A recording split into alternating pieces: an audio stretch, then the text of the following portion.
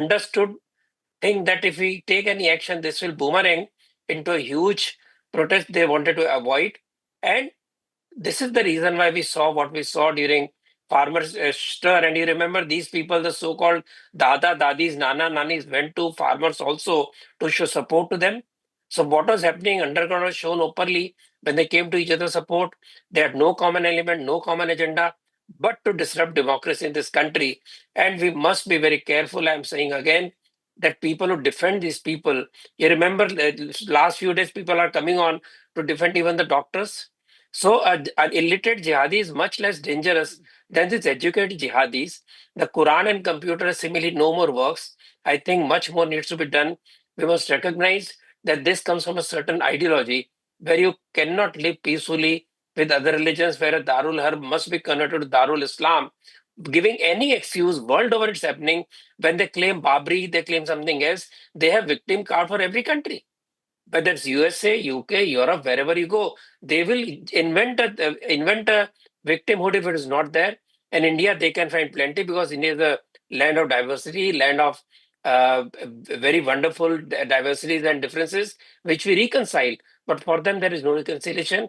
For them, it's either us, our ideology, or nobody else survives. So this is the ultimate result of continuous appeasement of these elements by so-called secular leftists, and they must be exposed. When they come on TV defending them, they must be shown in the true colors.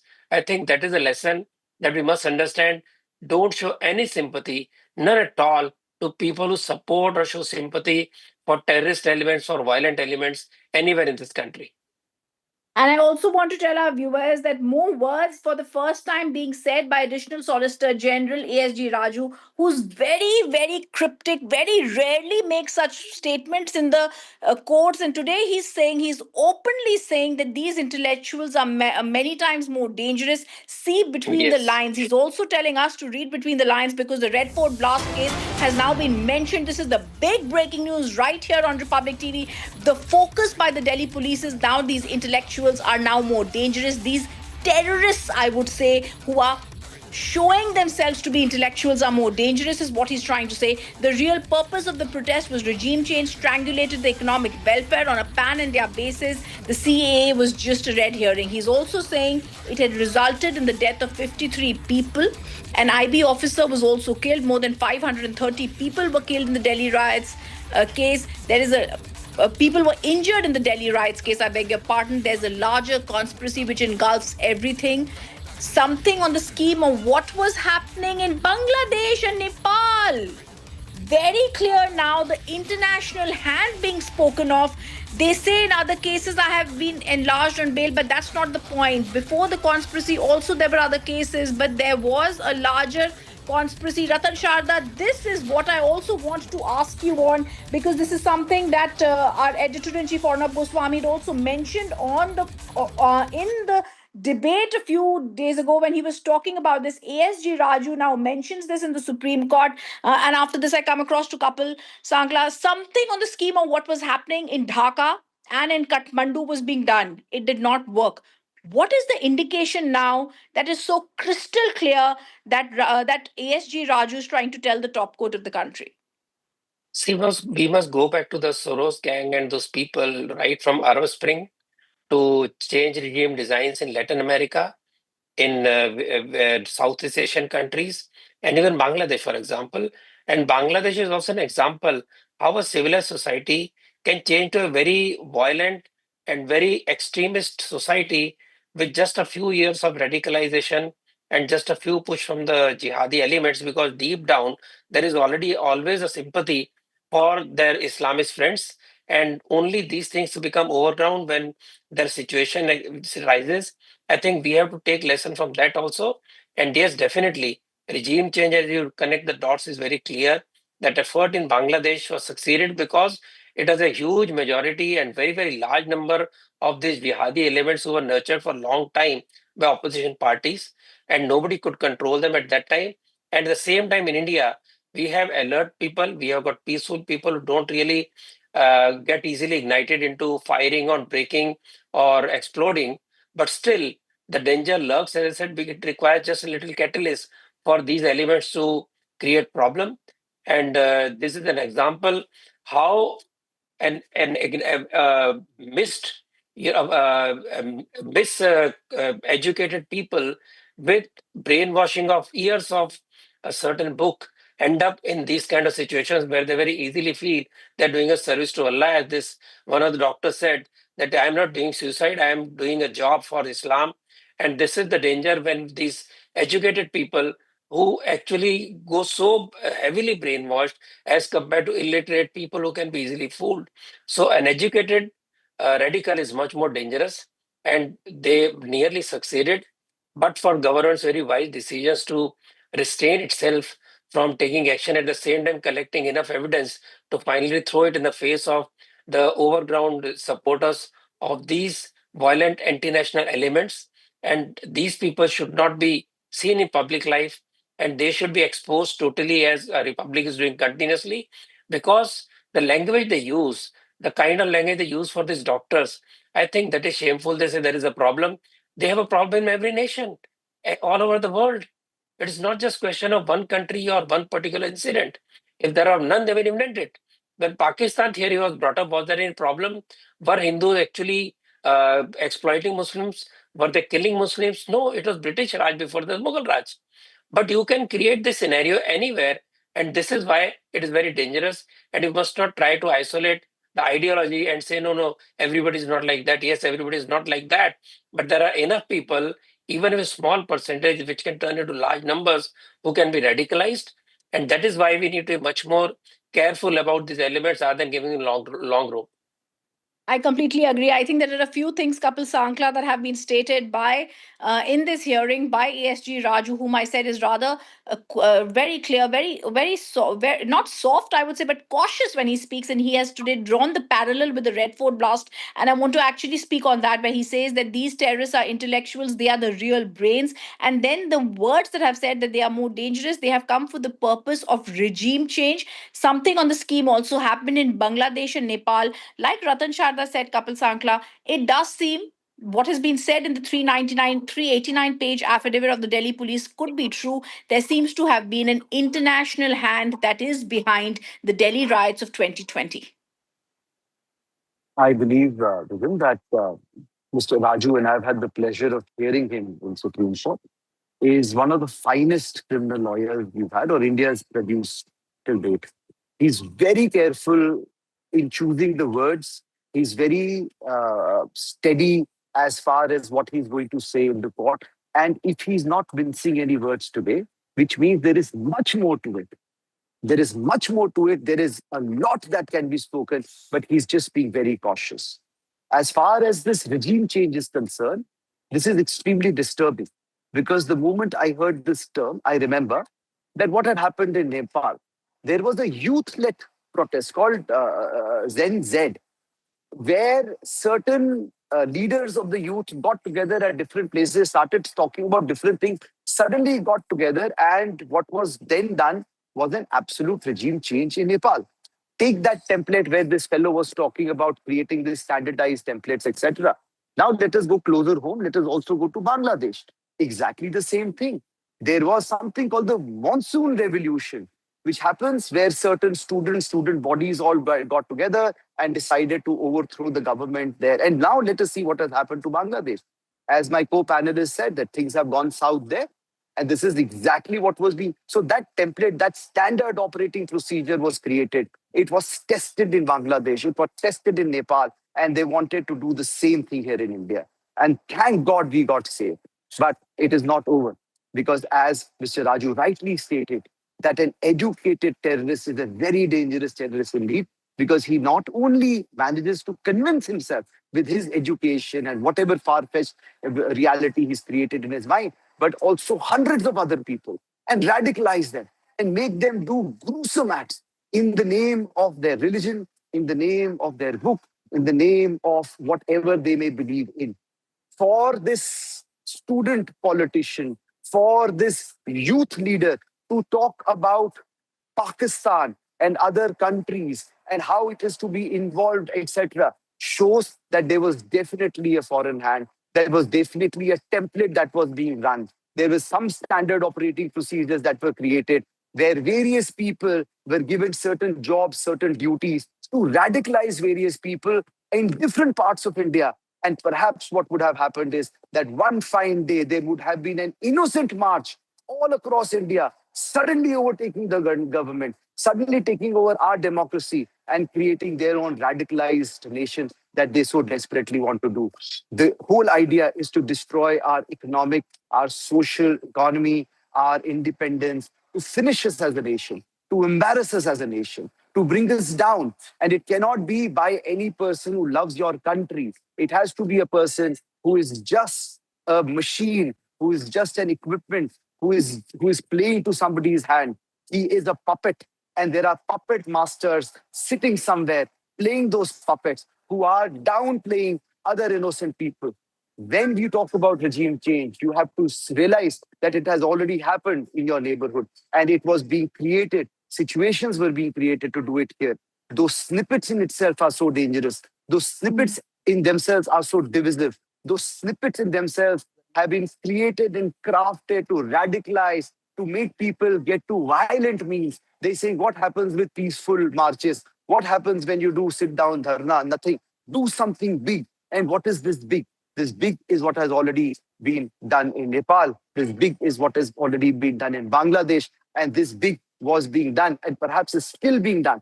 And they realize that it is when you radicalize an educated person, he has the propensity, and that is the kind of jihad to convert 100, to convert 1,000, to convert 10,000 other innocent people who will then play to his music. And he himself is getting controlled by some puppet master somewhere abroad, somewhere else, somewhere who just want to destroy our country. So I also want to tell our viewers, Kapil Sankla and Ratan Sharda, what was said in the court is their focus was to create such type of protest so that there is a regime change. Please have a look at the Yes. WhatsApp chats. He's taking the court through the WhatsApp chats, and we've been seeing them since 2020. The chats in DPSG group, the Delhi Protest Support Group. He says the call for regime change will come in the end. He says the purpose of all this was ultimately regime change.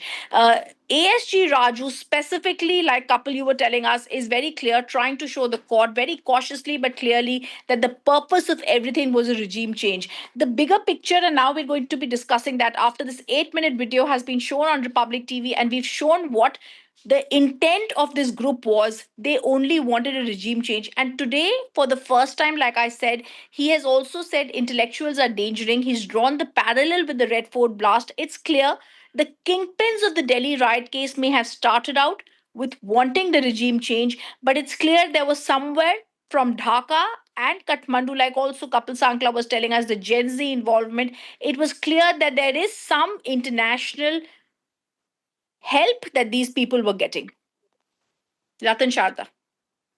Definitely, there is no doubt at all about this. क्या जन्नत का हलवा, जन्नत का प्रसाद, biryani, displayed for a year, the months together. No, how they survived, how they lived for more than a month on the streets. All that showed that this was not, just some spontaneous protest. And the way it got support from from various institutions around Delhi, whether it's JNU or others, and students coming out and playing very dirty game, fake story, fake news, and provoking people. The pre-designed, the pre-fabricated riot toolkit in Delhi. All these are seen. Only now as the dots are connected, especially with Sharjeel Imam speech, which has been across India, which has been no young man would dare to use this language, to use the theories unless he's been tutored. He's a tool of those international agencies, but he's a very important tool because he's educated, because he speaks well, because he can absorb the ideas given to him, and then he's been promoted. He's promoted all over India. Otherwise, why should a person move all over India to spread this gospel of violence, this gospel of Darul Islam, and this gospel of breaking the nation, breaking the chicken neck, and creating havoc everywhere? So he is definitely being managed by handlers who may be anywhere in Bangladesh, in Pakistan, somewhere in Paris, we don't know. But these are not normal time. This is very dangerous time we're living in. But for very high level of security that this government has put in, we would be in shambles. Remember before 2014 what was happening? And now, despite all the tight control with every day some sleeper cell other being exposed. We had explosion in Lal Killa. There are Pakistanis are owning it up, saying that we showed India what we can do. So these are all tools of these very huge Islamist and Marxist Maoist network, where they want to disturb any democracy which is not running to their own taste, their own policies, and what they want to do. As I said, it's an international game that these people are playing. Nothing less, nothing more. And of course, unless we rise to the occasion and see to it no such people get public space to spread their venom, we are in a very dangerous bend. We cannot depend on government alone. Yes, and I think I want to just tell our viewers what's been happening for the past 1 hour. Just around I think around 1 p.m. or a little before that, ASG Raju put forward this video that we had showed you viewers first right here on Republic TV. A very disturbing video that showed several clippets of the many speeches made of the kingpin of the Delhi riots case, Sharjeel Imam. These people dare to ask for bail, and they say that delays have been made in the case, whereas ASG Raju also showed the Supreme Court these delays are being made by these people. But even as the people continue to these certain lobby continues to side with them, this tukre people who wanted to break India made certain speeches. We showed you what those speeches were.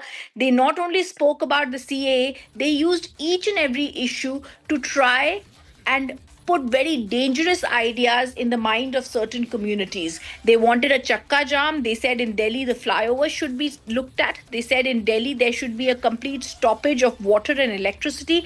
They spoke about the triple talaq verdict of the Supreme Court, the Ayodhya verdict of the Supreme Court, and said that the Supreme Court को नानी याद दिला देंगे, government नहीं, Supreme Court को भी दिखा देंगे हम क्या कर सकते हैं. And today, very importantly, ASG Raju has also spoken about the parallel with the Red Fort blast case and said that Sharjeel Imam was an engineer.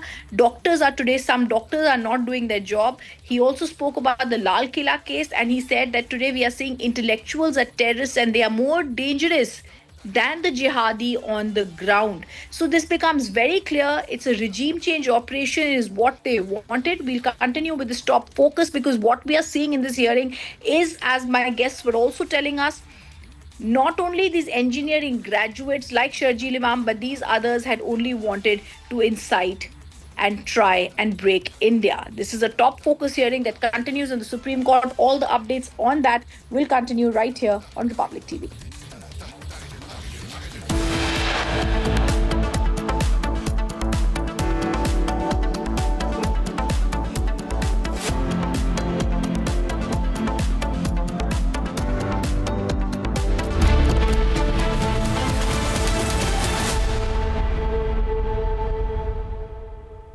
Secret recipe MDH का जीरा सिप जल जीरा मसाला सिप सिप जीरा sip MDH का जल जीरा sip MDH का जल जीरा सिप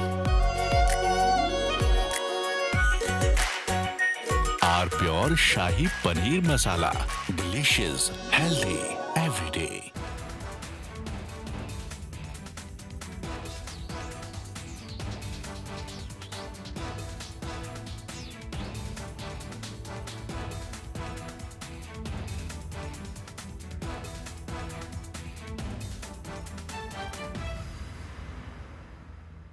थोड़े में ज्यादा स्वाद ये ही तो है इसकी खास बात. वाओ मामा क्या स्वाद है. अरे मेरे राजा. China and Japan are clashing verbally over Taiwan. Tensions between China and Japan have risen over Taiwan's security. Japan has signaled it may intervene in a potential conflict, viewing it as a threat to its own stability. China condemned this as meddling, issuing strong warnings and summoning diplomats. This conflict started when Japan's newly appointed Prime Minister, Sanae Takaichi, issued a direct warning to China during a session of the country's parliament. She stated that a conflict in the Taiwan Strait could represent a survival-threatening situation for Japan, implying that Tokyo might need to intervene militarily to protect its interests. This marked a bold escalation in Japan's stance on the Taiwan issue, signaling readiness to support Taiwan against potential Chinese action. Takaichi's comments, delivered amid rising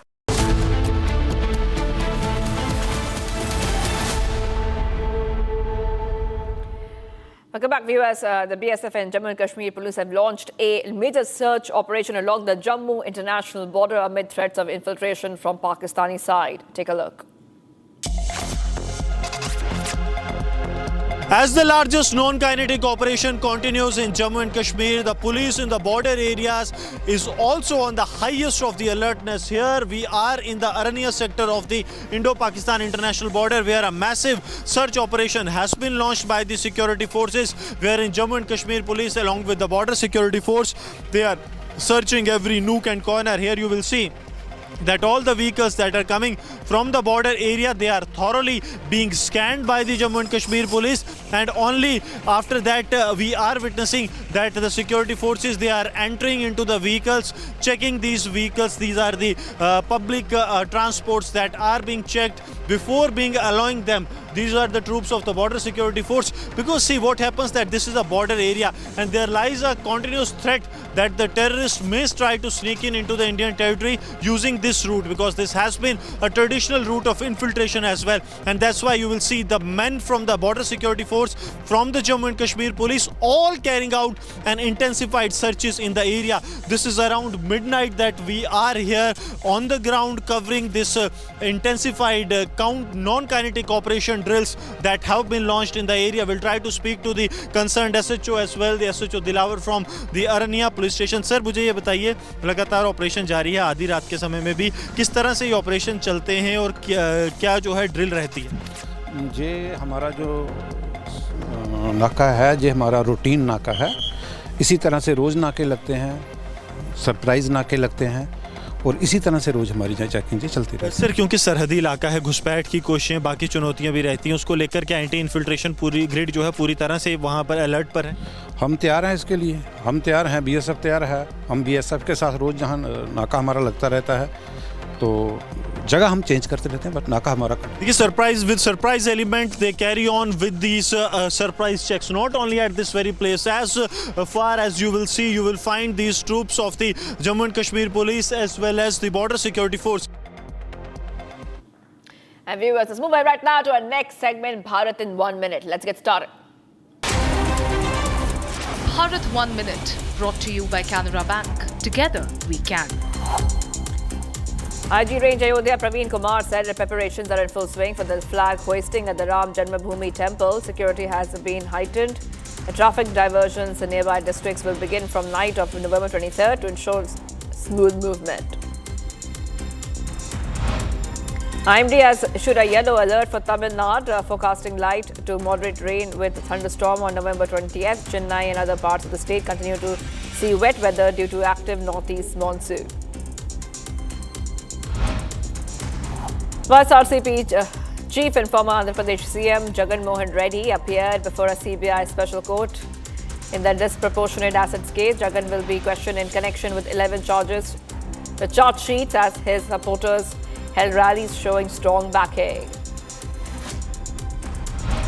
Naxals school in Chanakyapuri received a bomb threat email on the morning of November 20th. Delhi police conducted a thorough investigation. However, they found nothing suspicious. Police personnel remained on site as a precaution.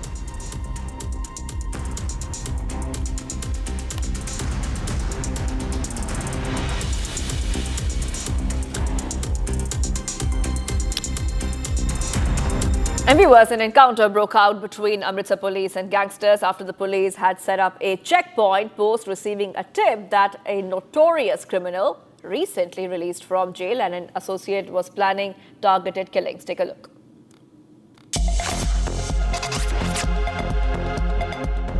An encounter broke out between Amritsar police and gangsters after the police had set up a checkpoint post, receiving a tip that a notorious criminal recently released from jail and an associate were planning targeted killings. The police commissioner said that officers stopped the gangster and his associate at a checkpoint. When the suspects attempted to flee, a shootout ensued. Gangster Harry was injured and taken to a nearby hospital where he later died. The police also said that gangster Harry had around 5 criminal cases registered against him in different police stations and one in Pathankot. He had connections with foreign-based gangsters and ISI. they used to receive weapon consignments from Pakistan through drones. On the other hand, the associate was not apprehended and is believed to have fled the area. The police say that the encounter has exposed new links between local gangs and foreign elements. And viewers, so we have for now, but do not go anywhere. We'll be right back. Much more coming right up. We'll put a focus on specifically the Delhi blast probe. Many more details coming in.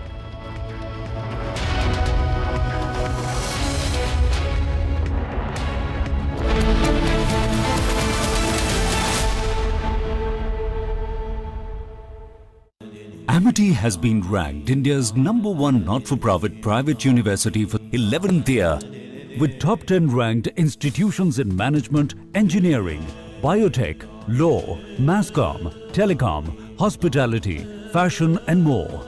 Yet another top ranking for Amity University.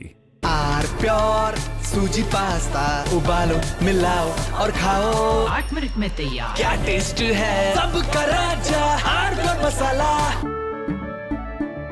केसरिया से मन जोगी हुआ रे दिल झूमे देखो मतवारा हुआ रे केसरिया से मन जोगी हर पल मनाओ केसरी त्योहार विमल बोलो जुबान केसरी MDH की हल्दी मिर्ची धनिया करे कमाल ये रंग दे ये खुशबू दे ये तीखा ये कम पड़े क्या निराला MDH मसाला.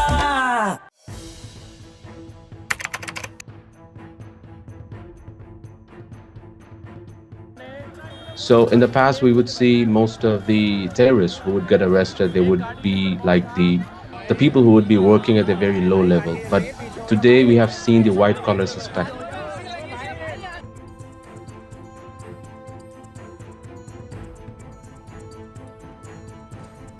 कश्मीर घाटी में डॉक्टर्स एक बहुत अल्टीमेट ड्रीम होता है वहां के लड़के लड़कियों का. उस बनने के बावजूद अगर आप रेडिकलाइज होकर अपने ही देशवासियों को मारने के लिए और अपने देश को तोड़ने के लिए तैयार हो सकते हैं, तो आप अंदाजा लगाइए किस तरह की रेडिकलाइजेशन हो रही है और इस फ्रंट पे हम क्या काम कर रहे हैं.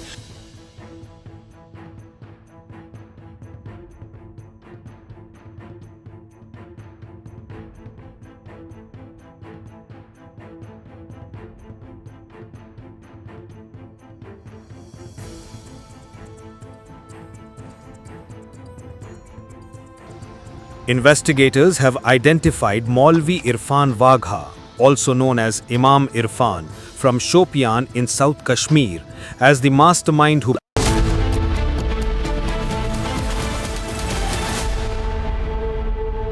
दादी के हाथों का जादू और खुशबू से महकता घर, माँ की मुस्कुराहट और खाने की सुगंध. MDH गरम मसाला, क्योंकि हर रिश्ता है स्वाद से जुड़ा.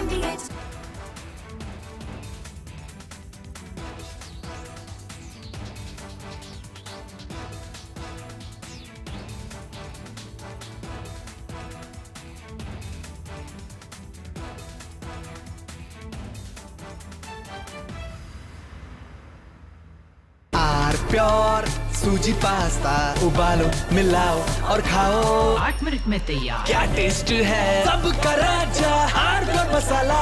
China and Japan are clashing verbally over Taiwan. Tensions between China and Japan have risen over Taiwan's security. Japan has signaled it may intervene in a potential conflict, viewing it as a threat to its own stability. China condemned this as meddling, issuing strong warnings and summoning diplomats.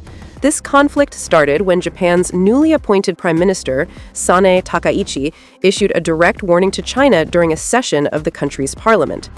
She stated that a conflict in the Taiwan Strait could represent a survival-threatening situation for Japan, implying that Tokyo might need to intervene militarily to protect its interests. This marked a bold... Hi, I'm Saurabh Mukherjee of Marcellus Investment Managers. I'm the Chief Investment Officer at the firm, and I'm really looking forward to Republic Businesses India Economic Summit on 28th November. I hope to see you there.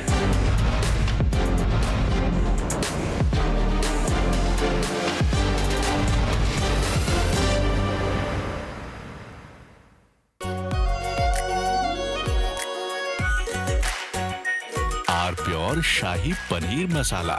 Delicious, healthy, every day.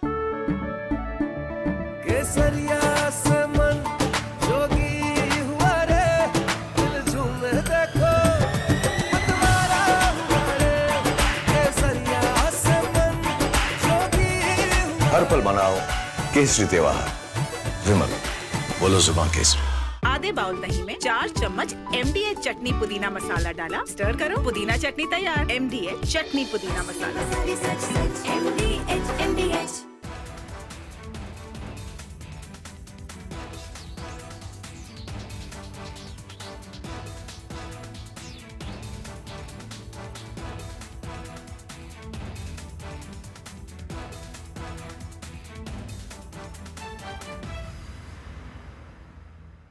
China and Japan are clashing verbally over Taiwan. Tensions between China and Japan have risen over Taiwan's security. Japan has signaled it may intervene in a potential conflict, viewing it as a threat to its own stability. China condemned this as meddling, issuing strong warnings and summoning diplomats. This conflict started from Asia's largest news headquarters,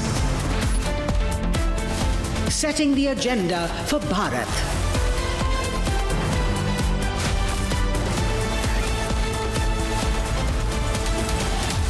You're watching Republic.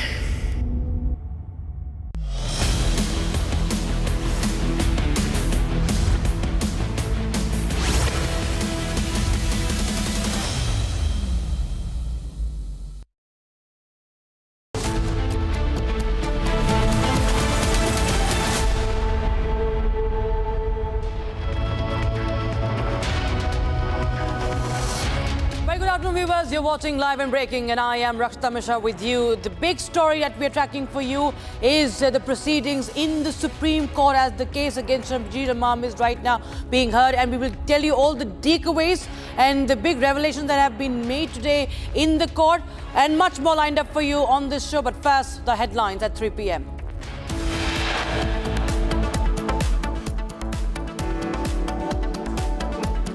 The ultimate proof of the Tukde narrative. 8-minute clip showing Sharjeel Imam inciting pan-India violence shown in the Supreme Court.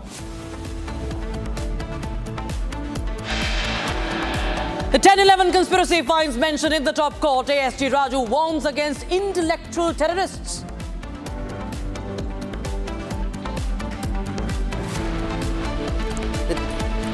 More revelations emerge on the Al Falah University. Ex-student Mirza linked to multiple terror attacks across India.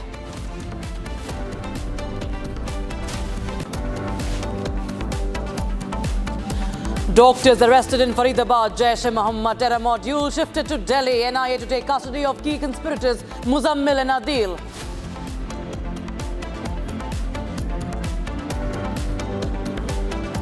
Trouble mounts for Anil Ambani. ED orders fresh provisional attachment of immovable assets.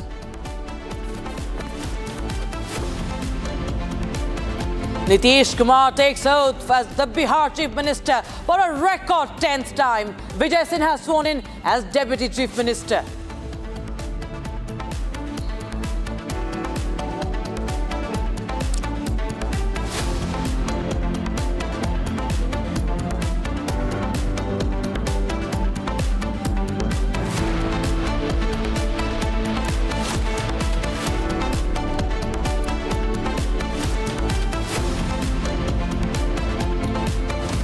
Viewers, in a series of early morning raids conducted by the SIA, the State Investigation Agency in Jammu, in the Kashmir Times office, security forces have recovered a huge cache of weapons, including live AK-47 rounds. And this is a media house. This is a publication house, viewers, where AK-47 rounds, pistol rounds, 3 grenade levers have also been recovered from. The operation, which is ongoing, has seen multiple SIA teams deployed at the site, that is the Kashmir Times office, with further searches underway. So We will try and get you more updates on that. Gursimran Singh joins us live on the broadcast for more. Gursimran, well, now Kashmir Times. There are many publications, that have been writing the content they write, but the fact that there has been ammunition that is being now recovered, that's a big recovery. It's a big seizure that is made. What more are you getting to know on this SIA raid at Kashmir Times office, Gursimran? Yes, this is really shocking, that the recovery of the ammunition that has taken place from the Kashmir Times office. Right now we are reporting from outside the Kashmir Times office. It is in the Residency Road area, and you will see that this is the entrance. The office is in the first and the second floor, and the entrance has been seized by the Jammu and Kashmir police. There has been a deployment of the J&K police that has barred everyone except those from the agencies to move inside. I'll request Ashu to move out and show you the first and the second floor of this premises, which is actually the office of the Kashmir Times. Early morning at around 5:36, we are told that the raids have started here at the premises, and since morning we have been showing you round-the-clock coverage from the ground zero that the raids are happening. As we speak, what we have been told that it was from the first floor, it was from this side only that Ashu is showing you that the recovery has been made. It included several live rounds of AK series, several live rounds of pistol, and used rounds of AK and the pistol, along with the 3 levers of the grenades that have been recovered. So what all this ammunition was doing at the office of a newspaper house, that is really very concerning for the authorities, because what the probe was all about, it was with regards to the content that has been published in the Kashmir Times over last few weeks or last few months that was threatening to the sovereignty of the country. But now when the searches started, they got hold of this consignment of the arms and of the ammunition. Now we are told that any time soon the teams of the SIA will leave from this very place. One person who is said to be the general manager, since both the editors Prabodh Jambal and Anuradha Bhasin, they are in the United States of America. He was the one who was running the affairs. He has also been questioned, presently being questioned by the State Investigation Agency. The suspect was taken by the SIA teams from this very place to one of the other locations in the heart of the city, and now has been brought back. We are told that the ammunitions that have been seized, it has been already been taken from this very place to the another location by the teams of the State Investigation Agency. It is the Deputy SP rank officer of the SIA who is presently heading the investigation, and he is presently inside because the CIO, the Chief Investigating Officer of this entire case, will also be a Deputy SP rank officer. So now as we speak, the raids are still underway at the premises of the Kashmir Times office. What we have been told that even some of the articles that have been published in last couple of weeks are also under the scanner, because if you remember that in the month of August, it was precisely on the 5th of August that the book, one of the books written by Anuradha Bhasin, that was also banned by the government of Jammu and Kashmir, that is via Home Department notification, terming it that it was promoting the successionist activities and the ideology, furthering and propagating that in Jammu and Kashmir. But now as we speak, the raids of the State Investigation Agency, they are underway. The raids have started somewhere around 6:30, and it's already 3. So it's been more than 9 hours that the raids are underway, and more teams of the SIA have also been rushed to the raid side. We are also told that for some verification, one suspect who has been taken into custody for questioning, he was taken to the house of the Bhasins, that is in the heart of the city, but now has been brought back, and as we speak, the teams are carrying out the searches in this very premises, because the recovery of the arms and ammunition, that has ammunition to be very precise,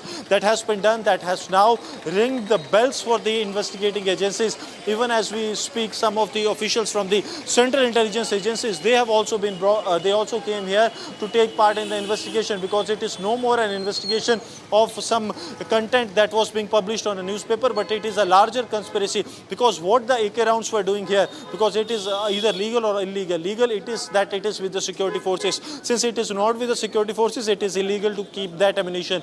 Also, the 9mm pistol ammunition that has been recovered, that is also illegal. It is not a licensed pistol ammunition that has been recovered. And the grenade levers, what they were doing here. And moreover, the major question is that if the grenade levers, 3 grenade levers were here, where were the grenades used? For some attack or what? For what? Second is the used cartridges that have been found. Where have these cartridges been used? So that is really a concerning question that the authorities have now. All right, many thanks, Gursimran Singh, getting us those those inputs on that big story that we are closely tracking, viewers. And meanwhile, the crackdown against the terrorists continues, and the investigation also is going on in full swing. Two terror doctors, Muzammil Ahmad Ganai and Adil, who were arrested in Faridabad for their involvement in the Jaish-e-Mohammed terror module linked to the Red Fort blast. Now they have been shifted to the national capital, where their custody will be handed over officially to the NIA investigating the Delhi blast case. The agency will conduct face-to-face interrogation of the two with Shaheen and other accused already in NIA custody. So they will be moved from Kashmir, from Jammu Kashmir to the national capital, to New Delhi. NIA will be taking the custody of the key conspirators, Muzammil and Adil, the terror doctors, the white-collar jihadis there. And they will be, of course, put face-to-face for interrogation with the other terror doctor, that is Shaheen. And they have been grilled by the NIA already. Shaheen has been singing in custody. Shambhavi joins us live on the broadcast for more. Shambhavi, well, tell us more details about the NIA custody. Shaheen and now Muzammil and Adil will be put face-to-face while they will be grilled by the NIA.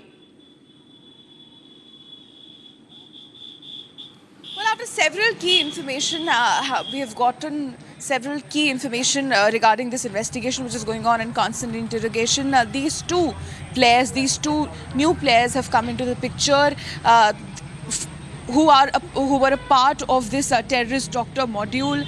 And we know that since the blast, every angle of this conspiracy, every angle of this blast was being scrutinized, was being looked at, so that nothing is left behind. And when NIA the probe was handed over to NIA, NIA has been constantly interrogating two main members, that is Muzammil and Shaheen, and several key information, including new players like the two terrorist doctors being brought to Delhi, be it Umar's brother, who was asked to dispose of the phone so that investigators or anybody for that matter could not get their hands on the evidence, or be it Shaheen's brother, who was actively involved in planning the conspiracy, this blast, Red Fort blast, which, by the way, could have been way worse. Their plan of not just these four people that we've been tracking since day one, that is Adil, Shaheen, Muzammil and Umar. There are others. There are other doctors who were actively involved, as Jaish wanted that the next line of leaders should be doctors. There's several people, and most of them are related to this Al-Falah University in some capacity and form, because this university is definitely at the epicenter of it all. This university was the breeding ground of these terrorist doctors, of not just these two arrests which are being brought to Delhi, but also this another person named Mirza, who was actively a part of the blast that happened in 2007 and 8 in Ahmedabad, Gorakhpur and Jaipur. Back to you. Right, many thanks, Shambhavi, joining us with those details coming in on that story. In fact, before I let you go, there have been a lot of, there have been raids, of course, at Al-Falah, where you have been reporting for the longest time since the blast happened, Shambhavi. So this has emerged as a terror den in this entire case. Now, any more details that you're picking up from the Al-Falah University about the investigation that has been going on in that varsity? Well, the angle that we are currently talking about, the terrorist part, the terror doctors part, there are other part as well, which is related to money laundering. We know that ED has been conducting raids, not only just at university, but also the University Trust Office in Okla, and 25 different locations, which includes the houses, residences of senior members of the management and even the trustees, because the owner of this very university, the chairperson who was running the university and was also the man who was responsible for handling the money that he gets from the trust, Javed Siddiqui, he's been taken into custody by ED and has been sent to a 13-day custody. We know that this man was actively involved in money laundering and has laundered over 400 crores by making fool of students, of their parents, playing with their dreams, because this university A is not accredited, which it very boldly claims in each of its documents, and what they claim these university people claim that they did not know that this university was becoming the very home for several terrorist doctors. Right. Many thanks, Shama, for joining us with those details coming in. Viewers, meanwhile, we shift our focus to what happened in Punjab. It's an encounter that broke out today in Amritsar. And this happened between Amritsar police. The encounter happened between Amritsar police and the gangsters after the police had set up a checkpoint post, receiving a tip that a notorious criminal recently released from jail and an associate of his were planning targeted killings. Listen to this report. Encounter broke out between Amritsar police and gangsters after the police had set up a checkpoint post, receiving a tip that a notorious criminal recently released from jail and an associate were planning targeted killings. The police commissioner said that officers stopped the gangster and his associate at a checkpoint. When the suspects attempted to flee, a shootout ensued. Gangster Harry was injured and taken to a nearby hospital where he later died. The police also said that gangster Harry had around 5 criminal cases registered against him in different police stations and one in Pathankot. He had connections with foreign-based gangsters and ISI. They used to receive weapon consignments from Pakistan through drones. On the other hand, the associate was not apprehended and is believed to have fled the area. The police say that the encounter has exposed new links between local gangs and foreign elements. We have some breaking news coming in, viewers. The intense protests have erupted across relief camps and in front of the Hatta Kangjebung Palace compound as the site of the Sangai festival, as IDPs, internally displaced persons, led by local clubs, women groups and the Committee on Coordination of Mass Issues, or that is the COCOMI group, rallied for the restoration of peace and the right to live before any cultural festivities. These are mass protests in Imphal, which have called for prioritizing the safety and well-being of displaced families over the celebration of the Sangai festival, turning violent, prompting the district police to use tear gas to disperse the crowd. You can see the commotion that unfolded in those visuals. Several protesters have also been arrested during this unrest. So, in fact, Johnson joins us live on the broadcast from Imphal. Johnson, tell us more. What are you picking up from ground zero as some dramatic visuals had come in from the city of Imphal today?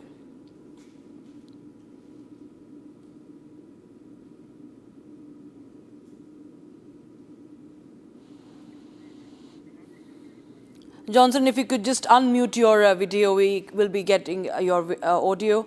Are we unable to get your video right? Right, sorry. Go ahead. Okay, this Shanghai festival has been boycotted from every angle, including the civil society organization and the public, the local public, and internally discussed person. So, even though this Shanghai festival is forcefully going to be observed by the competent authority, since a few days back, the COCOMI have given a strict warning, like statement that the government must feel the government must feel the moral of the IDPs, and also they must think about what they are going to do, and they have given a clear statement that this Shanghai festival is not celebrated for in connection with the whole masses. It is celebrated only for the government or government on their own will. Today, in every relief camps situated in all the valley district, the IDPs have have done mass protests saying that the right to life is more important than celebrating this festival, and also without opening these national highways and giving security to the lives. So there is no benefit of celebrating there is no benefit of celebrating Shanghai festival. Just after that, the IDPs have when the IDPs have done the protest. Many women folks led by the COCOMI and also some students or students which are part of the COCOMI student front. They came to this Hatta Kangjepung in the front of this palace gate where this Shanghai festival is going to be observed. So during this, there was a very huge tense, and there were very huge confrontation between these security personnel and those and those protesters. And after that, top-ranking senior officers, including this IGP Zone 1 and DIG Range 1, and even the additional SPs, OCs, and maximum security forces deployed here from all the districts are confined in mobilizing and absolutely. they are trying their best to control the mob, but actually, as the mob increases, the security forces started to fire tear gas. Right, Johnson. We will continue to keep a track of those developments coming in from Imphal. Thanks so much for joining us. Now we shift our focus to the major narcotics cartel that has been busted by the Delhi police. Viewers, special cell of Delhi police have arrested 4 key members of the African region narcotics network supplying drugs across the country. Here's more on that. In a major operation, the Delhi Police Special Cell arrested 4 African nationals linked to an interstate drug network. The 4 accused had been trafficking narcotics across India. In an operation that began on the 1st of November, the police has confiscated drugs worth rupees more than 100 crores in the international market. The police also recovered precursor elements to the drugs and lab equipment. The first arrest in the case was made at Delhi's Dhaula Kuan, where accused Ella was caught with drugs in a red trolley. She was reportedly headed to Bengaluru to deliver the consignment for white money when she was arrested. 3 more arrests have been made in the case so far, involving African foreign nationals based in Delhi. Right, we have some breaking news coming in right now. It's a big development in the Sabrimala gold theft case. It's an arrest. The special investigation team probing the gold theft case is questioning former Travancore Devaswam Board President A. Padma Kumar. In fact, former MLA Padma Kumar has been arrested in this case. Top CPM leader Padma Kumar has been arrested in the Sabrimala gold theft case. And this is the big update we have right now. The left is under scanner as far as the Sabrimala gold theft case is concerned. Power TV getting you the big update, the latest update. First on Republic TV, big lead in the Sabrimala gold theft case. Our top CPM leader, Padma Kumar, has been arrested. In this case, SIT investigating this case has arrested Padma Kumar. Former board secretary S. Jayashree was also summoned and she might be also arrested. Her arrest is also likely. The decision to take the gold-plated panels of the Dwarpalaka idols and door frames to Chennai for maintenance work was taken when Padma Kumar was the president. And in the minutes, the golden panels were recorded as mere copper ones, and it was done by Jayashree with the consent of Padma Kumar and all the other accused. Padma Kumar was a former MLA and an active member of ruling CPM, and former Devaswam Board Commissioner N. Vasu has been arrested earlier. So that is the big update we have right now after questioning former President Padma Kumar.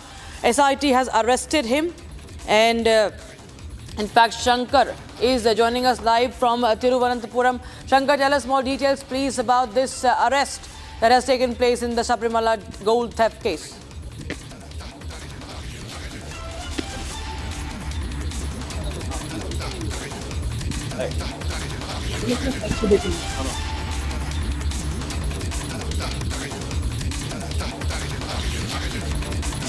Shankar, can you hear me? Okay, we'll try and reconnect with Shankar. This is a big arrest, a big lead, and a major development in this Sabrimala gold theft case. A big arrest. This is Praveen. This is Padma Kumar we're talking about. Yes, exactly. Former Devaswam Board President and the Commissioner M. A. Padma Kumar was arrested. After 4 hours of interrogation on some minutes back. Earlier, 5 people, including the contractor Unnikrishan Poti and some officials were arrested.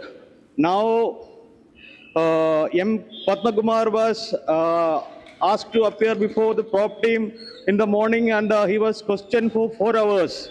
And after the interrogation, he was arrested by the prop team. The statements of all the other accused were against him, and he could not deny it.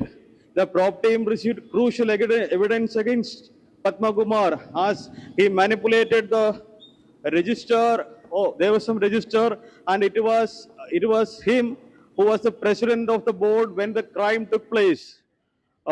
He recorded in the register book that the gold panels which were taken to Chennai were mere copper plates, and the prop team collected the record as a crucial evidence, and he could not deny his involvement in the crime.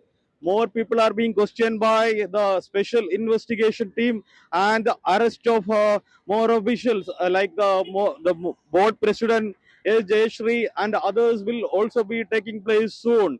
Now he will be taken to a court in Pathanamthitta, and the court may remand him in judicial custody for 14 days.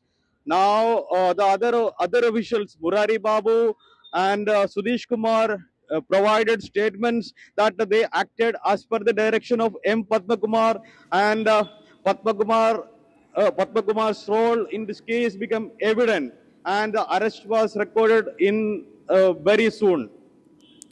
Many thanks, Shankar, for joining us with the details coming in on that story that we are tracking, viewers. Meanwhile, it's time for a very, very short break, but don't go anywhere, viewers. It's the ultimate proof of the Tukre narrative. The 8-minute clip showing Sharjeel Imam's inciting pan-India violence has been shown in the Supreme Court. We'll get you more on that on the other side. Don't go anywhere.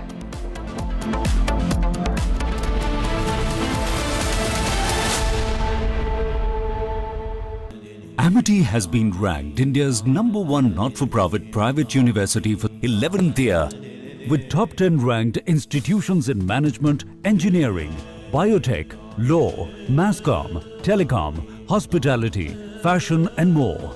Yet another top ranking for Amity University. अब छोलिया हो या लोबिया, सफेद चने या काले चने, सब कुछ मजेदार बने। थोड़े में ज्यादा स्वाद, यही तो है इसकी खास बात। वाओ मामा, क्या स्वाद है? अरे मेरे राजा। China and Japan are clashing verbally over Taiwan. Tensions between China and Japan have risen over Taiwan's security. Japan has signaled it may intervene in a potential conflict, viewing it as a threat to its own stability. China condemned this as meddling, issuing strong warnings and summoning diplomats. This conflict started when Japan's newly appointed Prime Minister, Sanae Takaichi, issued a direct warning to China during a session of the country's parliament. She stated that a conflict in the Taiwan Strait could represent a survival-threatening situation for Japan, implying that Tokyo might need to intervene militarily to protect its interests. This marked a bold escalation in Japan's stance on the Taiwan issue, signaling readiness to support Taiwan against potential Chinese action. Takaichi's comments, delivered amid rising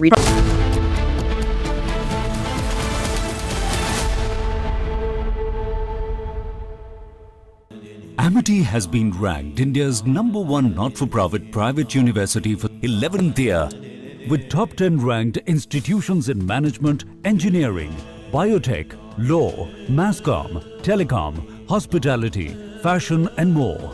Yet another top ranking for Amity University. थोड़े में ज्यादा स्वाद, यही तो है इसकी खास बात। वाओ मामा, क्या स्वाद है? अरे मेरे राजा। केसरिया से मन जोगी हुआ रे, दिल झूमे देखो मतवारा हुआ रे। केसरिया से मन जोगी हुआ। हर पल मनाओ केसरी त्योहार। विमल, बोलो जुबान केसरी। अब छोलिया हो या लोबिया, सफेद चने या काले चने, सब कुछ मजेदार बने।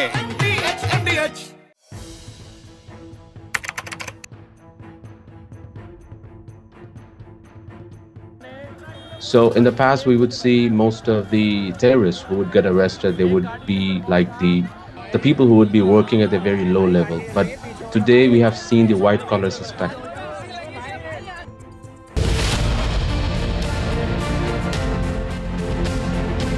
My belief is that in a globalized economy, the economic growth which gives you the hard power and it's your belief in your civilizational strength, which we embodied in G20 to say that we are Vasudev Kutumbakam, that we are one earth, one family, one future.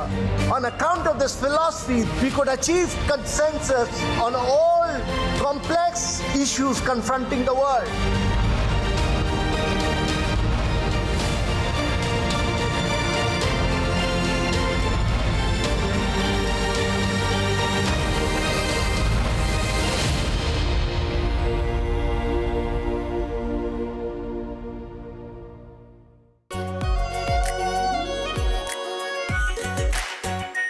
Are pure shahi paneer masala, delicious, healthy, everyday. इसको घर पे लगाओगे तो शादी का तो पता नहीं, पर घर पक्का नहीं टूटेगा। रूंगटा नहीं तो घर स्ट्रॉन्ग नहीं। रूंगटा स्टील TMT बार एकदम सॉलिड। पहाड़ों में एक हाइकिंग स्टिक भी बन सकती है। आधे बाउल दही में 4 चम्मच MDH चटनी पुदीना मसाला डाला, स्टर करो, पुदीना चटनी तैयार। MDH चटनी पुदीना मसाला। China and Japan are clashing verbally over Taiwan. Tensions between China and Japan have risen over Taiwan's security. Japan has signaled it may intervene in a potential conflict, viewing it as a threat to its own stability. China condemned this as meddling, issuing strong warnings and summoning diplomats. This conflict started when Japan's newly appointed Prime Minister, Sanae Takaichi, issued a direct warning to China during a session of the country's parliament.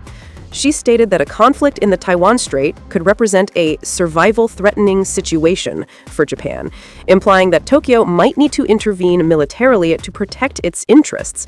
This marked a bold escalation in Japan's stance on the Taiwan issue, signaling readiness to support Taiwan against potential Chinese action. Takaichi's comments, delivered amid rising regional tensions, prompted an immediate and sharp rebuke from Beijing, highlighting the fragile balance in East Asia and the risk of broader confrontation. The remarks made by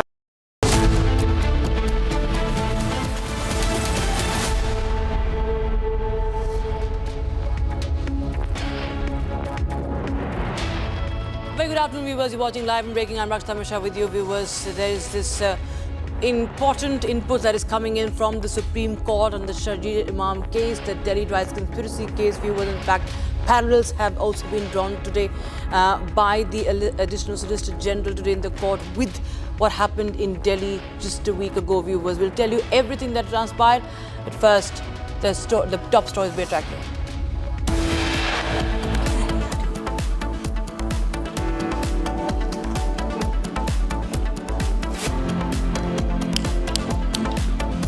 The ultimate proof of Sharjeel Imam's hate tapes.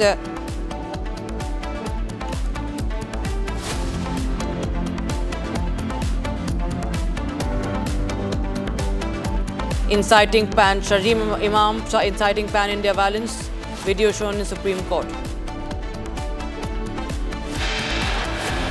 10-11 conspiracy finds mentioned in top court. ASG Raju warns against intellectual terrorists.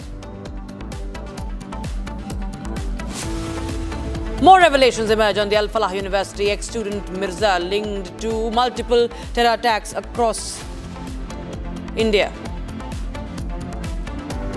Doctors arrested in Faridabad. Jaish terror module shifted to Delhi and NIA to take custody of key conspirators Muzammil and Adil. Trouble mounts for Anil Ambani. ED orders fresh provisional attachment of immovable assets.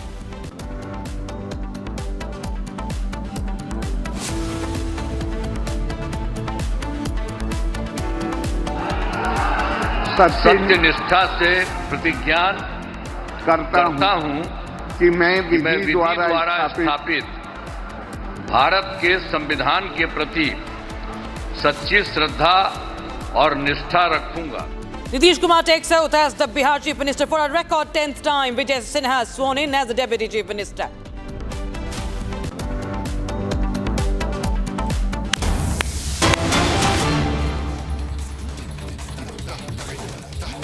Breaking news coming in right now, viewers.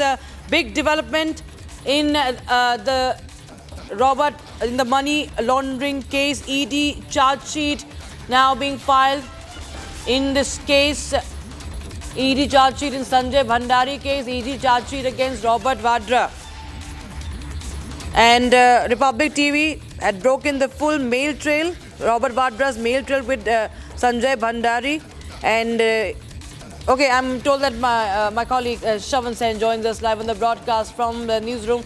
Shavan, it's a big update that we are getting right now. ED charge sheet filed in Sanjay Bhandari linked case.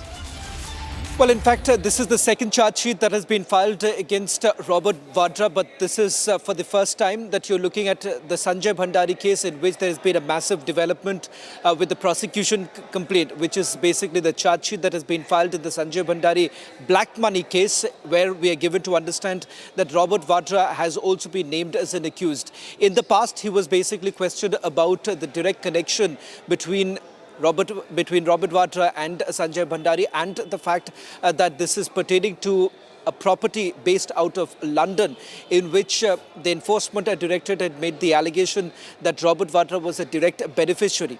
And the fact that there have been also multiple cases in which they've essentially come across the role of Robert Vadra in particular, and more importantly, the link basically emerging with arms dealer Sanjay Bhandari. Sanjay Bhandari, remember, has been on the run. He was last located in London, and the allegation that was leveled against him was with regards to alleged kickbacks that were received in multiple deals that were signed during the UPA era. And the proceeds of crime that were basically generated from these kickbacks were essentially utilized for a property that was bought in London. The Enforcement Directorate in the charge sheet has basically indicated that they do have evidence to prove the fact that the property in London is directly linked to Robert Vadra. There have been exchanges between Robert Vadra and Sanjay Bhandari regarding this very property, regarding the maintenance of the property, indicating that this property belongs to Robert Vadra himself. And that is the reason why, remember, he has now also been named in the charge sheet that has been filed earlier today.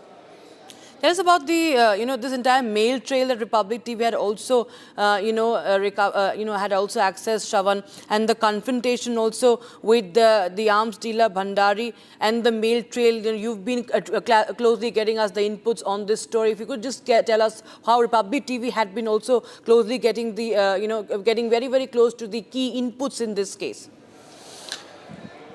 Well, in fact, the first case that was being probed against Sanjay Bhandari was by the Income Tax Department when raids were basically carried out in a black money case. Pertaining to this very case, thereafter you've had the Central Bureau of Investigation as well as Enforcement Directorate getting into this entire investigation. The Enforcement Directorate has largely focused on two important cases. These are basically UPA era deals that were basically signed. One was the Samsung deal, and the other also happens to be the Pilates deal. Now, the Pilates deal, remember, the CBI has largely investigated this entire issue. The Enforcement Directorate maintains that in this particular case, when the deals were basically signed, they were tenders that were basically given to favorable companies, and there were kickbacks allegedly received by Sanjay Bhandari. And the fact that they have basically been able to divert these proceeds of crime through various shell entities, and the final beneficiary has been Robert Vadra himself. Now, to prove that, they've been able to establish before the court that there have been email exchanges between both of them, in which there is a mention of this property in London, where Robert Vadra has given specific instructions to Sanjay Bhandari for the upkeep and the maintenance of this property. Once again, clearly indicating that there is a direct link that has basically emerged. As far as Robert Vadra is concerned, this is not the first charge sheet that you're looking at that has been, filed against him, but this is the second charge sheet, but in a different case. Absolutely. So this is the big update we have right now. Viewers, Republic, remember, continues to closely track this story. Republic TV also conducted the sting operation of Sanjay Bhandari, tracking him down, and the mail trail also Robert Vadra being probed on properties in London as well. ED claims that, Shavan, that Vadra's properties in London were Benami deals with Bhandari. If you could just shed some light further on this angle as well.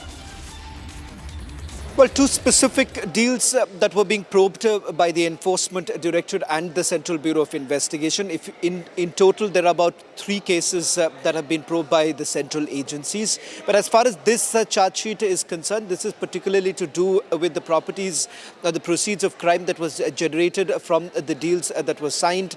And these deals came under the scanner of the Enforcement Directorate because the ultimate beneficiary happened to be Sanjay Bhandari along with Robert Vadra.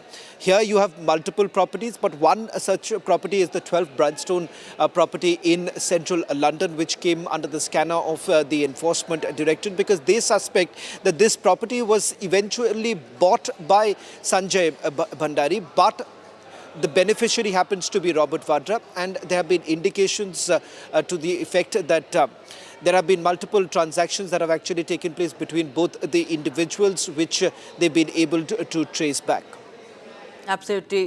We continue to get our viewers more details on this case, the money laundering case. Viewers, over London Properties ED charge sheet on Robert Vadra in the money laundering case.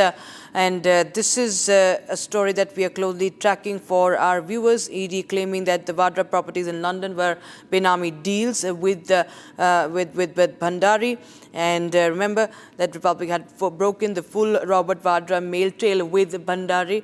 And we will continue to get more details. Thank you so much, Shavan, for joining us with those inputs on that story. And viewers, we have some more breaking developments coming in from Nepal. Curfew has been reimposed in Bara area of Nepal as the tension continues to flare up between the Gen Z and the UML cadres. Now, the curfew will be in place till 8 p.m. local time as per the order from the District Administration Office. You can see how the stir re-erupted in Nepal, and the unrest continues. Just take a look at this video, what transpired.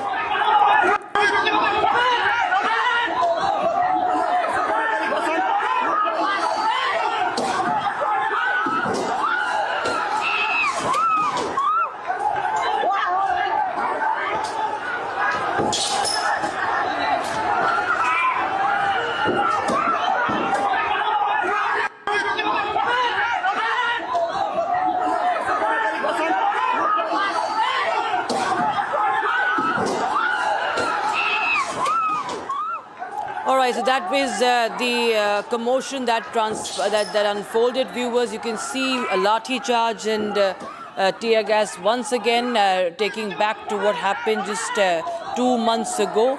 The Gen Z upheaval that took place in Nepal, and there are fresh Gen Z protests erupting in Nepal. Curfew being imposed in Bara district, in Simra also, as tensions escalate.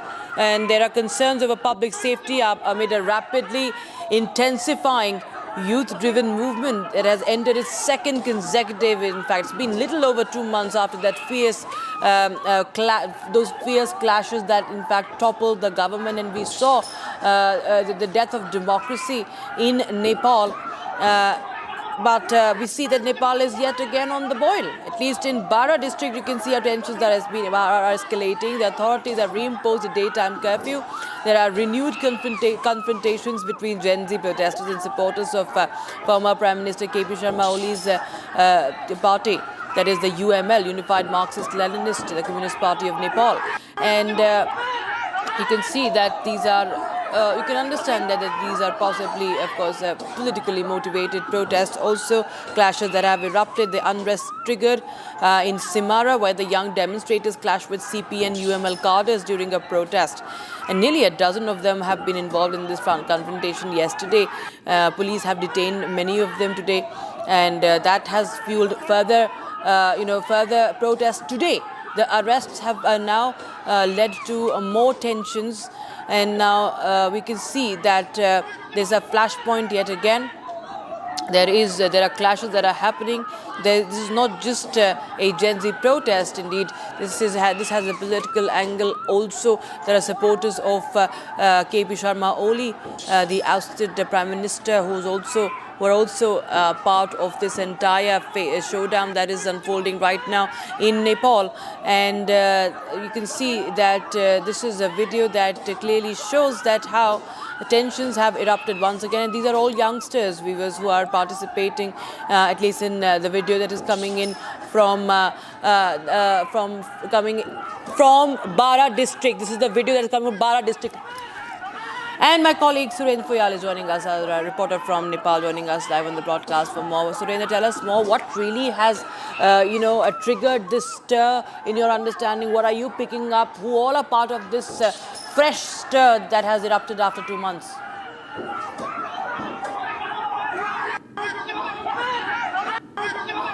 Well, the situation is still tense, as you can see. The situation is quite tense. 2 months after Genji protests in Nepal forced the KP Sharma Oli to government to step down. His party wanted to, intensify internal activities, organizational activities.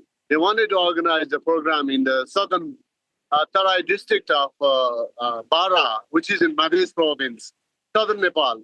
But then the problem, as you saw, is there was a blockade, resistance, huge obstruction from local youth who did not want the UML party to organize their program. That's why there were tension yesterday and even today because the situation has not calmed down. Curfew has been imposed in the area, and it's unclear when the situation will return to normal.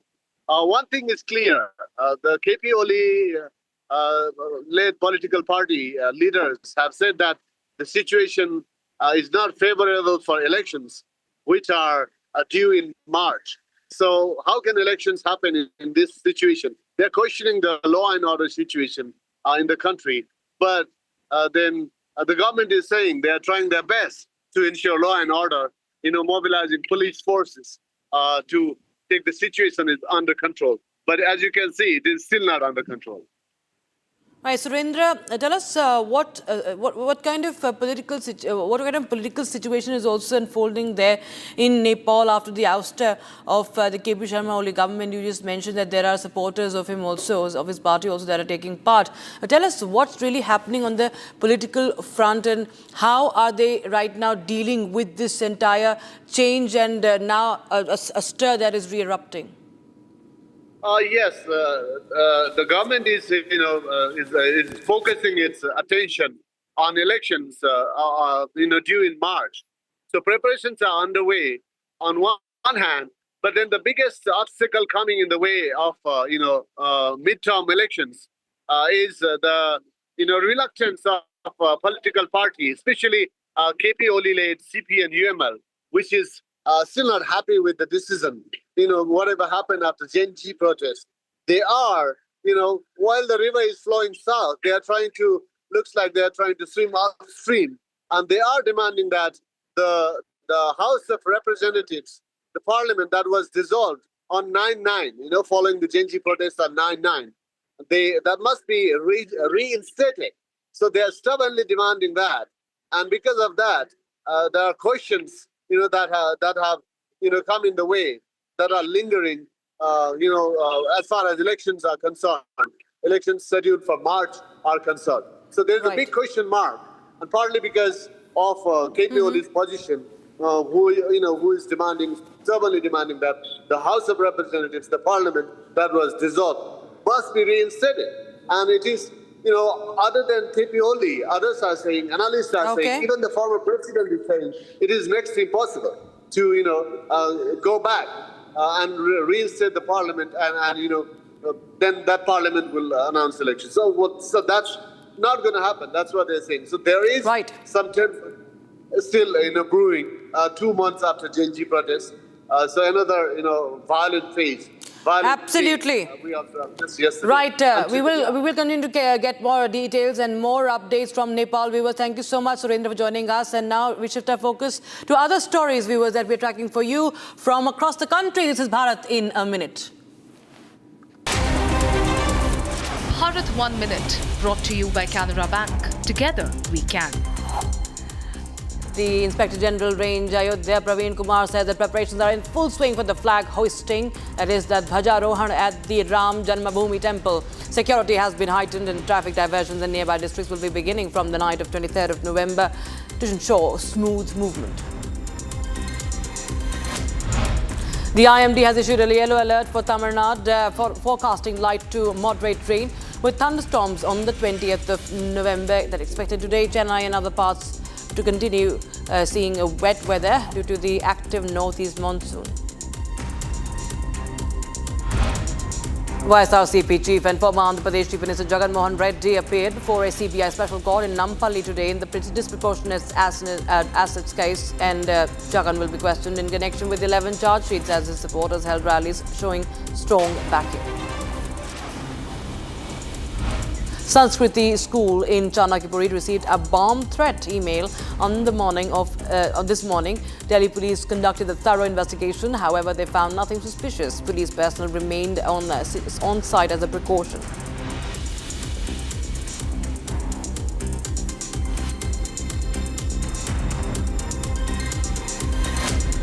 All right, we have some breaking news coming in right now. It's a big development in the Dharmasala case, viewers. The investigation team has submitted its detailed report to the Beltangadi court.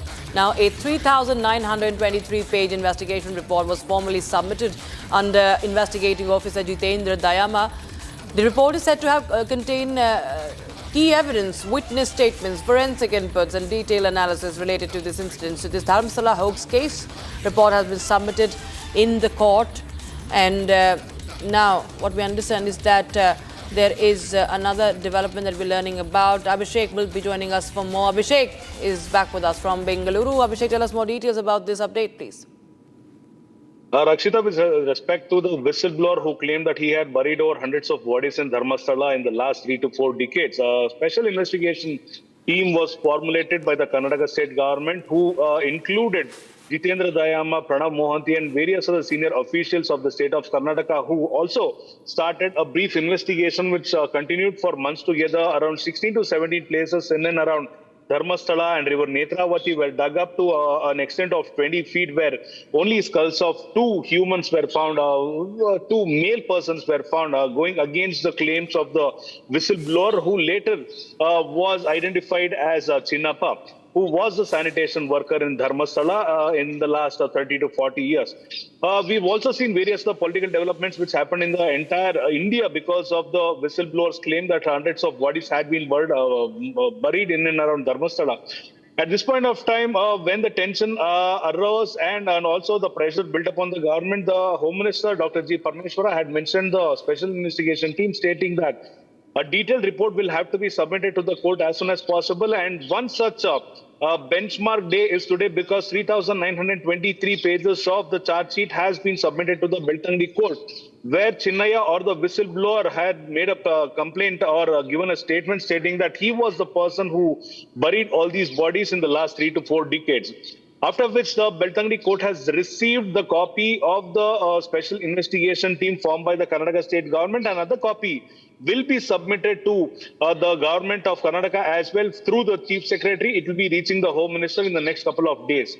And this issue will be taken up in the December assembly, which will be happening in Belagavi, where the entire BJP and JDS were demanding from the state government about the whereabouts of the charge sheet and the information and the facts of the Dharmasthala hoax. So this might give a clarity not only to the judicial system, but also to the people of the state and throughout the entire country who believes in Lord Manjunatha.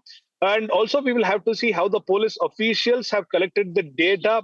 Is it pertaining to the facts, or is it also misinterpretation? How will the government see this? How will the opposition parties see this? This is a question which has to be answered in the assembly. But the latest news is that the charge sheet contains of 3,900 pages has been already submitted to Beltangadi court, and we are awaiting response from Home Minister Dr. G. Parmeshwara with respect to the submitting of the same documents. And also we will have to see how the government considers the data and facts given in the form of charge sheet with respect to Dharmasthala. Rakshita. Right. Many thanks for joining us with those details on that story, Abhishek. And now we were shifting our focus to other stories. And Donald Trump is back at it again. Yes, yet again given himself credit for a ceasefire between India and Pakistan, and also reiterating the tariff threat theory. This time he has said that he gave a 350% tariff threat to both India and Pakistan that led to the ceasefire and also stopped a nuclear war. Listen in. It wasn't on my charts because I'm good at settling disputes, and I've always been. I've done very well with that over the years, even before this. But I was talking about the different wars, and look, India, Pakistan, they were going to go at it, nuclear weapons. I said, that's okay, you can go at it, but I'm putting a 350% tariff on each country. No more trade with the United States. No, you can't do that. I said, I'm going to do it. Come back to me and I'll take it down. But I'm not going to have you guys shooting nuclear weapons at each other, killing millions of people, and having the nuclear dust floating over Los Angeles. I'm not going to do it. They said, we don't like that. I said, I don't care if you like it or not. So I was all set. I told Scott, 350% tariff to settle that war. If you don't, we'll make a nice trade deal. They were in the midst of a deal. Now, no other president would have done that. Another guy would have, like Joe Biden, doesn't even know what countries we're talking about. He wouldn't have any idea. And amid the growing political pressure, Donald Trump has signed the bill that compels the Justice Department to release the Epstein files that are related to the convicted sex offender Jeffrey Epstein. Now, Trump had resisted this move for months now. He changed his course after facing a pushback from the victims and members of his very own party. Take a look at this report to know more. After months of resistance, US President Donald Trump has finally signed the Epstein Files Transparency Act. This now requires the Justice Department to publish all unclassified records related to Jeffrey Epstein within 30 days. However, announcing the move, he accused the Democrats of championing the issue to distract attention from his administration's achievements. As far as the Epstein files I have nothing to do with Jeffrey Epstein. I threw him out of my club many years ago because I thought he was a sick pervert. But I guess I turned out to be right. But you know who does have?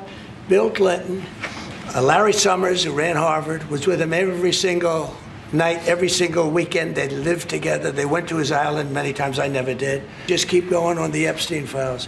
And what the Epstein is a Democrat hoax to try and get me not to be able to talk about the $21 trillion that I talked about today. It's a hoax. Now, I just got a little report, and I put it in my pocket, of all the money that he's given to Democrats. He gave me none, zero, no money to me, but he gave money to Democrats. He also criticized former President Joe Biden, alleging that under his tenure, the Justice Department did not release any documents related to Epstein or address his case publicly. These include flight logs, contact lists, witness statements, correspondence, and records of his travel and finances. The files contain the names of several well-known individuals who had social or business links with Epstein. Many of these materials have remained sealed or heavily redacted for years, leading to growing demands for full disclosure. And with that, it's a wrap on this edition of Live and Breaking, viewers. But after this very short break, we're going to get to you how there's this ultimate proof of the Tukre narrative that has been once again put on record. It's an 8-minute clip that shows Sharjeel Imam inciting pan-India violence that has been shown today in the Supreme Court. We'll get you more on that. Don't go anywhere.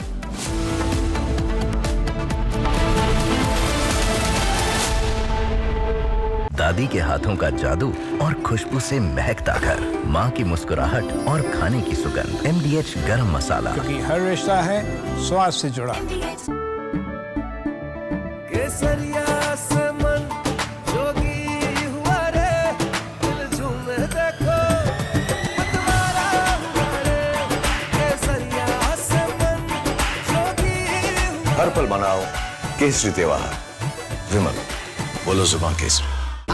Pure सूजी pasta उबालो मिलाओ और खाओ 8 minute में तैयार। क्या taste है सबका राजा hardcore masala.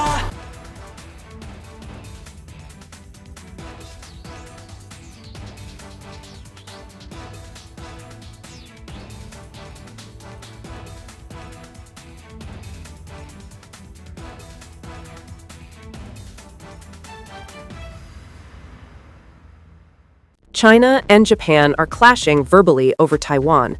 Tensions between China and Japan have risen over Taiwan's security. Japan has signaled it may intervene in a potential conflict, viewing it as a threat to its own stability. China condemned this as meddling, issuing strong warnings and summoning diplomats. This conflict started when Japan's newly appointed Prime Minister, Sanae Takaichi, issued a direct warning to China during a session of the country's parliament. She stated that a conflict in the Taiwan Strait could represent a survival-threatening situation for Japan, implying that Tokyo might need to intervene militarily to protect its interests. This might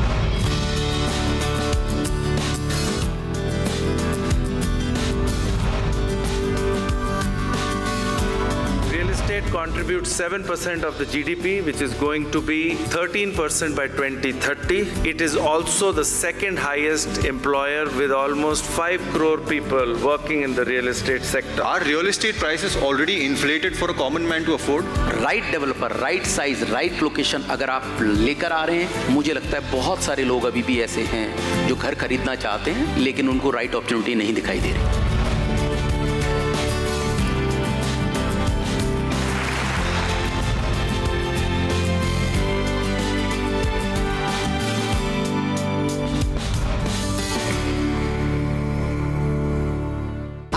pure सूजी pasta उबालो मिलाओ और खाओ 8 minute में तैयार। क्या taste है सबका राजा R pure masala.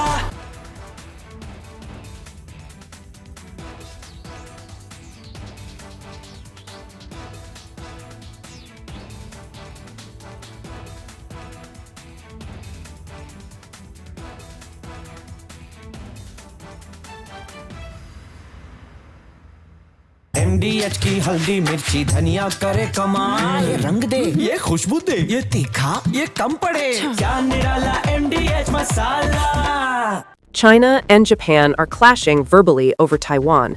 Tensions between China and Japan have risen over Taiwan's security. Japan has signaled it may intervene in a potential conflict, viewing it as a threat to its own stability. China condemned this as meddling, issuing strong warnings and summoning diplomats. This conflict started when Japan's newly appointed Prime Minister, Sanae Takaichi, issued a direct warning to China during a session of the country's parliament. She stated that a conflict in the Taiwan Strait could represent a survival-threatening situation for Japan, implying that Tokyo might need to intervene militarily to protect its interests. This marked a... From Asia's largest news headquarters, setting the agenda for Bharat.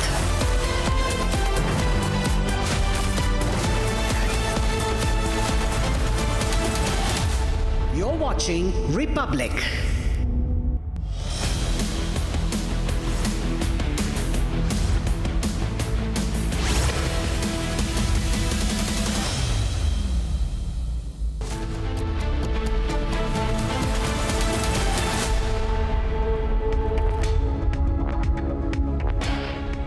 Hello viewers, a very good evening. We are live and breaking. I'm Shivangi Shukla getting you the latest coming in. Republic has accessed the proof against Sharjeel Imam. We're also getting you the latest updates coming in the Delhi blast probe. All this and much more coming right up, but the headlines first. Let's get started.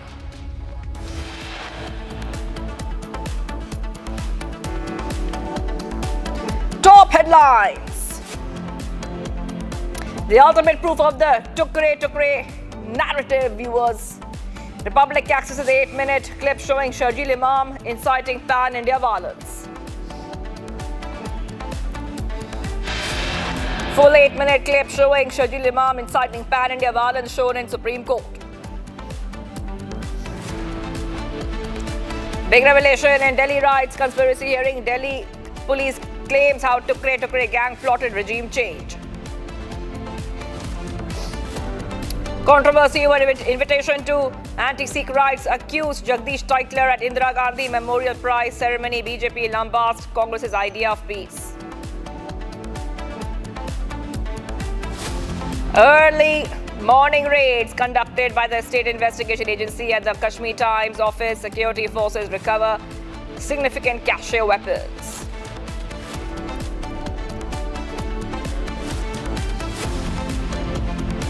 More revelations emerge on the Al Falah University ex-student Mirza linked to multiple terror attacks across India. Gen Z protests erupt in Nepal again, a curfew reimposed till 8 p.m. today.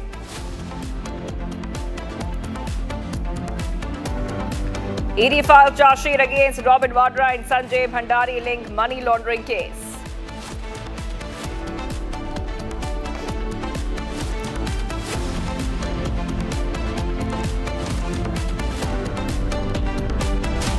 And viewers, getting some breaking news coming in right now. Indigo flight 6E930 Guwahati to Delhi reported technical issue in the aircraft because of air conditioning issue. The passengers waited for 4 hours inside the flight. Aircraft was later cancelled at 3 p.m. and passengers were given full refund for inconvenience. Getting this update coming in, viewers on Republic TV, where we are learning that there's a technical snag which has been reported in an Indigo flight. It is a Guwahati to Delhi flight has reported a technical snag due to air conditioning issue. That is what we are learning of right now, viewers. One more case of a technical snag which has been reported. Passengers are waiting for 4 hours. I repeat, passengers are waiting for 4 hours inside the aircraft. Let's go straight across to my colleague who's joining us live, Harsha, joining us live. Harsha, passengers once again inconvenienced because of a technical snag. Not the first time we see this happening. Let's take our viewers through the latest we're learning in this case, Harsha. So yes, Shivangi, this was the morning Indigo aircraft 6C930, which was scheduled to depart from Guwahati to Delhi at around 11:10 a.m. in the morning. The passengers were made to sit in the aircraft at around 10:30 a.m. when immediately as the aircraft started, there was the gas, immense gas, which started coming out from the air conditioning vents, and that was the reason why the aircraft got cancelled. But what is more bizarre is that the passengers should have immediately deboarded the flight. The crew, the pilot in command should have immediately taken an action, and there should have been a disembarkment of the passengers immediately, but that didn't happen. Passengers were made to wait inside the aircraft for 4 hours. 4 hours. Till 2 o'clock, passengers were seated inside the aircraft only. Again and again, the crew and the pilot in command kept on stating that no, we are fixing the issue, the technical issue will be fixed, the flight will go for national capital. But immediately at around 3 o'clock, when all the efforts went in vain and the technical issue could not be fixed at that time, the flight was cancelled for New Delhi. The passengers were deboarded at around 3 o'clock, and immediately they were given the food and refreshments. And also the passengers, there was a huge inconvenience caused to passengers because the passengers waited for the aircraft to fly from 10 o'clock in the morning till 3 o'clock in the afternoon. After that, the flight got cancelled, and the Indigo stated that they will be given full refund for their inconvenience, for their flight which has been cancelled. The entire matter has been reported to the regulatory body, and the prelim report has been shared by the Indigo aircraft, by the Indigo Airlines with the regulatory body. But this is very upsetting on the part of an airline, how they would make passengers sit in the aircraft where there was air condition issue. The gas was coming out of the vents of the air condition continuously for 4 hours, and the passengers' inconvenience at that particular time was neither heard not resolved by the Indigo Airlines. Back to you. That is right, Harsha. Well, thank you for getting us all those details. I'll be coming back to you for more on this story. Let's move ahead, viewers, to some of the other stories tracking. An encounter broke out between Amritsar police and gangsters after the police had set up a checkpoint post, receiving a tip that a notorious criminal recently released from jail and an associate were planning targeted killings. Take a look at this report for more. An encounter broke out between Amritsar police and gangsters after the police had set up a checkpoint post, receiving a tip that a notorious criminal recently released from jail and an associate were planning targeted killings. The police commissioner said that officers stopped the gangster and his associate at a checkpoint. When the suspects attempted to flee, a shootout ensued. Gangster Harry was injured and taken to a nearby hospital where he later died. The police also said that Gangster Harry had around 5 criminal cases registered against him in different police stations and one in Pathankot. He had connections with foreign-based gangsters and ISI. They used to receive weapon consignments from Pakistan through drones. On the other hand, the associate was not apprehended and is believed to have fled the area. The police say that the encounter has exposed new links between local gangs and foreign elements. And viewers, during the hearing of a case which is related to the 2020 Delhi riots, the Delhi police presented videos of Sharjeel Imam's provocative speeches before the Supreme Court. In the videos, Sharjeel Imam is seen purportedly delivering inflammatory speeches. ADG Raju has argued that these speeches worsened the situation and incited the people. According to the police, Sharjeel Imam delivered such speeches during the protest against the CAA and NRC, which contributed to triggering violence. I'm going to go straight across to my colleague. We have with us Rhythm, who's joining us. Rhythm, if you could help our viewers understand the latest that we are learning on this story, because these hate tapes have been produced and shown in the Supreme Court. They're around 3 hours long, but we have the 8-minute video and a lot can be understood from it. Let's tell our viewers the 2020 and 2019 Delhi riots, like these people were trying to say in the Supreme Court, and today has been proved by the Delhi police in the submissions, is that they were not peaceful protests, number one. Number two, they have tried to show they were very calibrated movements, and I'm using the word very carefully. These were not just protests, but movements that were begun by people who were getting support nationally and internationally, trying to destabilize India and trying to play havoc with the sovereignty of India, number two. Number three, the ASG Raju, who's appearing for the Delhi police, has clearly today said these people wanted a regime change. These are very big words coming in from the Delhi police. Putting it extremely simply, number four, they are trying to say these people, drawing a parallel with the Red Fort blast that has been seen in the capital just a few weeks ago. It's very clear what he's trying to say is that whether Sharjeel Imam, who's an engineer, or the doctors who were involved in the Red Fort blast are concerned, these people, these so-called intellectuals, are more dangerous than a jihadi who is on the ground. He's trying to draw this parallel and also trying to say that they wanted to do something similar that was done in our neighboring countries of Bangladesh and Nepal.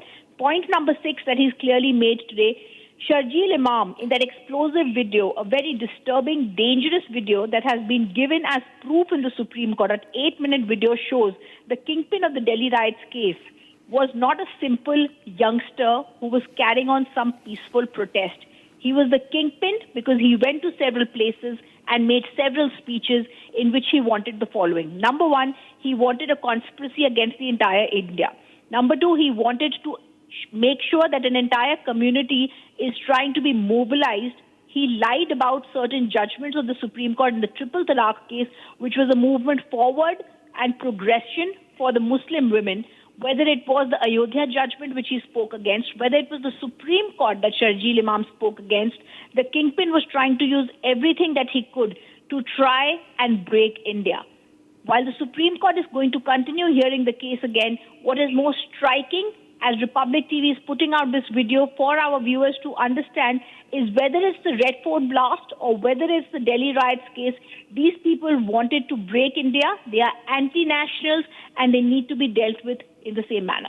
Yes, Rhythm, also, you know, there was a Red Fort blast parallel which was made here where we saw the Additional Solicitor General S.V. Raju arguing for the Delhi police, said that nowadays there's a trend has come up about that doctors, engineers are not doing their professions but engaging in anti-national activities.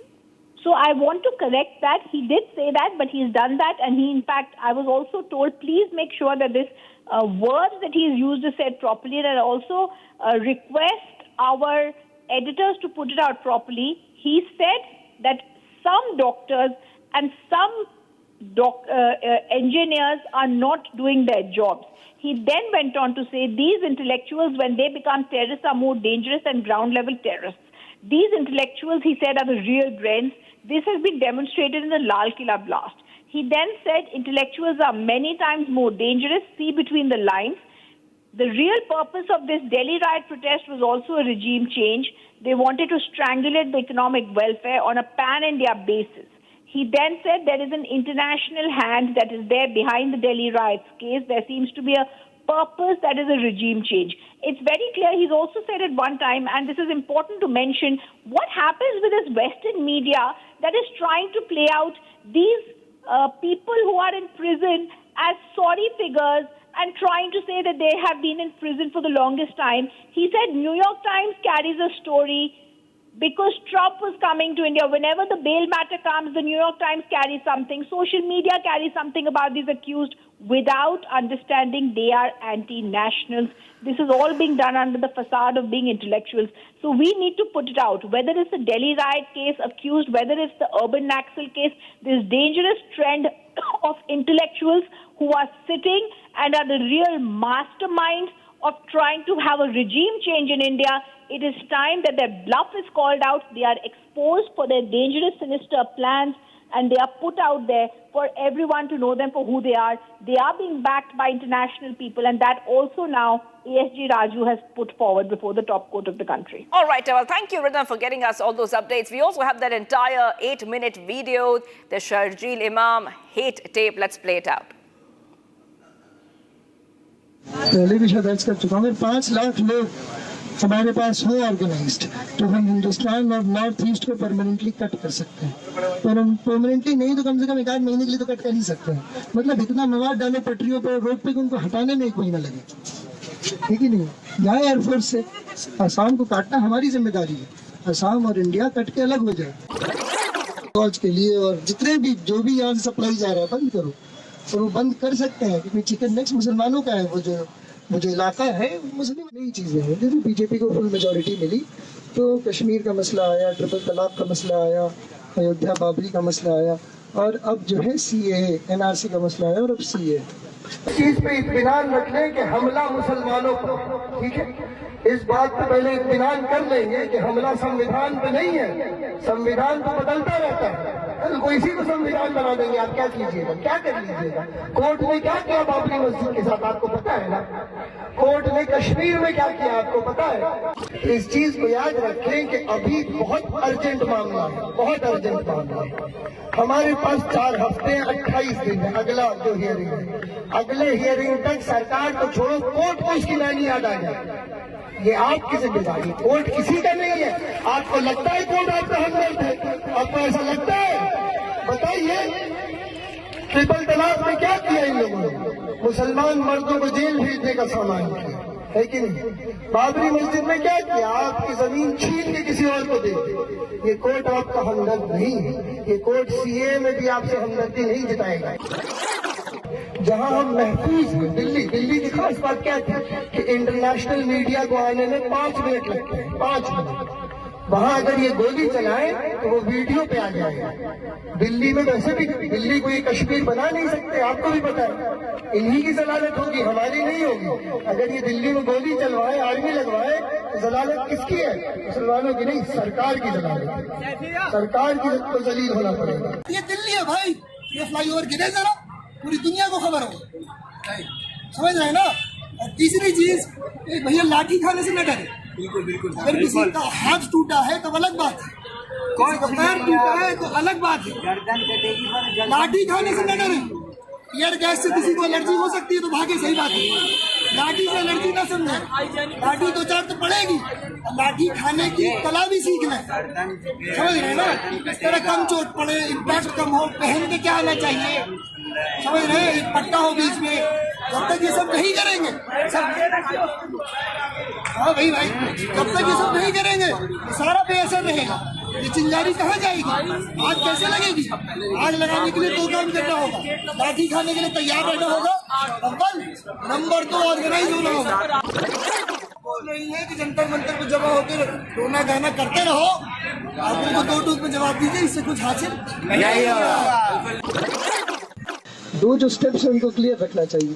एक है कि sensitisation, awareness, whatever, और दूसरा है plan of action.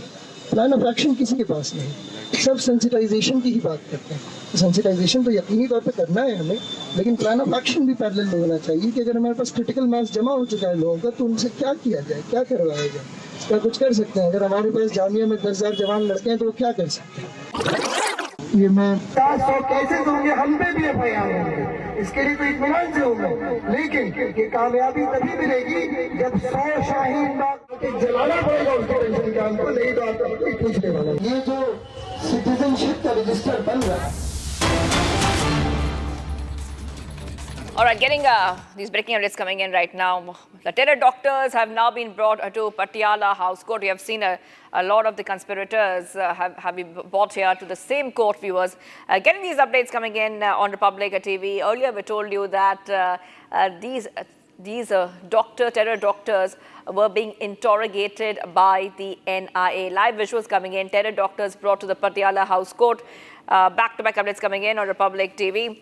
And these are doctors who already have been interrogated. They were arrested, and now we see that they have been brought to the Patiala House Court as the investigation continues in the Delhi blast case. So we're just sticking with these pictures which are coming in. So Muzammil, Adil and Shaheen were brought to the Patiala House Court. According to the information that we had earlier, we came to know that not only would they be interrogated face to face, but the entire terror module that they were working on, that would also be the prime focus of the interrogation and grilling. So these pictures coming in on Republic TV, viewers, and as the blast investigation continues in the case, we'll stick with these pictures. We'll try to, of course, go ahead and connect to our reporters. But the links between Muzammil, Adil and Shaheen are also being investigated. Many of these terror doctors used to meet, Al-Falah University being one of those places where they used to meet and coordinate the dastardly terror module that they were working on. The NIA is also trying to understand the financing and the code words that these terror doctors use. So we're sticking with these pictures coming in first on Republic TV. Pictures on your screen. Just days after the Delhi bomb blast, we are seeing that the investigation has picked up place where the NIA, the other investigation agencies, are trying to determine the role that each of these terror doctors have played, especially trying to understand their footprints, where did they go, what was their movement, who were they meeting. All this has been the prime focus of the investigation agencies. Okay, so we'll stick with these pictures which we are getting for you, viewers, and the CCTV footages have also been seen by the investigation agencies to understand and trace them. So Adil was traced to Saharanpur, and he was taken into custody earlier from Saharanpur and handed over to the Srinagar police on transit remand. Now he is being brought to Patiala House Court. Terror doctors are being brought to Patiala House Court as we speak. The investigators are examining whether all these terror doctors had any kind of operational connection or were they acting independently, or were they part of a larger and wider network. Okay, we'll try to go across to our reporters in a short while from now. Let's go to Zeenat, who's joining us. Zeenat, live visuals coming in, terror doctors being brought to Patiala House Court. We also had told our viewers earlier that they were being grilled. That was one of the key updates we had for our viewers, that they were supposed to be grilled, they were supposed to be interrogated face to face, now being brought to the Patiala House Court. Zeenat. See, Shivangi, they are the ones who were part of the JEM module and also were involved in this Red Fort bomb blast. The four of them have been shifted from Srinagar and were handed over to NIA. And now we are seeing the visuals from the Patiala court where they are being produced before the judiciary. See, they are the ones. One is Dr. Adil. He comes from Kulgam. Dr. Muzammil from Koil, Pulwama. Then we are seeing Dr. Shaheen also. And these are the four people who have been brought in from Srinagar today morning. They were shifted from Srinagar to the airport at the morning. The private aircraft, they were taken to Delhi and they boarded the flight from the technical airport of Srinagar. So this is, they were part of this entire module of the JM, the revival of JM. And as per the investigations that had come from the Srinagar police, all these were planning to carry more attacks across the India, for which they were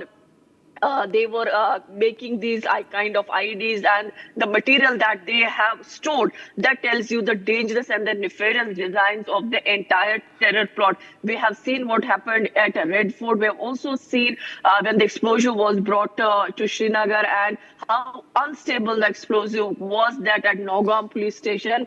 9 officers lost their life over from the Jammu and Kashmir police, including a civilian. So this is all a terror nexus, a terror plot that's been hatched. And because this time it was the completely the white collar doctors, the white collar terrorists who have been managing this kind of explosive, the highly inflammable material that they were storing, and the kind of terror plot that they had won, because it was very difficult for the security forces even to identify the ones who were carrying such a dangerous plot on ground. Yes, Zeenat, staying with these pictures which are coming in. So just getting our viewers these updates that we're getting on Republic TV. So on your screens, live as we speak, the first visuals of the Delhi blast conspirators, Shaheen, Muzammil, Adil, and Irfan in NIA custody, being brought to Delhi's Patiala House Court. I'm going back to you, Zeenat. If you could help our viewers understand, what role do the investigation agencies think that, or allege that these terror doctors and other conspirators have played? Let's break it one by one here, Shivangi. Let's take the role of Dr. Shaheen. She was the part of the Al-Falah Institute where Dr. Muzammil was also. As per the reports that suggest that they were in a relation, and she knew well what was being hatched by Dr. Muzammil and others, and she was part of it. Then Muzammil comes from the Kuil, Pulwama. Pulwama has always caught bad headlines, whether it was the Letpora blast, where again a terrorist from Pulwama was involved, and now we are seeing a Dr. Muzammil, who was also helping Dr. Adil from his locker at GMC Anantnag. AK-47 rifle was recovered. So they were planning to carry the attacks across India. That is what we are picking from the investigating agencies, because they've been in the custody for at least 2 weeks with Jammu and Kashmir police. But the main part that was played was by this radical preacher, Irfan Wage, who comes from Shopian. It's the Nadigram Shopian, South Kashmir, where from actually he hailed, but he was working at a mosque here, and he was living in the Srinagar and Yagbag area, where from he was picked up, because he was the man who was also involved in pasting the posters of Jaish-e-Mohammed, the posters that read threats against the security forces. But now we are seeing the arrest of all these, and also Dr. Muzammil, despite being a well-read doctor, seeing him in this kind of nexus. As far as Adil from the Kazigund Kulgam is concerned, his brother is still on run, Dr. Muzammil, because Dr. Muzaffar, I beg your pardon, and now Srinagar Police, as we know, has already approached Interpol for lookout notice. But as per the report suggesting that he is hiding somewhere in Afghanistan. So this nexus, these doctors does not only have the plot in or their strings in the Kashmir or in Delhi, but they are highly connected across the outside the country as well, where we see the role of Pakistan ISI. They had meetings with the officers, as per the intelligence agencies suggest that they have met them at Ankara. There was 2021 when they went there. They had multiple meetings. Then they returned, and they step by step they carried and collected and got people into their nexus who were ready to work for them, because we also see the role of that RFO on whose name that vehicle was purchased, and later that same vehicle was used for a remote blast. We see a car module where 3 or 4 cars have taken into custody by the investigating agency. The kind of security arrangement that you see at the Patiala court tells you that how dangerous these terrorists are and their nexus, although there hasn't been any responsibility or any statement from Pakistan as far as this. And also the government of India is carefully walking and making the statements as far as the Red Fort blast is concerned, because it's all about connecting the dots, connecting the people, and also unmasking those who were behind this white collar but were part of the nexus. Because see, if you read the case, you see that not only the revival of Jaish-e-Mohammed or getting the white-collared people into it, but also as suggested that... Yes, Zeenat, well, thank you for getting us those details. I'll be coming back to you for more on this story. Terror doctors and the conspirators brought to Patiala House Court as probe continues into the Delhi blast case. Stay tuned.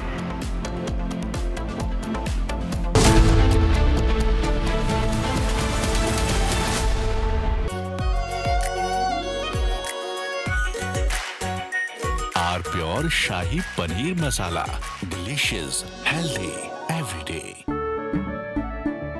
केसरिया से मन जोगी हुआ रे, दिल झूमे देखो मतवारा हुआ रे।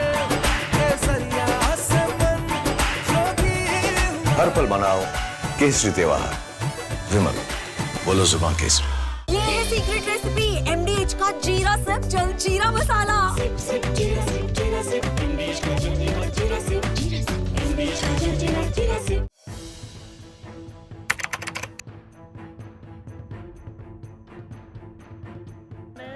So in the past, we would see most of the terrorists who would get arrested, they would be like the people who would be working at a very low level. But today we have seen the white collar suspect.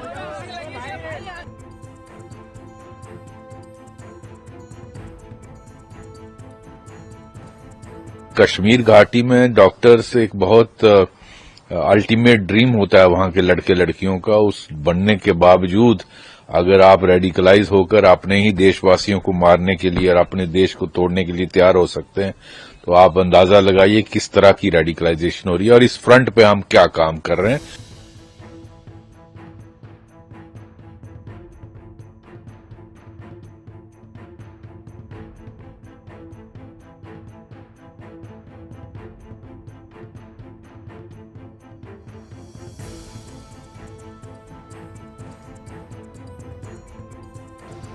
Investigators have identified Maulvi Irfan Wagha, also known as Imam Irfan, from Shopian in South Kashmir, as the mastermind who blended his dual identity, that of a preacher and healthcare worker, to influence and radicalize the educated youth.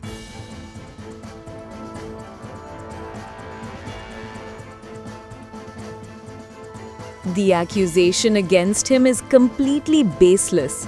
He had been there for 7 years offering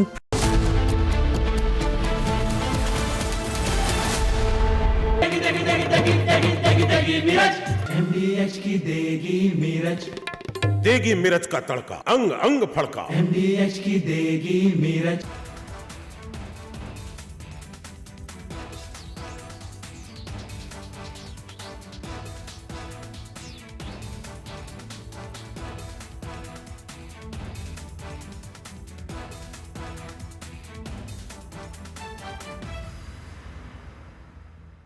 थोड़े में ज्यादा स्वाद, यही तो है इसकी खास बात। वाओ मामा, क्या स्वाद है। अरे मेरे राजा। China and Japan are clashing verbally over Taiwan. Tensions between China and Japan have risen over Taiwan's security. Japan has signaled it may intervene in a potential conflict, viewing it as a threat to its own stability. China condemned this as meddling, issuing strong warnings and summoning diplomats. This conflict started when Japan's newly appointed Prime Minister, Sanae Takaichi, issued a direct warning to China during a session of the country's parliament. She stated that a conflict in the Taiwan Strait could represent a survival-threatening situation for Japan, implying that Tokyo might need to intervene militarily to protect its interests. This marked a bold escalation in Japan's stance on the Taiwan issue, signaling readiness to support Taiwan against potential Chinese action. Takaichi's comments, delivered amid rising regional tensions, prompted an immediate and sharp rebuke from Beijing, highlighting the fragile balance in East Asia and the risk of broader confrontation. The remarks made by the Japanese leader on Taiwan constitute an interference in China's internal affairs and a serious violation of the One China principle and the basic norms governing international relations.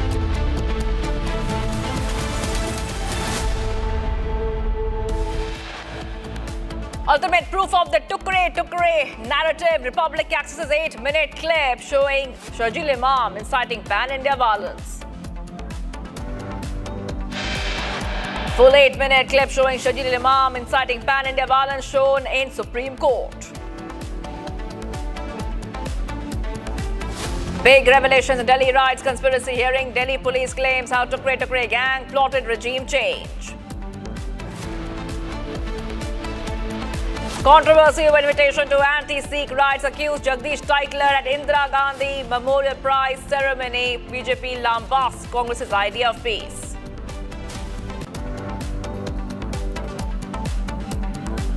Early morning raids conducted by State Investigation Agency at the Kashmir Times office. Security forces recover significant cashier weapons. More revelations emerged in the Al Falah University ex-student Mirza linked to multiple terror attacks across India. Gen Z protests erupt in the Nepal region of Bara again. A curfew reimposed till 8 p.m. today.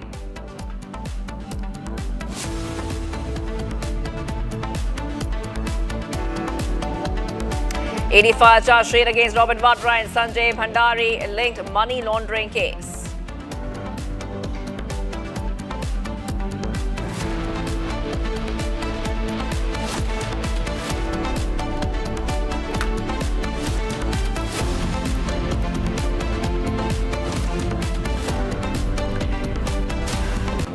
All right, viewers, getting you big updates coming in. Major political development in Karnataka. Congress infighting in Karnataka blows up. 18 MLAs on the way to Delhi. 18 MLAs backing DK Shivakumar on their way to Delhi now. Big update coming in. Major political developments coming in from Karnataka. Congress infighting in Karnataka is blowing up. 18 MLAs are coming to Delhi. 18 MLAs are backing DK Shivakumar. They're on their way to Delhi. Coming in the backdrop, viewers, of what we have been speaking about the camps in Karnataka, the different camps within the Congress, and the buzz of leadership change. All this has we have been reporting on all this while, and the major political developments in Karnataka are coming in thick and fast. In the latest update, there is big signs that the Congress once again is infighting among themselves. The division within the Congress once more. 18 MLAs are on their way to Delhi. Let's go to Abhishek, who's joining us. Abhishek, 18 MLAs are on their way to Delhi, and they're backing DK Shivakumar, and they're on their way to Delhi right now. Abhishek. Shivangi, the fact is, CM Siddaramaiah, while addressing the media in the last couple of days, very clearly pressed upon a fact stating that he will also continue announcing the next budget as well. The second addition to his statement is that he will continue the term as the Chief Minister until the government clears up. The third statement is that he very clearly mentioned that he is ready to be bound by the rules and responsibilities given by the High Command. So, indirectly, he mentions to say that he will be the Chief Minister of Karnataka for the next 2.5 years as well. And the fact is that today marks the first 2.5 years of the Congress government in the state of Karnataka. It is also believed that the statements made by CM Siddaramaiah has directly had an impact on the supporters of DCM DK Shivkumar, who always wanted DK Shivkumar to be the Chief Minister of the state in the second half term of the government. It was also mentioned by K.N. Rajendra, the former minister, that there will be a major revolution in the month of November 25 in Karnataka, because he was also anticipated that there will be a leadership change and the cabinet might be reshuffled. At this point of time, people who belong to the Vokaliga community, the ministers and the MLAs and the MLCs who belong to the Vokaliga community, who are in support of DCM DK Shivkumar, have already started to Delhi, and they are expected to meet KC Venugopal, one of the leaders from the AICC, tomorrow morning, is what we have been informed as of now. The fact is that these people who have gone to bat against, to bat for DK Shivkumar, will clearly mention the number of people in the state of Karnataka who belong to the Vokaliga community. If at all the Vokaliga community is not taken into consideration, what might be the problems that the Congress will have to face in the 2028 election, and the repercussions of not making DCM DK Shivkumar the Chief Minister will be reiterated in front of the High Command of Congress. So we will have to see how the High Command responds. And obviously, this is one of such incidents where the team of DK Shivkumar is clearly giving an indication to the team of CM Siddaramaiah, stating that they are ready as a team to bat for the chair of Chief Minister, and they will continue no matter what until the chair belongs to DCM DK Shivkumar in the next couple of days. Shivangi. All right, Abhishek, that's the this big breaking that we're tracking right now. This has been going on, Abhishek, for the longest time, isn't it? And, now it is a very open fight. We've seen time and again that both the leaders say, oh, there's no confusion. They tried to, brush it under the carpet. But this time, I think it's really getting serious now that the leaders are headed to Delhi and they openly say that we want DK Shivkumar as the chief minister. Just tell us, let us, skim through the history a little, how this has been, it has started even before, Siddaramaiah was made the chief minister. Rakshita, not to forget the fact that the Congress government, which came into power 2.5 years ago, it was very clearly noted that CM Siddaramaiah and DCM DK Shivkumar will be sharing the chair of chief minister for the first and the second term equally. And this is said to have been a conversation between the AICC supreme leaders and CM Siddaramaiah and DK Shivkumar in a closed door format. While talking about the power sharing, in the beginning stages of the Congress government, the CM and the DCM had mentioned that there will be change in the month or probably in the first ending of the first term. But when the date nears, when the shift of the power had to happen, when CM Siddaramaiah had to step down from his position of the chief minister, there were various other calculations from the CM Siddaramaiah because it was mentioned that this wasn't an accepted note that CM Siddaramaiah will have to step down after the first 2.5 years.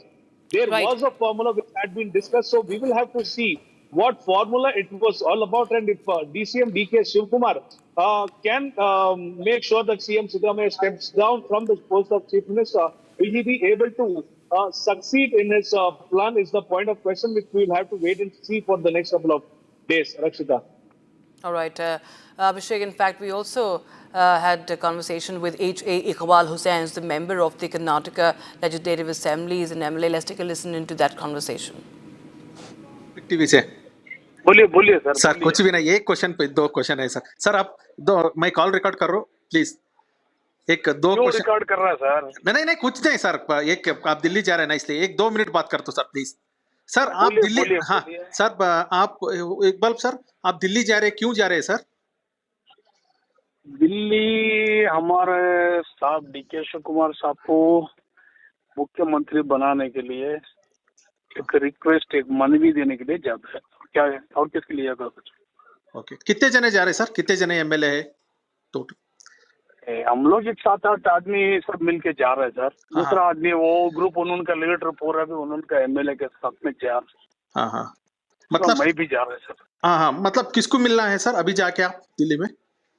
साहब खरगे साहब से भी मिलने के लिए try करता है, वेणुगोपाल साहब से भी मिलने के लिए कोशिश करता है, हो सका तो मैडम साहब के मैडम जी के साथ में भी मिलने के लिए कोशिश करता है। Okay we'll try our level best to meet all the high command leaders so that our leaders should get a position sir. Okay, आपका मांग है, आपका डिमांड है डीके शिवकुमार जी सीएम बनना है, यही पीरियड बनना है ना सर, बनना है ना सर। हाँ वही किसको बनाना है सर? आपका मांग उधर ही रखेगा ना, अभी खरगे जी के पास पहले से भी रखा है, आज भी रखेगा, हाँ लास्ट तक भी हमें रखेगा। Thank you. That is Republic super exclusive, and the Congress MLA there straight away makes this big statement, and he just says it very clearly that they want Shivakumar, that these MLAs are going to make DK Shivakumar the chief minister. He has confirmed the rebellion that we have been in fact reporting. He says that Shivakumar has to become the chief minister now. And this is a political situation that has escalated right after the Bihar verdict. Congress's drubbing, absolute disastrous performance in Bihar.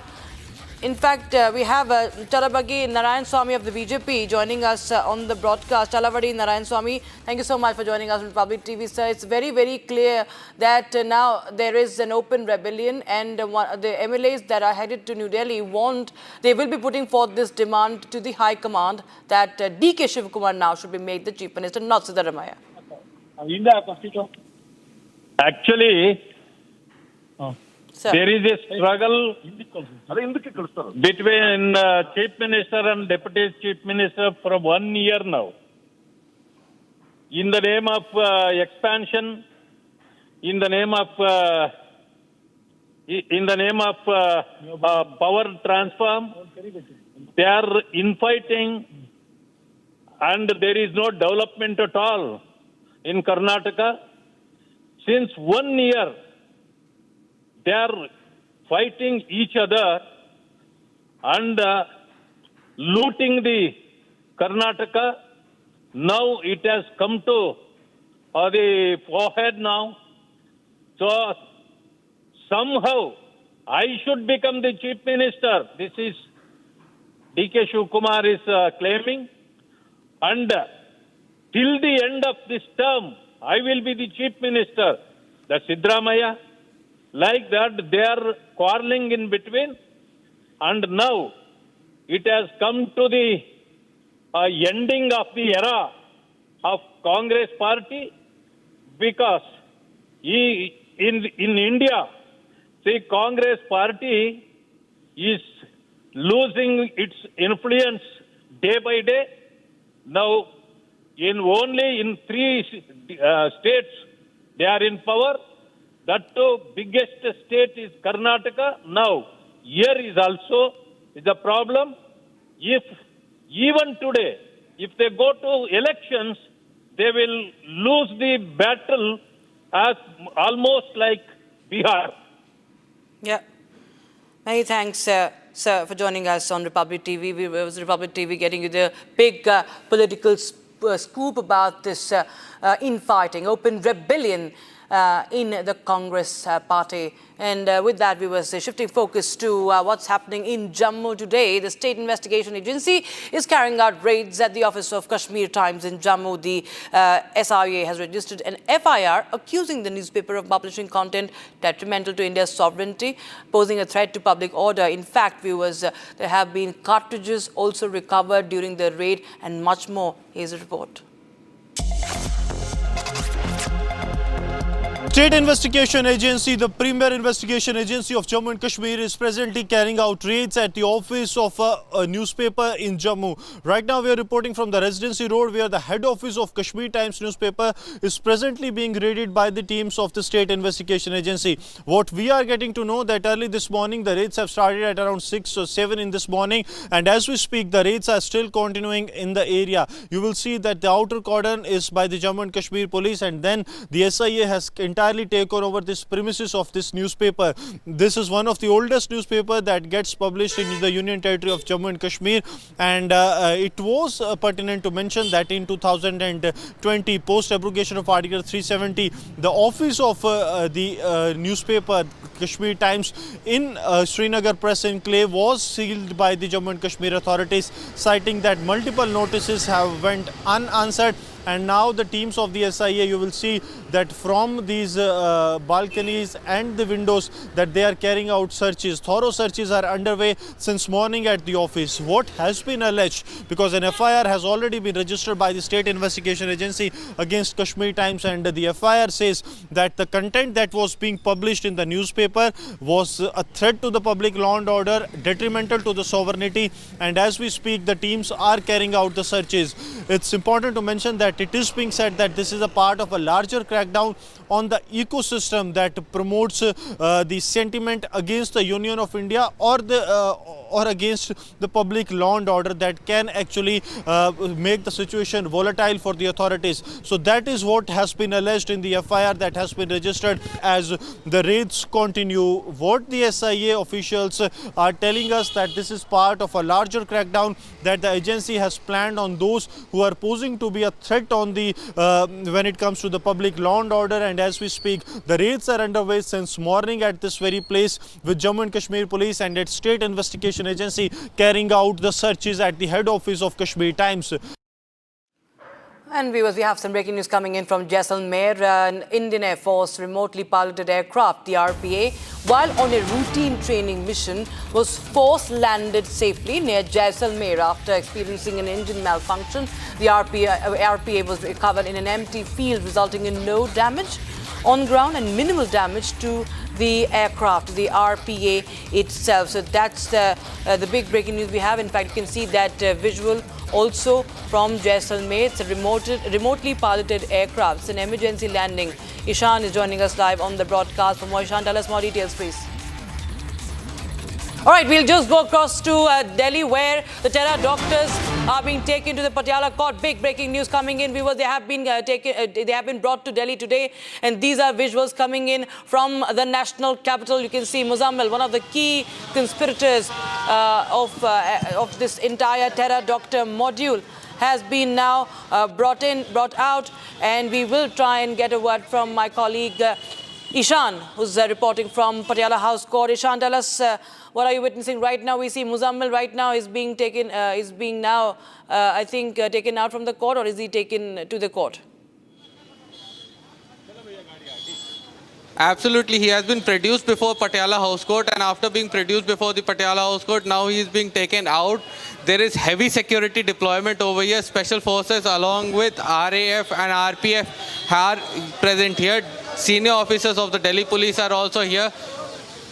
We are witnessing the same. He is being brought out right now. I'll ask my... the bus in front of me is the bus which is carrying the terror doctors, Muzammil, and he is being brought out of Patiala House Court once after being produced before the judge. Yeah. Once he has been produced before the judge, he has been brought out of the court. The following is the bus, and RAF teams have been deployed. Special security measures are being taken to ensure that the entire proceedings are done. And the bus is, this is the bus inside. We can see him. We can see him closely over here. These are the terror doctors who have been arrested by the police and are being brought out of Patiala House Court. The Delhi police teams and special forces teams have just immediately taken him out of the. The bus has just come out of the Patiala House Court and is now moving towards India Gate Circus and beyond. Back to studio. This is Muzammil, viewers. Muzammil Shaki, the terror doctor from Faridabad's Al-Falah Hospital. He was arrested. He was a key to, he was very much important, one of the biggest and the most initial leads that were in fact clinched by the agencies. He was arrested with 360 kilograms of explosives that were found in his rented room in the city, and he was staying at a rented home, and he had been arrested. Today he has been brought to the national capital and produced at the Patiala House Court. First visuals coming in on Republic TV from outside the Patiala House Court. As you can see in this van, in this police van, this police vehicle is Muzammil Shakil. He was a doctor at the Faridabad's Al-Falah Hospital, and he was one of those who was recruiting youngsters, 35-year-old physician from Pulwama, and he used to teach at the Al-Falah Medical College. And in fact, this is a big development as the investigation is now picking up pace.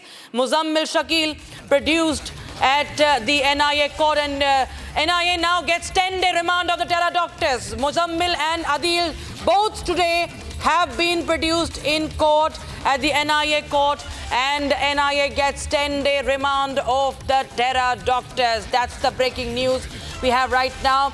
Shakil, Muzammil is part of the terror doctors. Ishan continues to be with us. Ishan, big update coming in. 10-day remand of the terror doctors, Adil and Muzammil for the NIA.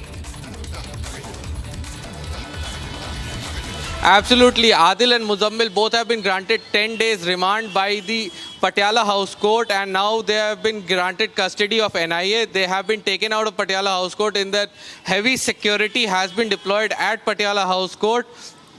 We can see that these are the two main key conspirators of the Delhi blast case, and they are the ones who were caught with the explosives. Around 500 kilograms of explosives were recovered from them, and much other material was also recovered from them. These are the two terror doctors that have been produced before the Patiala House Court by the NIA. Now NIA has been granted 10 days of remand, and now they will be questioned and interrogated by the Right. Thank you so much, Ishan. We'll continue to come back to you as we closely track the details from the national capital as 10-day custody, 10-day NIA custody of the terror doctors, viewers, as the 10/11 conspiracy case deepens. The investigation is widening, and we'll continue to get you more updates on that after this very short break. Don't go anywhere.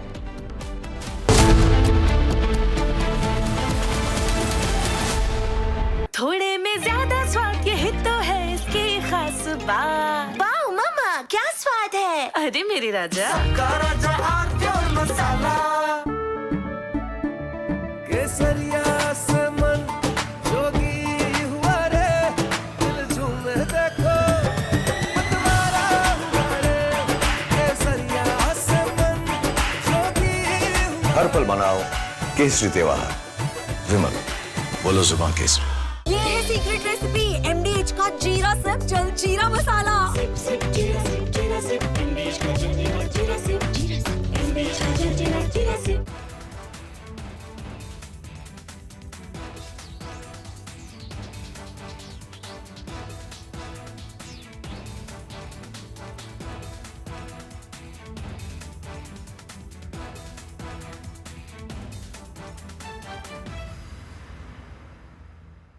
China and Japan are clashing verbally over Taiwan. Tensions between China and Japan have risen over Taiwan's security. Japan has signaled it may intervene in a potential conflict, viewing it as a threat to its own stability. China condemned this as meddling, issuing strong warnings and summoning diplomats. This conflict started when Japan's newly appointed Prime Minister, Sanae Takaichi, issued a direct warning to China during a session of the country's parliament. She stated that a conflict in the Taiwan Strait could represent a survival-threatening situation for Japan, implying that Tokyo might need to intervene militarily to protect its interests. This marked a bold escalation in Japan's stance on the Taiwan issue, signaling readiness to support Taiwan against potential Chinese action. Takaichi's comments, delivered amid rising regional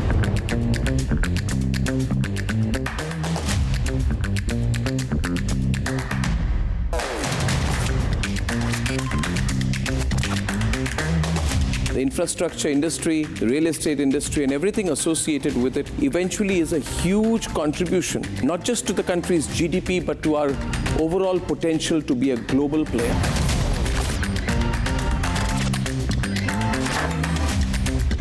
What's the big picture? Let's set the context to this. Why are we doing this? We are bringing about a very credible voice for the home buyers, for the real estate investors, through Republic TV's amazing platform.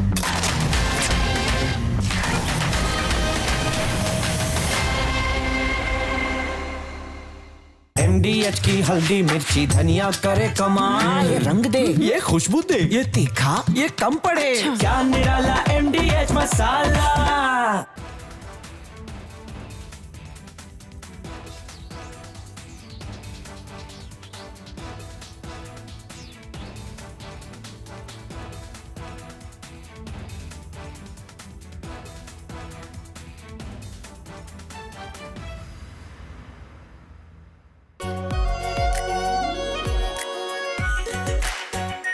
Our pure Shahi Paneer Masala.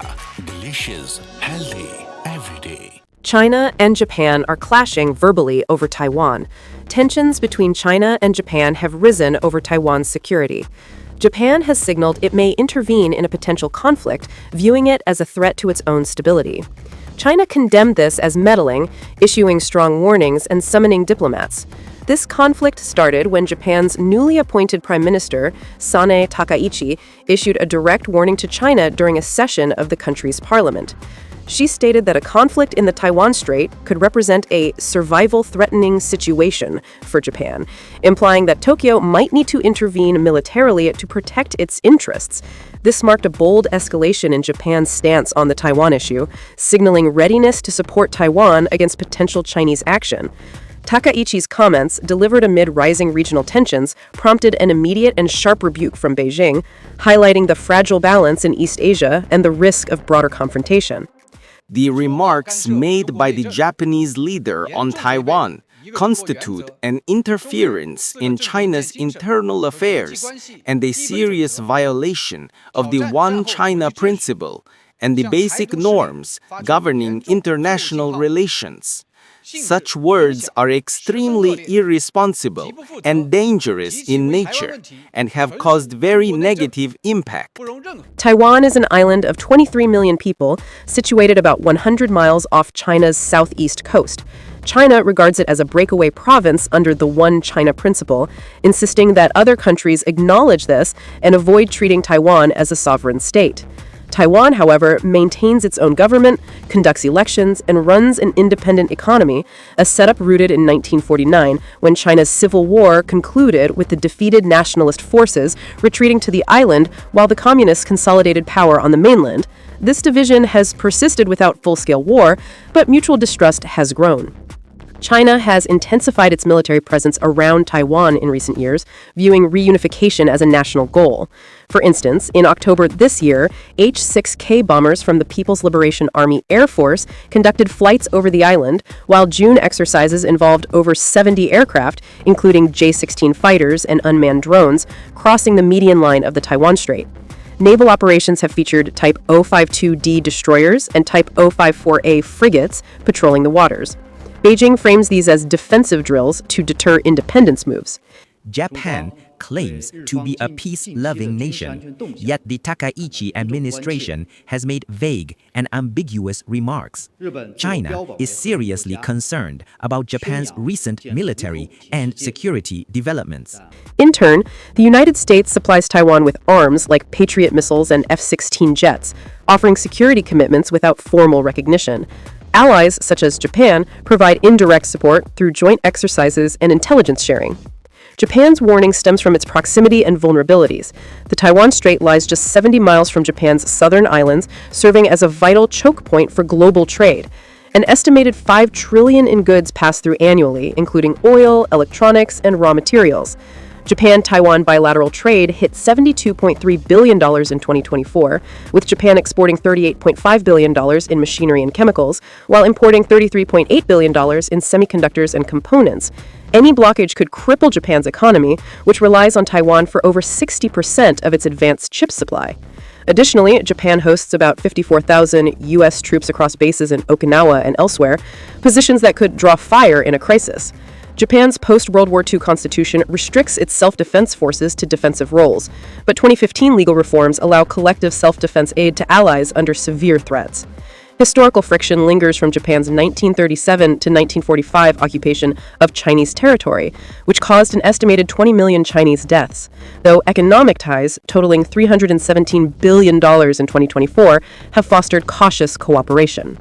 Taiwan produces 92% of the world's most advanced semiconductors, powering everything from smartphones.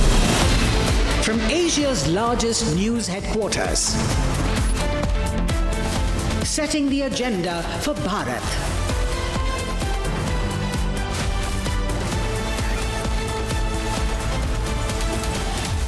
You're watching Republic.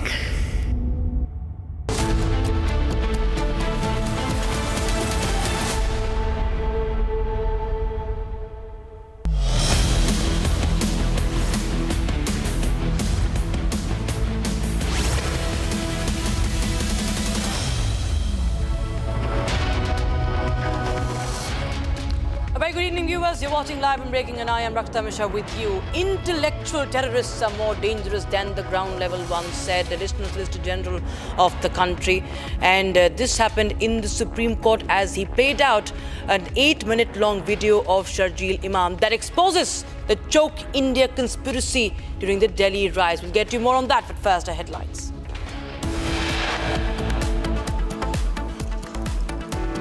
The ultimate proof of the Tukre narrative. Republic accesses 8-minute clip showing Sharjeel Imam inciting pan-India violence.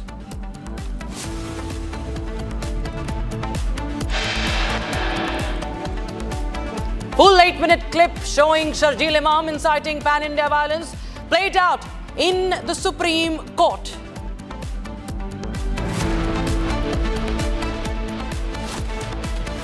Big revelations in Delhi riots conspiracy hearing. Delhi police claims how the Tukre gang plotted a regime change in India.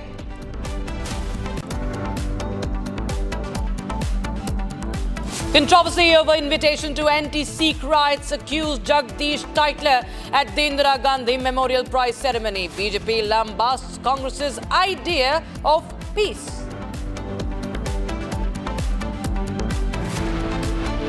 Early morning raids conducted by the State Investigation Agency at the Kashmir Times office in Jammu. Security forces recover cache of weapons from the media house. More revelations emerge on the Al Falah University ex-student Mirza linked to multiple terror attacks across India.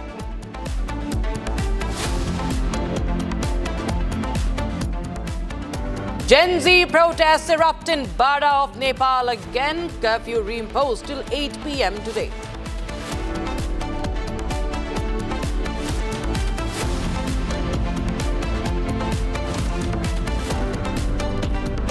ED files charge sheet against Robert Vadra and Sanjay Bhandari linked money laundering case.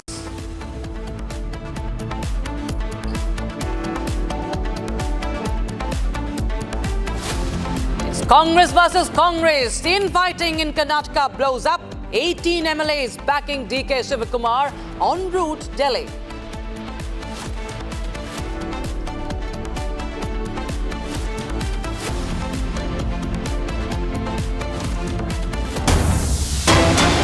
We start with the Congress infighting story. Big development from Karnataka. The infighting has escalated, viewers, as the major factional flare-up has emerged. 18 MLAs backing Deputy Chief Minister DK Shivakumar are heading to Delhi amid growing resentment over leadership issues and dissatisfaction. In fact, an MLA from the Congress has also confirmed to Republic that they are going to Delhi as they want DK Shivakumar to be made the Chief Minister now. MLAs backing DK Shivakumar are reaching Delhi and the infighting is clearer than ever. We in fact have also spoken to one of the MLAs on this story. We can play out that conversation that confirms that right after Bihar verdict, this factional war is only escalating within the Congress party in Karnataka, and they are going to Delhi to speak to the top brass and demand that DK Shivakumar be made the Chief Minister of Karnataka. It's a big Republic political scoop and exclusive inputs coming in on this infighting. War within the Congress party that has only now flared up after the drubbing of the Congress party in the Bihar elections, gaining just 6 seats. And this is an infighting that is a fresh trouble for Congress. Iqbal Hussain, an MLA from the Congress backing Shivakumar, spoke to Republic TV. Listen into what he had to say. Well, sir, आप दिल्ली जा रहे, क्यों जा रहे हैं, sir? Delhi हमारे साहब DK Shivkumar साहब को मुख्यमंत्री बनाने के लिए एक रिक्वेस्ट, एक मनवी देने के लिए जाता है। क्या है और किसके लिए जाता है? ओके, कितने जने जा रहे सर? कितने जने एमएलए है टोटल? हम लोग एक 7-8 आदमी सब मिलके जा रहे हैं सर। दूसरा आदमी वो ग्रुप उनका लीडर पूरा भी उनका एमएलए के साथ में जा। हाँ, मतलब मैं भी जा रहा है सर। हाँ, मतलब किसको मिलना है सर अभी जाके आप दिल्ली में? साहब खरगे साहब से भी मिलने के लिए ट्राई करता है, वेणुगोपाल साहब से भी मिलने के लिए कोशिश करता है। हो सका तो मैडम साहब की मैडम जी के साथ में भी मिलने के लिए कोशिश करता है। Okay okay. We will try our level best to meet all the high command leaders so that our leaders should get a position, sir. Okay, आपका मांग है, आपका डिमांड है डीके शिवकुमार जी सीएम बनना है, यही बनना है ना सर, बनना है ना सर। हाँ, वही किसको बनाना है सर? आपका मांग उधर ही रखेगा ना? अभी खरगे जी के पास पहले से भी रखा है, आज भी रखेगा, हाँ, लास्ट तक भी हमें रखेगा। Thank you sir. All right, so my colleague Abhishek, in fact, getting us that conversation, and that is, of course, a confirmation of what's happening in the Congress. Abhishek, well, what is the plan of action as far as these 18 MLAs of the Congress who are heading to New Delhi is concerned now? Yeah, Rakshita, they will be trying to meet Mallikarjun Kharge, Venugopal, and various other leaders from the High Command of the Congress Party to placed in a request in front of the High Command stating the voter turnout and the percentage of the Vokkaliga community votes in the state of Karnataka, and they will also remind the High Command how the Vokkaliga votes actually got Congress into power in this particular election, and also they will speak about how important it is at this point of time to elevate DK Shivkumar to the position of Chief Minister, because 28 elections are nearing, and this point of time, the Ahinda or the backward leader Siddaramaiah has already completed one full term of being the Chief Minister, and now is in the second term of being the Chief Minister, and he has also completed around 2.5 years of his tenure as the Chief Minister.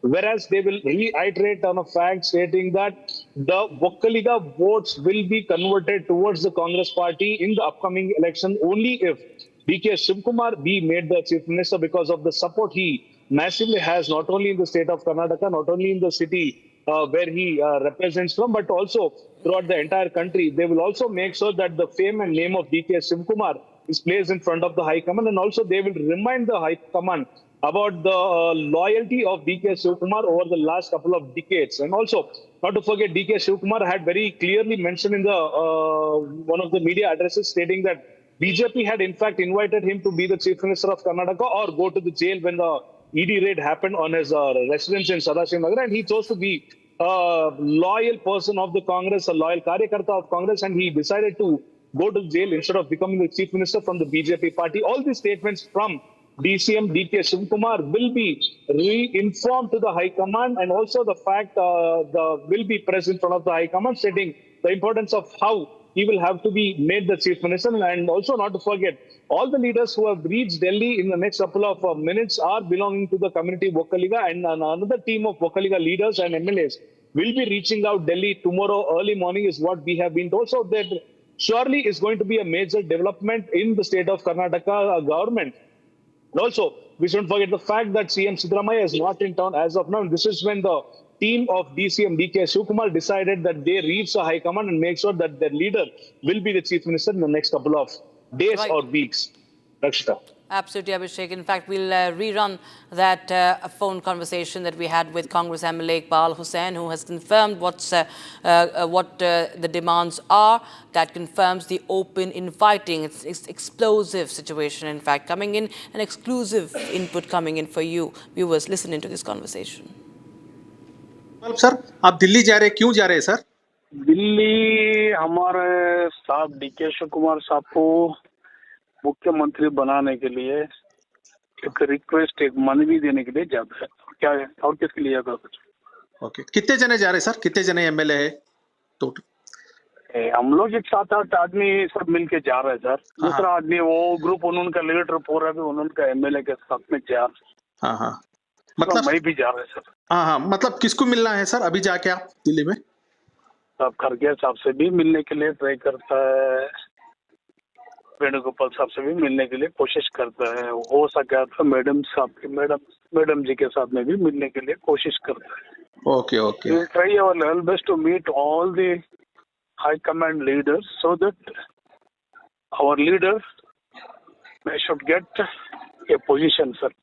Okay, आपका मांग है, आपका demand है DK Shivkumar जी CM बनना है, यही बनना है ना सर, बनना है ना सर। हाँ, किसको बनाना है सर? आपका मांग उधर ही रखेगा ना? अभी खरगे जी के पास पहले से भी रखा है, आज भी रखेगा, लास्ट तक भी हमें रखेगा। Thank you sir. All right, viewers, so we continue to closely track the details on that story. Thank you, Abhishek, for joining us with those inputs on the big Republican political scoop. Now, viewers, shifting focus. IG Range Ayodhya Praveen Kumar has said that preparations are in full swing for the flag hoisting at Ram Janmabhoomi Temple. We'll get you more news from across the country. This is Bharat in a minute. Bharat 1 Minute, brought to you by Canara Bank. Together, we can. Preparations are in full swing in Ayodhya for the Dhwajarohan ceremony at the Ram Janmabhoomi Temple. Security has been heightened. Traffic diversions in nearby districts to begin from the night of 23rd of November to ensure smooth movement. IMD has issued a yellow alert for Tamil Nadu, forecasting light to moderate rain with thunderstorms today. Chennai and other parts of the state continue to see wet weather due to the active northeast monsoon. YSRCP chief and former Andhra Pradesh Chief Minister Jagan Mohan Reddy appeared before a CBI special court in Nampally today in the disproportionate assets case. Jagan will be questioned in connection with 11 charge sheets as his supporters held rallies showing support. The Sanskriti school in Chanakyapuri of Delhi received a bomb threat in email on this morning. Delhi police conducted a thorough investigation. However, they found nothing suspicious. Police personnel remain on site as a precautionary measure.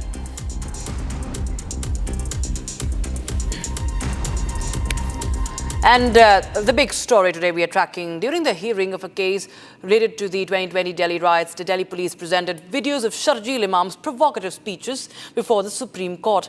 In the videos, Sharjeel Imam is seen purportedly delivering inflammatory speeches. ADG Raju argued that these speeches worsened the situation. Cited. And according to the police, Sharjeel Imam delivered such speeches during the protests against the CAA and NRC, which contributed to triggering violence.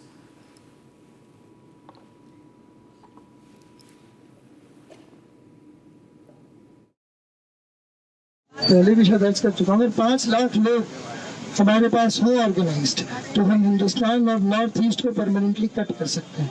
पर permanently नहीं तो कम से कम 1 आध महीने के लिए तो cut कर ही सकते हैं। मतलब इतना मवाद डालो पटरियों पर, रोड पे, उनको हटाने में 1 महीना लगे, ठीक ही नहीं। जाए एयरफोर्स से असम को काटना हमारी जिम्मेदारी है।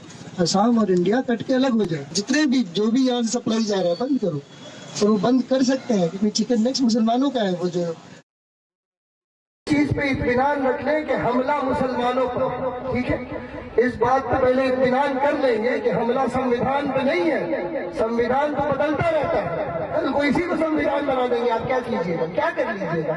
कोर्ट ने क्या किया बाबरी मस्जिद के साथ आपको पता है ना? कोर्ट ने कश्मीर में क्या किया आपको पता है? इस चीज को याद रखें कि अभी बहुत अर्जेंट मामला है, बहुत अर्जेंट मामला है। हमारे पास 4 हफ्ते 28 दिन है अगला जो हियरिंग है। अगले हियरिंग तक सरकार को छोड़ो, कोर्ट को इसकी लाइन याद आ जाए। ये आपकी जिम्मेदारी, कोर्ट किसी का नहीं है। आपको लगता है कोर्ट आपका हमदर्द है? आपको ऐसा लगता है? बताइए, ट्रिपल तलाक में क्या किया इन लोगों ने? मुसलमान मर्दों को जेल भेजने का सामान किया है कि नहीं? बाबरी मस्जिद में क्या किया? आपकी जमीन छीन के किसी और को दे दी। ये कोर्ट आपका हमदर्द नहीं है। ये कोर्ट सीए में भी आपसे हमदर्दी नहीं जताएगा। जहां हम महफूज हैं, दिल्ली की खास बात क्या थी कि इंटरनेशनल मीडिया को आने में 5 मिनट लगते हैं, 5 मिनट। वहां अगर ये गोली चलाए तो वो वीडियो पे आ जाएगा। दिल्ली में वैसे भी दिल्ली को ये कश्मीर बना नहीं सकते, आपको भी पता है। इन्हीं की जलालत होगी, हमारी नहीं होगी। अगर ये दिल्ली में गोली चलवाए, आर्मी लगवाए, जलालत किसकी है? मुसलमानों की नहीं, सरकार की जलालत है। सरकार की तो जलील होना पड़ेगा। ये दिल्ली है भाई, ये फ्लाईओवर गिरे जरा, पूरी दुनिया को खबर हो, समझ रहे हैं ना? और तीसरी चीज, भैया लाठी खाने से न डरे। बिल्कुल। अगर किसी का हाथ टूटा है तो अलग बात है, किसी का पैर टूटा है तो अलग बात है। लाठी खाने से न डरे। ईयर गैस से किसी को एलर्जी हो सकती है तो भागे, सही बात है। लाठी से एलर्जी ना समझे, लाठी 2-4 तो पड़ेगी। लाठी खाने की कला भी सीख लें, समझ रहे हैं ना? इस तरह कम चोट पड़े, इम्पैक्ट कम हो, पहन के क्या आना चाहिए, समझ रहे हैं? एक पट्टा हो बीच में। जब तक ये सब नहीं करेंगे, सब हाँ भाई, जब तक ये सब नहीं करेंगे सारा बेअसर रहेगा। ये चिंगारी कहाँ जाएगी? आग कैसे लगेगी? आग लगाने के लिए 2 काम करना होगा, लाठी खाने के लिए तैयार रहना होगा। 2 जो स्टेप्स हैं उनको क्लियर रखना चाहिए। एक है कि सेंसिटाइजेशन, अवेयरनेस, व्हाटएवर, और दूसरा है plan of action. Plan of action किसी के पास नहीं, सब सेंसिटाइजेशन की ही बात करते हैं। सेंसिटाइजेशन तो यकीनी तौर पे करना है हमें, लेकिन प्लान ऑफ एक्शन भी पैरेलल में होना चाहिए कि अगर हमारे पास क्रिटिकल मास जमा हो चुका है लोगों का तो उनसे क्या किया जाए, क्या करवाया जाए, क्या कुछ कर सकते हैं। अगर हमारे पास जामिया में 10,000 जवान लड़के हैं तो वो क्या कर सकते हैं? पहले भी शायद दर्ज कर चुका हूँ। अगर 5 लाख लोग हमारे पास हो ऑर्गेनाइज्ड तो हम हिंदुस्तान और नॉर्थ ईस्ट को परमानेंटली कट कर सकते हैं। पर परमानेंटली नहीं तो कम से कम 1 आध महीने के लिए तो कट कर ही सकते हैं। मतलब इतना मवाद डालो पटरियों पर, रोड पे, उनको हटाने में 1 महीना लगे, ठीक ही नहीं। जाए एयरफोर्स से असम को काटना हमारी जिम्मेदारी है। असम और इंडिया कट के अलग हो जाए। जितने भी जो भी यहाँ से सप्लाई जा रहा है बंद करो, और वो बंद कर सकते हैं क्योंकि चिकन नेक्स्ट मुसलमानों का है। वो जो चीज पे इत्मीनान रख लें कि हमला मुसलमानों पर, ठीक है, इस बात पे पहले इत्मीनान कर लेंगे कि हमला संविधान पे नहीं है। संविधान तो बदलता रहता है, कल को इसी को संविधान बना देंगे। आप क्या कीजिएगा, क्या कर लीजिएगा? कोर्ट ने क्या किया बाबरी मस्जिद के साथ, आपको पता है ना? कोर्ट ने कश्मीर में क्या किया, आपको पता है?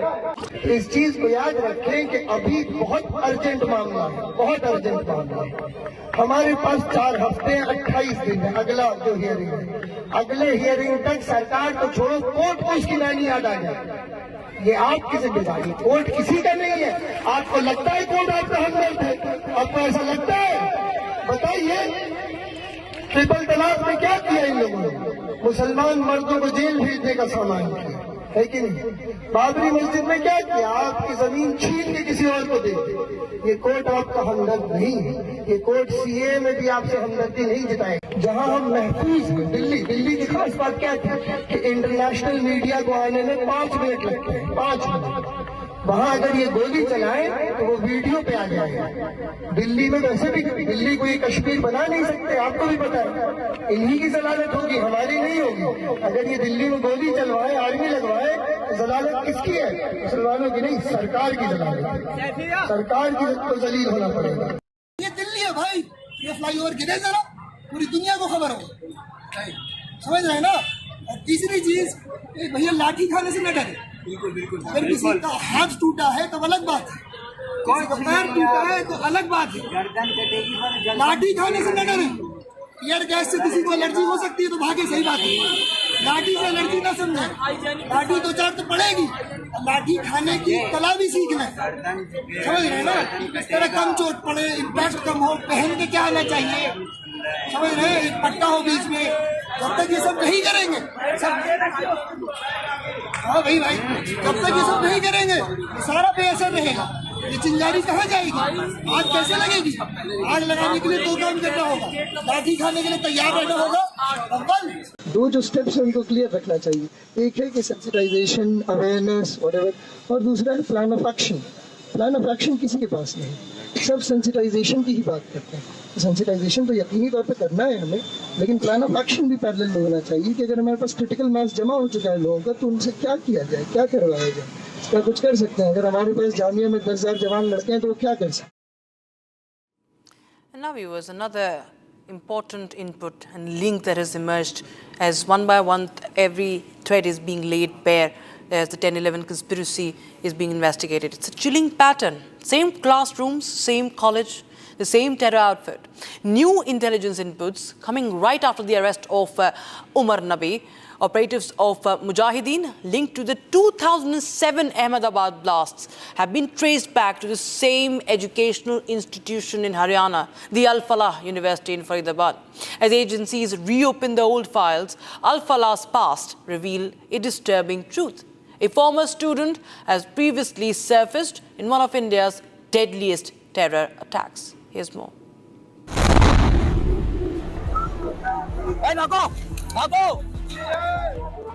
One university, several students. And a terror footprint stretching across India. The spotlight is now burning down on Al Falah Engineering College in Haryana. Weeks after the arrest of terrorist Umar Nabi, accused in the Delhi blast case, agencies have discovered another chilling link that pulls the university deeper into terror investigations. Intelligence reports suggest this is not the first time Al Falah has appeared in terror case files. Mirza Shadab Beg, an engineering student on paper, but according to investigators, a shadow operative of the Indian Mujahideen in reality. He completed his B.Tech in Electronics and Instrumentation from Al Falah Engineering College, but while he was attending classes, he was simultaneously plotting one of the biggest terror attacks India had seen. The 2007 Ahmedabad blast ripped through the city. Shadab Beg didn't just participate, he played a crucial technical role. His training in instrumentation made him particularly skilled in IED circuitry, detonators and bomb assembly. Skills, investigators say, were actively used in the Ahmedabad and Surat attacks. But the trail gets darker. Baig also travelled to Udupi to collect explosives for the 2008 Jaipur blasts. There, he reportedly handed over detonators and bearings to Indian Mujahideen founders Riots and Yasin Bhatkal, materials that were later found in the IEDs that tore through Jaipur's marketplaces. Documents also link him to the 2007 Gorakhpur serial blasts, which left 6 people injured. Following the confirmation of his role, Gorakhpur police even confiscated his property under anti-terror provisions. Baig has been absconding since 2008. A reward of rupees 1 lakh was announced for information leading to his arrest. In 2019, sources traced him to Afghanistan, where he is believed to have continued working with the Indian Mujahideen's foreign handlers, and he remains untraceable today. Mirza Baig, he was the one who was involved in not just Ahmedabad blast, but also he was linked with Gorakhpur blast. He had completed his BTech, especially in instrumentation engineering from Al-Falah University back in 2007, and he was involved in the Ahmedabad blast while studying there. So his background in the engineering made him specially skilled in bomb making. So he also went to Jaipur. He conducted recce, handled the logistics of the place, and in relation to some other bombings as well, he helped his associates and other terrorists in planning the Gorakhpur blast. He went to Udupi, he collected detonators, he collected other material that they would normally need for making of the IEDs. So this is another face, and he's been absconding since then.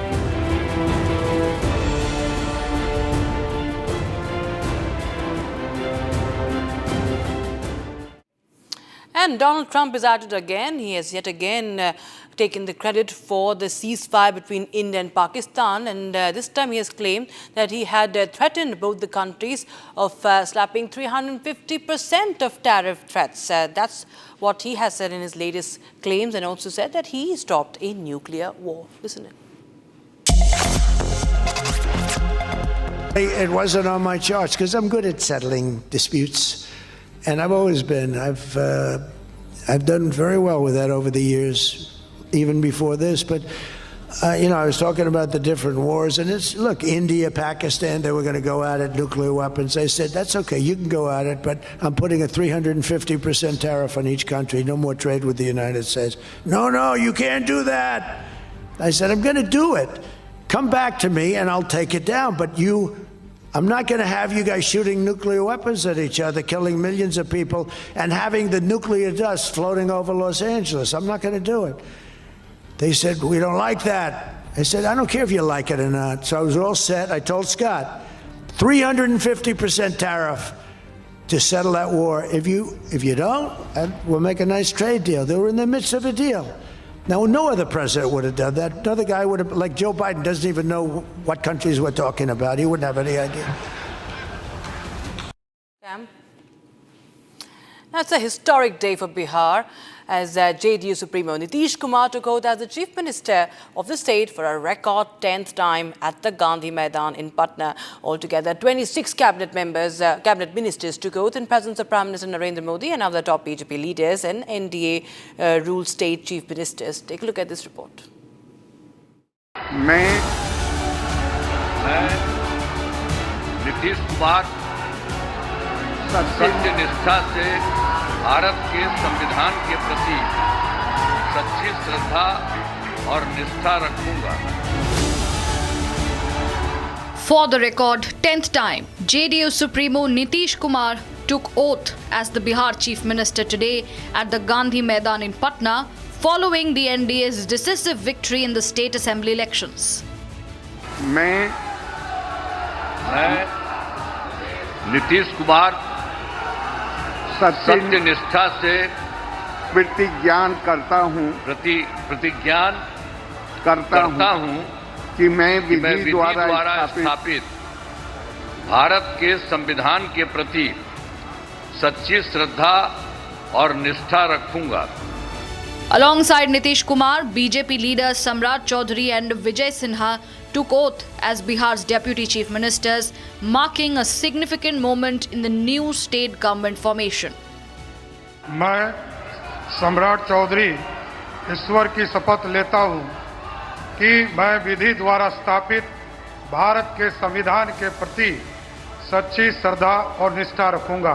मैं विजय कुमार सिन्हा ईश्वर की शपथ लेता हूं कि मैं विधि द्वारा स्थापित भारत के संविधान के प्रति सच्ची श्रद्धा और निष्ठा रखूंगा। Meanwhile, altogether 26 cabinet ministers took oath today, out of which 14 are from the BJP, 8 from the JDU, 2 from LJP Ramvilas and 1 each from Hindustani Awam Morcha Secular and Rashtriya Lok Morcha.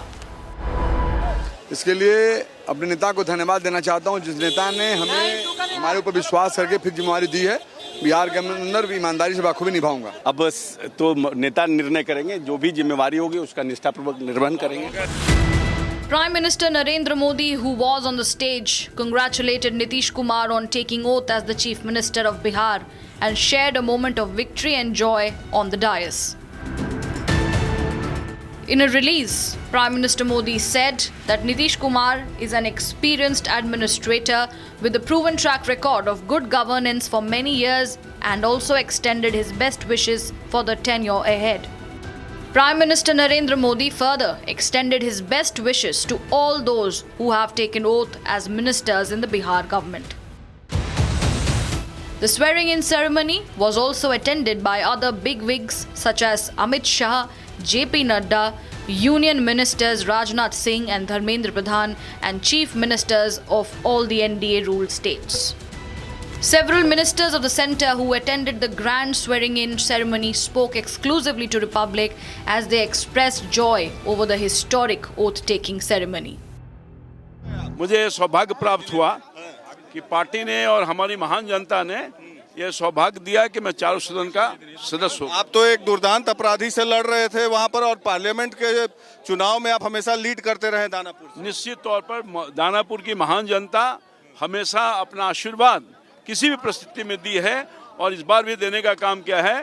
कोई दुर्दांत अपराधी sir नहीं उठाएगा। उसके ढाल में, उसकी सुरक्षा में राम कृपाल यादव, उसका जो बेटा और भाई सेवक है, पूरे खड़ा होकर के उसको सुरक्षा प्रदान करेगा। And with that, it's a wrap in this edition. But on the other side of this short break at 5:30, we're going to tell you the controversy that's erupting over Jagdish Titler, the anti-Sikh rights accused, who has been at the Indira Gandhi Memorial Prize ceremony. BJP lambasts Congress's idea of peace as he is seen during the ceremony.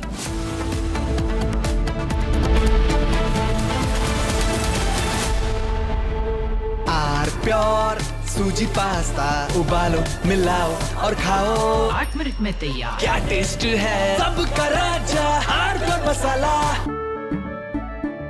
केसरिया से मन जोगी हुआ रे, दिल झूमे देखो मतवारा हुआ रे। केसरिया से मन जोगी हुआ। हर पल मनाओ केसरी त्योहार। विमल, बोलो जुबान केसरी। दादी के हाथों का जादू और खुशबू से महकता घर, माँ की मुस्कुराहट और खाने की सुगंध। MDH गरम मसाला, क्योंकि हर रिश्ता है स्वाद से जुड़ा।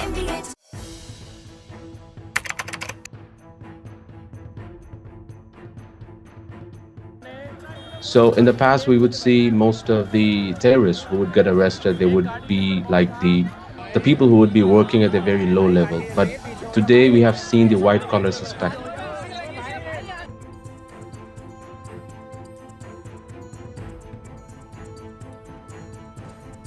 कश्मीर घाटी में डॉक्टर्स एक बहुत अल्टीमेट ड्रीम होता है वहां के लड़के लड़कियों का। उस बनने के बावजूद अगर आप रेडिकलाइज होकर अपने ही देशवासियों को मारने के लिए और अपने देश को तोड़ने के लिए तैयार हो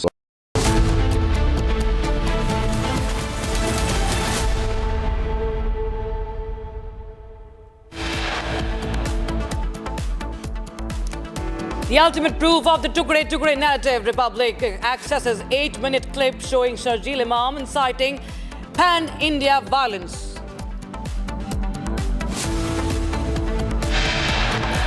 A full 8-minute clip showing Sharjeel Imam inciting violence shown in the Supreme Court. Big revelations in Delhi riots conspiracy hearing. Delhi police claims how Tukde gang plotted a regime change. Controversy over invitation to anti-CAA rights accused Jagdish Titler at the Indira Gandhi Memorial Prize ceremony. BJP lambasts Congress's idea of peace. Early morning raids conducted by the State Investigation Agency at the Kashmir Times office. Security forces recover a significant cache of weapons. More revelations emerge on the Al-Falah University. Ex-student Mirza linked to multiple terror attacks across India. And Gen Z protests erupt in Nepal once again. Curfew reimposed in Bara till 8 p.m. today. ED files charge sheet against Robert Vadra in the Sanjay Bhandari-linked money laundering case. It's Congress versus Congress. The infighting is out in the open in Karnataka. That's only blowing up. 18 MLAs backing Shivakumar en route Delhi.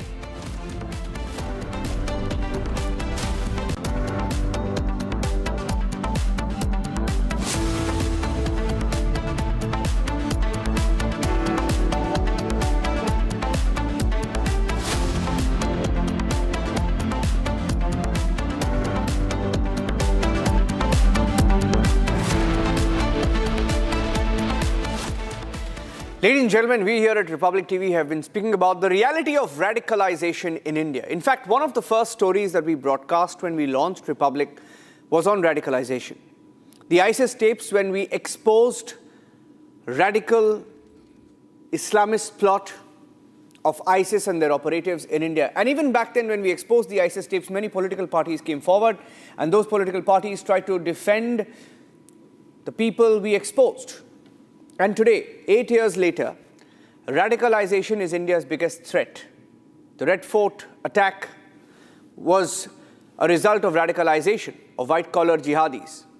Sharjeel Imam, the man on your screen, engineer by study, by education, wanted to radicalize all Muslim youth against the state of India. And today, for the first time, we have accessed the entire 8-minute video of him trying to incite fellow Indians to riot, to kill, to block, to cut off parts of India, and to hold protests in sensitive locations across India. These are the Delhi riot hate tapes. We have accessed the full 8-minute video for the first time, as shown in the Supreme Court. Take a listen. पहले भी दर्ज कर चुका हूँ 5 लाख लोग हमारे पास हो organised तो हम हिंदुस्तान और नॉर्थ ईस्ट को परमानेंटली कट कर सकते हैं पर हम परमानेंटली नहीं तो कम से कम 1 महीने के लिए तो कट कर ही सकते हैं मतलब इतना मवाद डाले पटरियों पर रोड पे कि उनको हटाने में 1 महीना लगे ठीक ही नहीं यहाँ एयरफोर्स से असम को काटना हमारी जिम्मेदारी है असम और इंडिया कट के अलग हो जाए फौज के लिए और जितने भी जो भी यहाँ से सप्लाई जा रहा है बंद करो और वो बंद कर सकते हैं क्योंकि चिकन नेक्स्ट मुसलमानों का है वो जो इलाका है मुस्लिम नई चीज़ें हैं जब बीजेपी को फुल मेजॉरिटी मिली तो कश्मीर का मसला आया ट्रिपल तलाक का मसला आया अयोध्या बाबरी का मसला आया और अब जो है CAA NRC का मसला आया और अब CAA इस चीज पे इत्मीनान रख लें कि हमला मुसलमानों पर ठीक है इस बात पर पहले इत्मीनान कर लेंगे कि हमला संविधान पे नहीं है संविधान तो बदलता रहता है कल को इसी को संविधान बना देंगे आप क्या कीजिएगा क्या कर लीजिएगा कोर्ट ने क्या किया बाबरी मस्जिद के साथ आपको पता है ना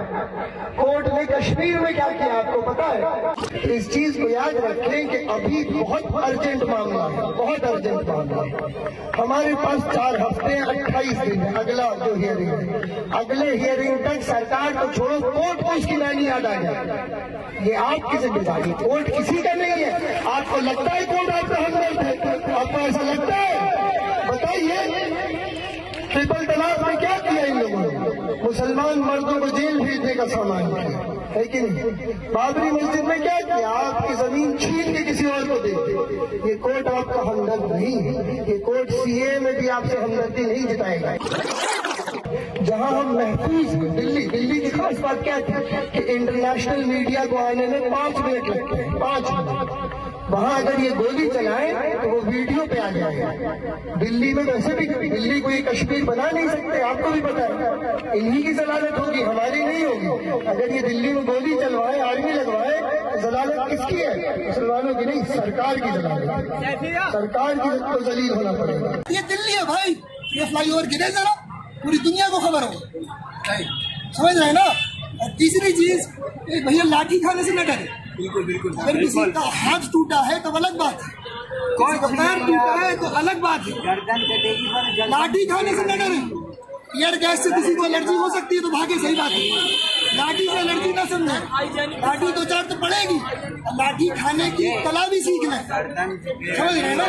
इस तरह कम चोट पड़े, इम्पैक्ट कम हो, पहन के क्या आना चाहिए, समझ रहे हैं, एक पट्टा हो बीच में। जब तक ये सब नहीं करेंगे,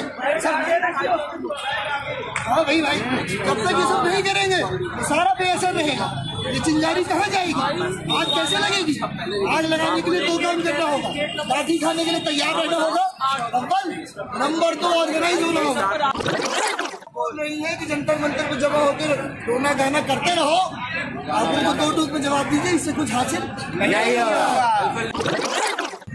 2 जो स्टेप्स हैं उनको क्लियर रखना चाहिए। एक है कि सेंसिटाइजेशन, अवेयरनेस, व्हाटएवर, और दूसरा है प्लान ऑफ एक्शन।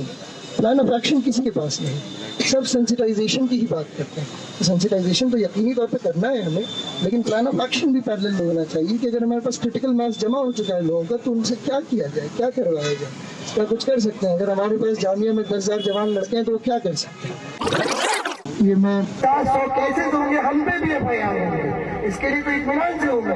लेकिन ये कामयाबी तभी मिलेगी जब 100 शाहीन बाग जलाना पड़ेगा उसके टेंशन कैंप को, नहीं तो आपको पूछने वाला। ये जो सिटीजनशिप का रजिस्टर बन रहा है और जिनको निकालने की बात हो रही है, वो किसकी जिम्मेदारी है? वो कहाँ से बेघर हुए? वो बेघर इसलिए हुए कि उनको भागना था, उनको बंगाल ने बताया था? नहीं, हिंदुस्तान और पाकिस्तान की जंग हुई थी, ये याद रखिएगा। हिंदुस्तान और पाकिस्तान की जंग के पादाश में लाखों करोड़ों लोग बेघर हुए और उनकी जिम्मेदारी अकेली न आसाम की है, न पाकिस्तान की है, न बांग्लादेश की है। ये पहले तो एक इंटरनेशनल प्रॉब्लम है, इस बात को याद रखिएगा कि ये इंटरनेशनल प्रॉब्लम है। और एक सरकार की मनमानी हम कभी कबूल नहीं करेंगे। जब ये बात कम से कम 5-6 मुल्कों की है, 4-5 तो आपकी नजर के सामने है, तो क्या हम एक सरकार की मनमानी कबूल करेंगे?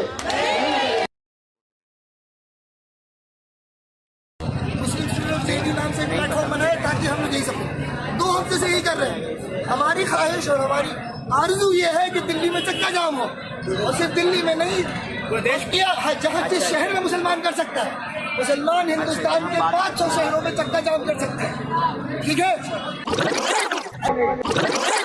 और काम करने का एक ही तरीका है, वो है सड़क बंद, माल बंद, इनका सामान हम जाने नहीं देंगे। जो सरकार हम पे जुल्म कर रही है, उस सरकार को हम पैरालाइज कर देंगे। लेकिन गोल क्या है? हम चक्का जाम करना चाहते हैं। हम दिल्ली के मोहल्लों में दूध बंद करना चाहते हैं, पानी बंद करना चाहते हैं। खुल के बोलिए यार। हमने शाहीन बाग में कोशिश की, एक हाईवे ब्लॉक किया, जो अल्हम्दुलिल्लाह 1.5 महीने से ब्लॉक थे। पहला स्टेप कि मुसलमान आवाम सड़कों पे आए। दूसरा स्टेप क्या होगा? अब उस आवाम का जो गुस्सा है उसको इस्तेमाल किया जाए। कैसे इस्तेमाल करेंगे? एक सबसे आसान चीज है, पुरअमन तरीके से सड़कों को बंद करो। इतना आसान काम है। तो अब मैं दिल्ली की बात पर आता हूँ। दिल्ली में हम यहाँ से आने के पहले ही 5 दिसंबर 6 दिसंबर से ही हमने पर्चे बांटने, हम JNU के मुस्लिम तलबा के हमने पर्चे बांटने शुरू कर दिए थे NRC CAA पर। असलियत है सड़कों पर उतर के आर्ग्यू करना और सेंसिटाइज करना अव्वल, और दूसरा हमारा काम है कि प्लान ऑफ एक्शन बनाना। और प्लान ऑफ एक्शन कोई एब्सोल्यूट तो नहीं है एक इंडिया के लिए, हर मोहल्ले के लिए और हर इलाके के लिए अलग प्लान ऑफ एक्शन बनेगा। जैसे शाहीन बाग में बगल से हाईवे जाती थी, तो ये मुमकिन था कि भीड़ बैठी हुई है, उनको बस कन्विंस कर दो कि यहीं बैठे रहो। ट्रिपल तलाक का मसला, जिसमें मर्दों को जेल भेजने का सामान है, जमीन छीन ली गई आपसे, है कि नहीं? कश्मीर का मसला,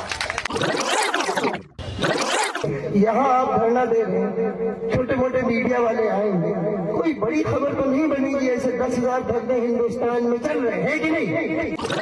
तो ये आज कोर्ट में हियरिंग भी आप लोगों को पता होगा, कोर्ट में 4 हफ्ते का वक्त दिया सरकार को। अब आपको पता है, अंदाजा है इन 4 हफ्तों में आसाम में क्या क्या हो जाएगा? अंदाजा है आप लोगों को? किसी को अंदाजा नहीं, सिर्फ खुदा जानता है कि इन 4 हफ्तों में आसाम में कितने घर लुटेंगे, ये सब खुदा जानता है। यूपी में 60-70 तो शहीद हो चुके हैं, आगे 4 हफ्तों में क्या होगा खुदा जानता है।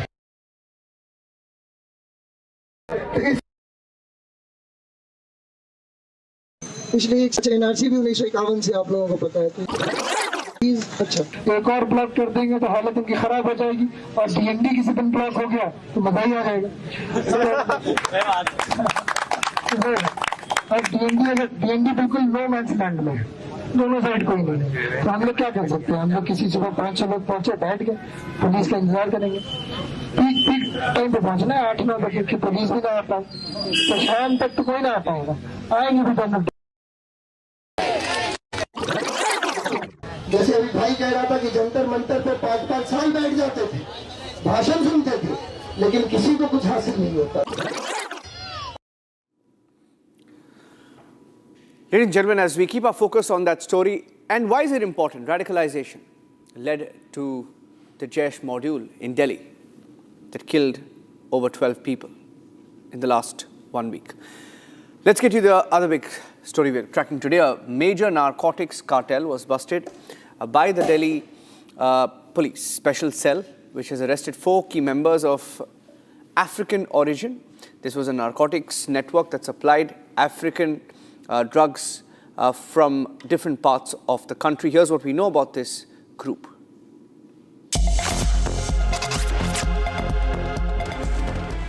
In a major operation, the Delhi Police Special Cell arrested 4 African nationals linked to an interstate drug network.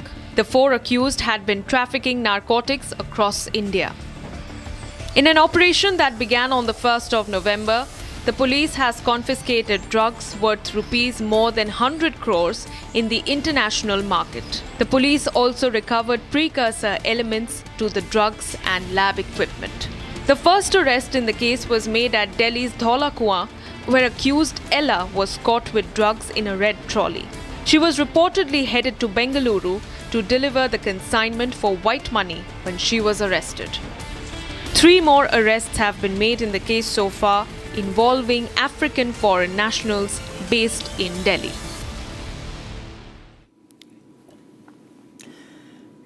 Okay, and we have some update coming in on the Anil Ambani case. More of his assets have now been attached. The Enforcement Directorate attaching assets valued at 1,400 crore more belonging to the Anil Ambani group, taking the total attachment to almost 9,000 crore. That's the total value of assets of Anil Ambani Group that have been attached so far. These seizures are linked to loans that later turned into high-risk NPAs, raising serious concerns of fund diversion, irregular lending and stressed asset mismanagement. The ED's fresh attachment order targets immovable properties tied to Reliance Home Finance and Reliance Commercial Finance, 2 companies at the center of massive bad loan. Investigators say multiple loans sanctioned to these entities eventually slipped into NPA non-performing assets, triggering a deeper probe into alleged diversion of funds. The case stems from Yes Bank's high-value lending to the Anil Ambani Reliance Group that later became part of its stressed asset book, pushing the bank into crisis and prompting regulatory intervention.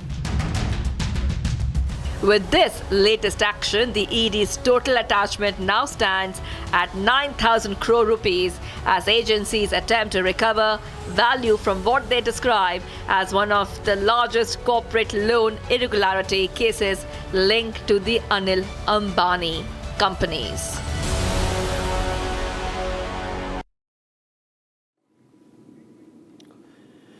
Well, there's growing political pressure, and US President Donald Trump has signed the bill that now compels the Justice Department in America to release the Epstein files related to convicted sex offender Jeffrey Epstein. Now, Trump, who had earlier resisted the move for months, changed his course after facing pushback from victims and members of his own party. After months of resistance, US President Donald Trump has finally signed the Epstein Files Transparency Act. This now requires the Justice Department to publish all unclassified records related to Jeffrey Epstein within 30 days. However, announcing the move, he accused the Democrats of championing the issue to distract attention from his administration's achievements. As far as the Epstein files is, I have nothing to do with Jeffrey Epstein. I threw him out of my club many years ago because I thought he was a sick pervert. But I guess I turned out to be right. But you know who does have? Bill Clinton, Larry Summers, who ran Harvard, was with him every single night, every single weekend. They lived together. They went to his island many times. I never did. Just keep going on the Epstein files. And what the Epstein is a Democrat hoax to try and get me not to be able to talk about the $21 trillion that I talked about today. It's a hoax. Now, I just got a little report, and I put it in my pocket, of all the money that he's given to Democrats. He gave me none, zero, no money to me, but he gave money to Democrats. He also criticized former President Joe Biden, alleging that under his tenure, the Justice Department did not release any documents related to Epstein or address his case publicly.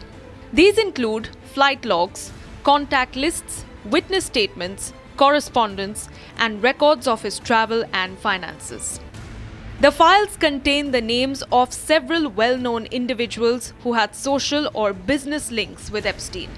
Many of these materials have remained sealed or heavily redacted for years, leading to growing demands for full disclosure. Survivors of Epstein's abuse, along with lawmakers, have urged authorities to release the files, saying transparency is crucial after repeated failures by federal agencies.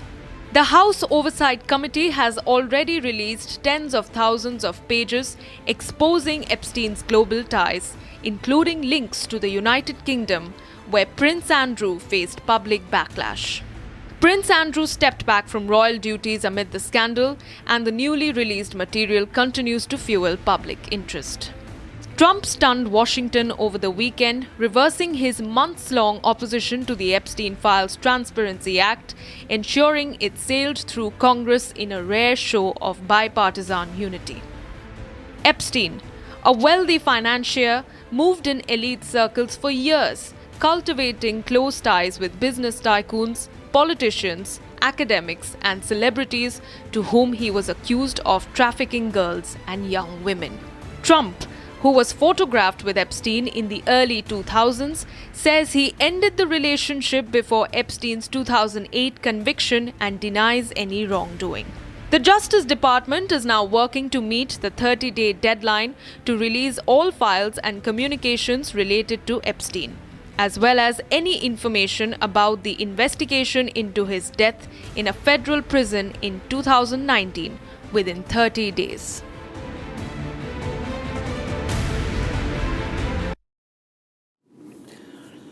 More revelations on the Al-Falah University. Ladies and gentlemen, it appears that the bunch of doctors, terror doctors, were not the only ones from Al-Falah. Getting you more details of another terrorist on the run was an engineering student at Al-Falah when the bombings took place in 2007, 2008, Jaipur and different parts of the country. Full details of Mirza Beg on Republic.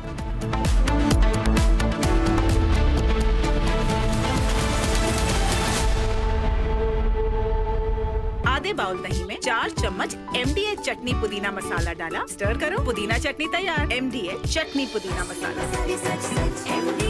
MDH केसरिया से मन जोगी हुआ रे, दिल झूमे देखो मतवारा हुआ रे, केसरिया से मन जोगी हुआ। हर पल मनाओ केसरी त्योहार। विमल, बोलो जुबान केसरी। आर प्योर सूजी पास्ता उबालो मिलाओ और खाओ 8 मिनट में तैयार। क्या टेस्ट है सबका राजा hardcore masala. China and Japan are clashing verbally over Taiwan. Tensions between China and Japan have risen over Taiwan's security. Japan has signaled it may intervene in a potential conflict, viewing it as a threat to its own stability. China condemned this as meddling, issuing strong warnings and summoning diplomats. This conflict started when Japan's newly appointed Prime Minister, Sanae Takaichi, issued a direct warning to China during a session of the country's parliament. She stated that a conflict in the Taiwan Strait could represent a survival-threatening situation for Japan, implying that Tokyo might need to intervene militarily to protect its interests. This marked a bold escalation in Japan's stance on the Taiwan issue, signaling readiness to support Taiwan against potential Chinese action. Takaichi's comments, delivered amid rising regional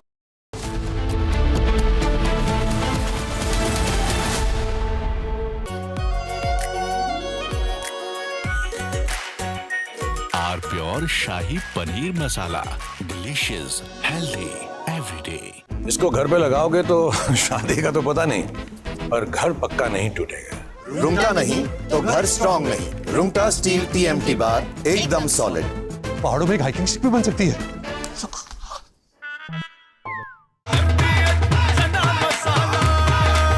अब छोलिया हो या लोबिया, सफेद चने या काले चने, सब कुछ मजेदार बने।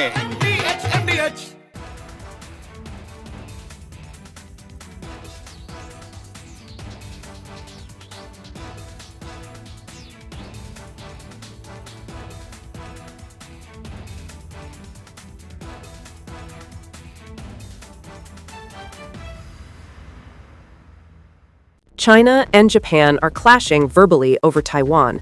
Tensions between China and Japan have risen over Taiwan's security. Japan has signaled it may intervene in a potential conflict, viewing it as a threat to its own stability. China condemned this as meddling, issuing strong warnings and summoning diplomats.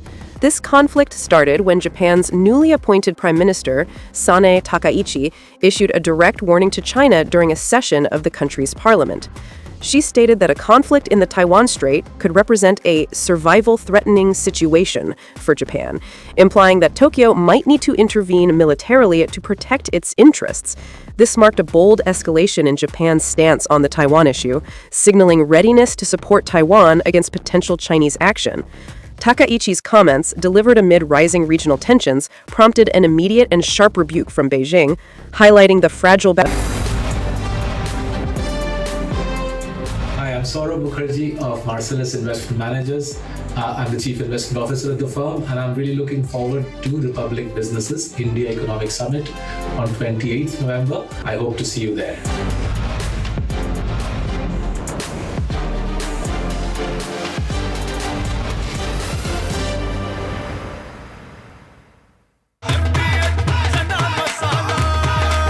अब छोलिया हो या लोबिया, सफेद चने या काले चने, सब कुछ मजेदार बने।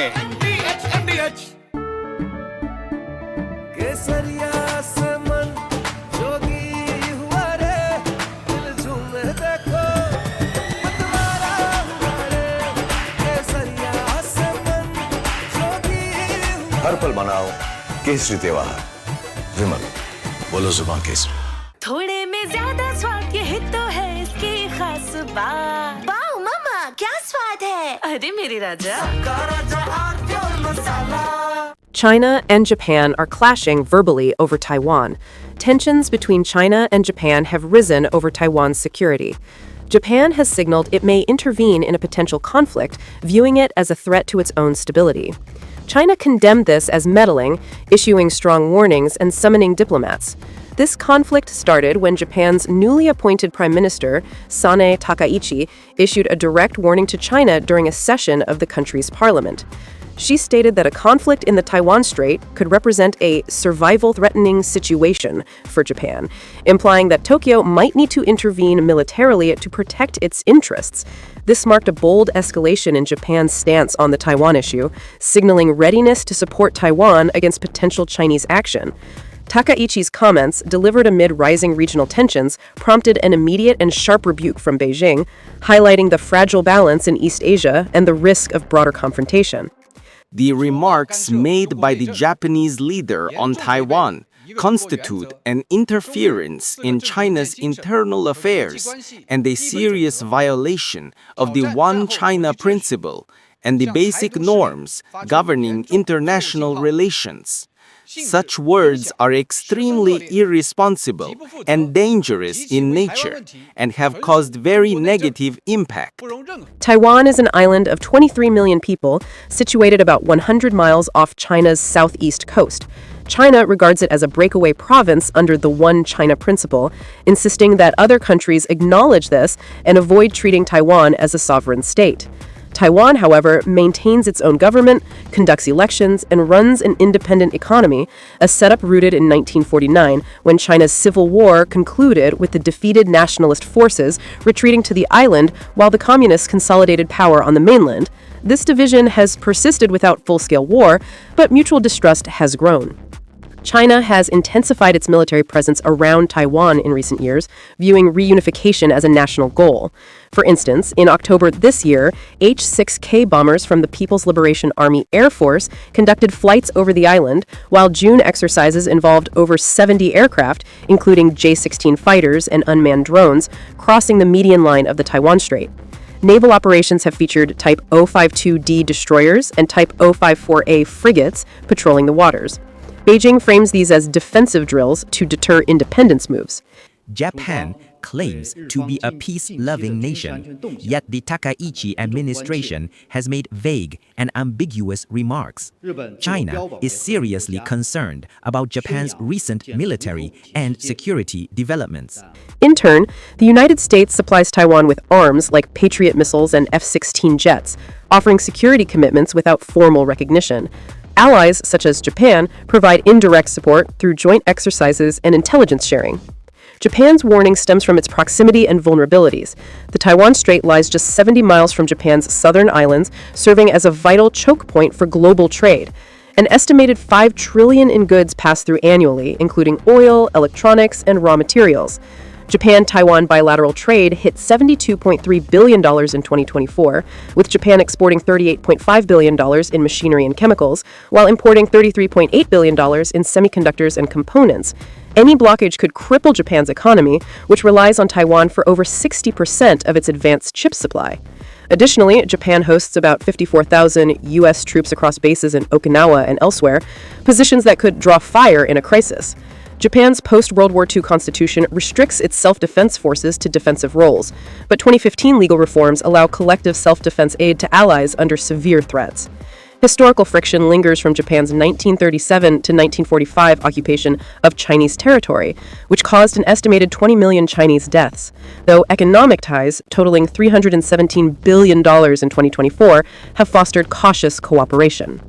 Taiwan produces 92% of the world's most advanced semiconductors, powering everything from smartphones.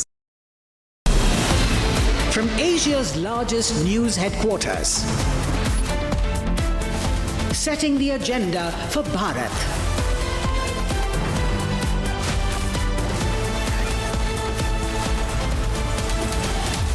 You're watching Republic.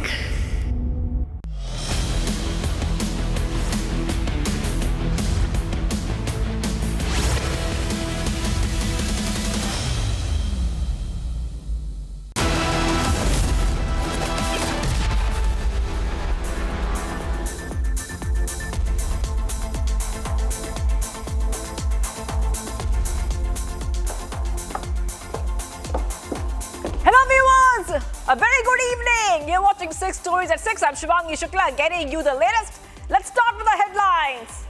Ultimate proof of the Tukre narrative. Republic accesses 8-minute clip showcasing Sharjeel Imam inciting pan-India violence. Michelle Bachelet Peace Prize controversy explodes. BJP slams presence of anti-Sikh rights accused Jagdish Titler at the ceremony. Al-Falah Ahmedabad bombing terror link emerges. Ex-student Mirza linked to multiple terror attacks across India. Fresh ED action spells trouble for Anil Ambani. The Enforcement Directorate orders fresh provisional attachment of assets. A new NDA cabinet takes charge in Bihar. Nitish Kumar sworn in as CM. Prime Minister Modi, Union Home Minister Amit Shah present, and other leaders were also present. And Navy sends us a message, a very strong message, as desperate Pakistan takes China's help now, says monitoring every Chinese movement in the Indian Ocean. Viewers, let's move ahead to the top story we're tracking right now. During the hearing of a case related to the 2020 Delhi riots, the Delhi police presented videos of Sharjeel Imam's provocative speeches before the Supreme Court. In the video, Sharjeel Imam is seen purportedly delivering inflammatory speeches. According to the police, Imam delivered these speeches during the protests against the CAA and NRC, which contributed to triggering violence. Republic TV has now accessed an 8-minute video of Sharjeel, which has been deemed explosive and anti-India. The video shown in the Supreme Court allegedly exposes a plot to incite violence and hatred. More in this report. A plot to divide India. पहले भी शायद दर्ज कर चुका हूँ। 5 लाख लोग हमारे पास हो ऑर्गेनाइज्ड, तो हम हिंदुस्तान और नॉर्थ ईस्ट को परमानेंटली कट कर सकते हैं। पर हम परमानेंटली नहीं तो कम से कम 1 महीने के लिए तो कट कर ही सकते हैं। मतलब इतना मवाद डालो पटरियों पर, रोड पे, उनको हटाने में 1 महीना लगे, ठीक ही नहीं। जाए एयरफोर्स से, असम को काटना हमारी जिम्मेदारी है। असम और इंडिया कट के अलग हो जाए। Captured on camera. Sharjeel Imam, an engineer by profession, a profession known to build, to make, is now under fire for his Break India speech. Republic TV has accessed the 8-minute video of Sharjeel Imam presented in court. What you hear next will shock you. भैया लाठी खाने से न डरे। बिल्कुल बिल्कुल। अगर किसी का हाथ टूटा है तो अलग बात है, कोई पैर टूटा है तो अलग बात है। गर्दन कटेगी पर लाठी खाने से न डरे। ईयर गैस से किसी को एलर्जी हो सकती है तो भागे, सही बात है। लाठी से एलर्जी ना समझे, लाठी 2-4 तो पड़ेगी, लाठी खाने की कला भी सीखना है, समझ रहे हैं ना। इस तरह कम चोट पड़े, इम्पैक्ट कम हो, पहन के क्या आना चाहिए, समझ रहे हैं। एक पट्टा हो बीच में, जब तक ये सब नहीं करेंगे सब, हाँ भाई जब तक ये सब नहीं करेंगे सारा पे असर रहेगा। ये चिंगारी कहाँ जाएगी, आग कैसे लगेगी। आग लगाने के लिए 2 काम करना होगा, लाठी खाने के लिए तैयार रहना होगा, अव्वल, नंबर 2 ऑर्गेनाइज होना होगा। Sharjeel Imam can be heard talking about private army ready to break India. सब सेंसिटाइजेशन की ही बात करते हैं। सेंसिटाइजेशन तो यकीनी तौर पे करना है हमें, लेकिन प्लान ऑफ एक्शन भी पैरेलल में होना चाहिए कि अगर हमारे पास क्रिटिकल मास जमा हो चुका है लोगों का, तो उनसे क्या किया जाए, क्या करवाया जाए। क्या कुछ कर सकते हैं। अगर हमारे पास जामिया में 10,000 जवान लड़के हैं तो वो क्या कर सकते हैं। This major development in court on the 2020 Delhi riot hearing exposed Sharjeel Imam, who can be heard attacking the Supreme Court in an 8-minute video. In the video, Sharjeel can be heard claiming chicken neck belongs to Muslims.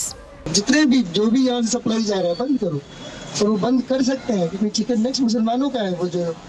He attacks the court for their landmark decisions on Babri Ayodhya controversy and triple talaq. Court किसी का नहीं है। आपको लगता है court आपका हमदर्द है? आपको ऐसा लगता है? बताइए, ट्रिपल तलाक में क्या किया इन लोगों ने? मुसलमान मर्दों को जेल भेजने का सामान है कि नहीं? बाबरी मस्जिद में क्या किया? आपकी जमीन छीन के किसी और को देते। ये कोर्ट आपका हमदर्द नहीं है। ये कोर्ट सीए में भी आपसे हमदर्दी नहीं जताएगा। Plans to paralyze governments by organizing chakka jams. और काम करने का एक ही तरीका है, वो है सड़क बंद, माल बंद, इनका सामान हम जाने नहीं देंगे। जो सरकार हम पे जुल्म कर रही है, उस सरकार को हम पैरालाइज करेंगे। लेकिन गोल क्या है, हम चक्का जाम करना चाहते हैं। हम दिल्ली के मोहल्लों में दूध बंद करना चाहते हैं, पानी बंद करना चाहते हैं। खुल के बोलिए यार। Dictating a plan of action to carry out the 2020 Delhi riot. हमारा काम है कि प्लान ऑफ एक्शन बनाना, और प्लान ऑफ एक्शन कोई एब्सोल्यूट तो नहीं है एक इंडिया के लिए। हर मोहल्ले के लिए और हर इलाके के लिए अलग प्लान ऑफ एक्शन बनेगा। जैसे शाहीन बाग में बगल से हाईवे जाती थी, तो ये मुमकिन था कि भीड़ बैठी हुई है, उनको बस कन्विंस कर दो कि यहीं बैठे रहो। Sharjeel's speech has sparked controversy, and it looks like his speech was part of a larger conspiracy to instigate violence and disrupt law and order.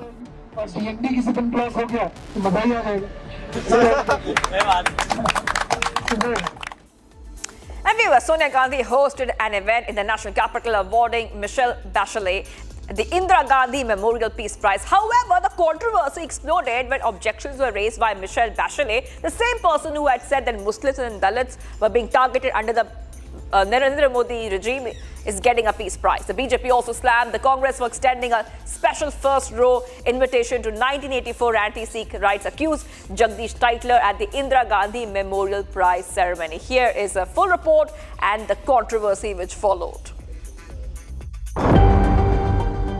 An event hosted by Indira Gandhi Memorial Trust chairperson Sonia Gandhi at the Peace Prize event that was etched with only controversies. Addressing the gathering, Sonia Gandhi at Delhi's Jawahar Bhavan said that Indira Gandhi reshaped our country with her policies while awarding the prize to former Chile President Michelle Bachelet.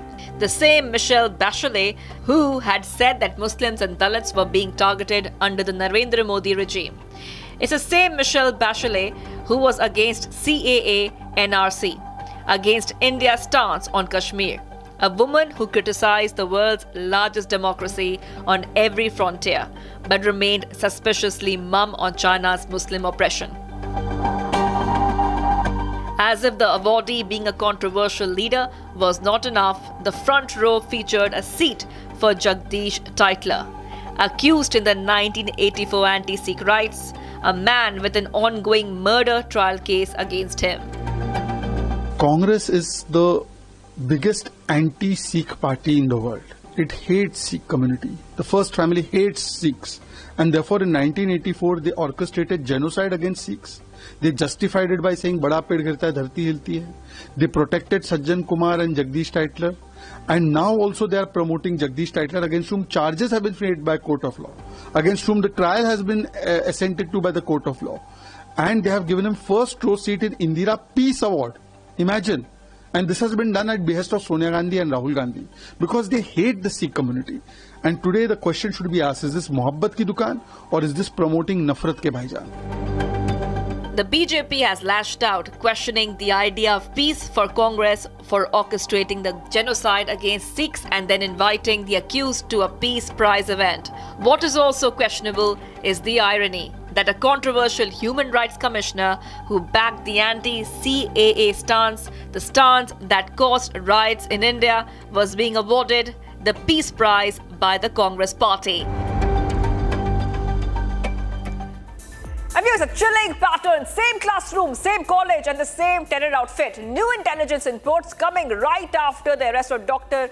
Umar Nabi. In fact, just after terrorist Dr. Umar Nabi's story and what we had told you, we see that in the latest update, there are more links coming in from the Al-Falah University to the 2007 Ahmedabad blast that have been traced back to the same educational institution, Al-Falah University in Haryana. As agencies reopen the old files, Al-Falah University's past reveals a disturbing truth. A former student, which has previously surfaced in one of India's deadliest terror attacks. Take a look.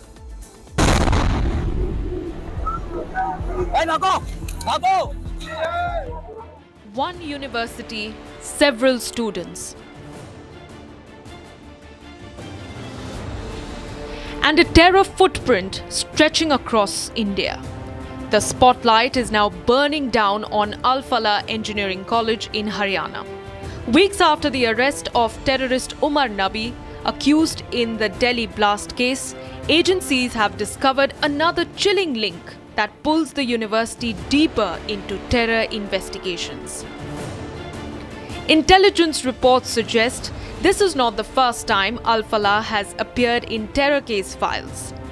Mirza Shadab Beg, an engineering student on paper, but according to investigators, a shadow operative of the Indian Mujahideen in reality.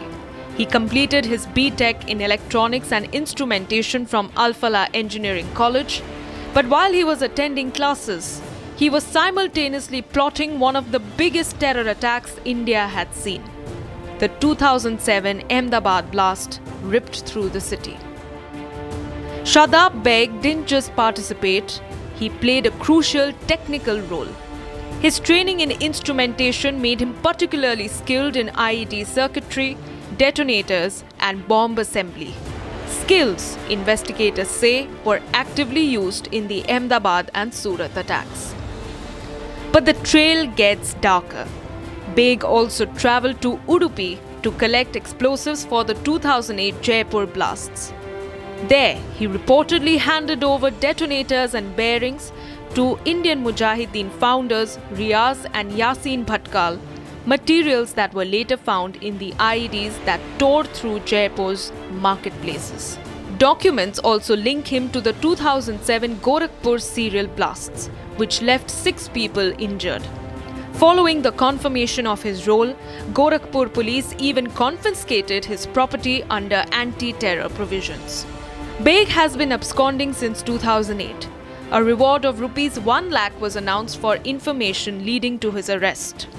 In 2019, sources traced him to Afghanistan, where he is believed to have continued working with the Indian Mujahideen's foreign handlers, and he remains untraceable today. Mirza Baig, he was the one who was involved in not just Ahmedabad blast, but also he was linked with Gorakhpur blast. He had completed his BTech, especially in instrumentation engineering from Al-Falah University back in 2007, and he was involved in the Ahmedabad blast while studying there. So his background in the engineering made him specially skilled in bomb making. So he also went to Jaipur. He conducted recce, handled the logistics of the place, and in relation to some other bombings as well, he helped his associates and other terrorists in planning the Gorakhpur blast. He went to Udupi, he collected detonators, he collected other material that they would normally need for making of the IEDs. So this another face, and he's been absconding since then.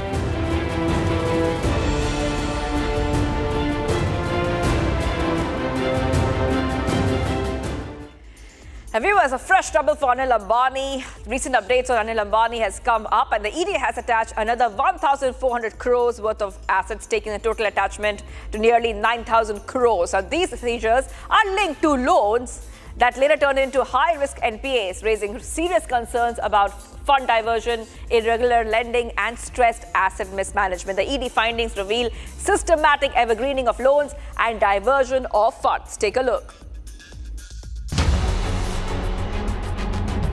The ED's fresh attachment order targets immovable properties tied to Reliance Home Finance and Reliance Commercial Finance, 2 companies at the center of massive bad loan. Investigators say multiple loans sanctioned to these entities eventually slipped into NPA non-performing assets, triggering a deeper probe into alleged diversion of funds. The case stems from Yes Bank's high-value lending to the Anil Ambani Reliance Group that later became part of its stressed asset book, pushing the bank into crisis and prompting regulatory intervention. With this latest action, the ED's total attachment now stands at 9,000 crore rupees as agencies attempt to recover value from what they describe as one of the largest corporate loan irregularity cases linked to the Anil Ambani companies. And viewers, the historic day for Bihar as JDU Supremo Nitish Kumar took oath as the Chief Minister of Bihar for a record 10th time at the Gandhi Maidan in Patna. The ceremony was attended by PM Modi, Amit Shah, JP Nadda, Yogi Adityanath and other top leaders. Alongside Nitish, 27 ministers took oath, including Samrat Chaudhary, Vijay Kumar Sinha, Vijay Kumar Chaudhary, Vijendra Prasad Yadav, Shravan Kumar and Mangal Pandey, and many, many more. Both the BJP and JDU have engaged in detailed discussions over the past few days to shape the new government, balancing the internal demands and the coalition considerations. Take a look. मैं नीतीश कुमार सत्य निष्ठा से भारत के संविधान और निष्ठा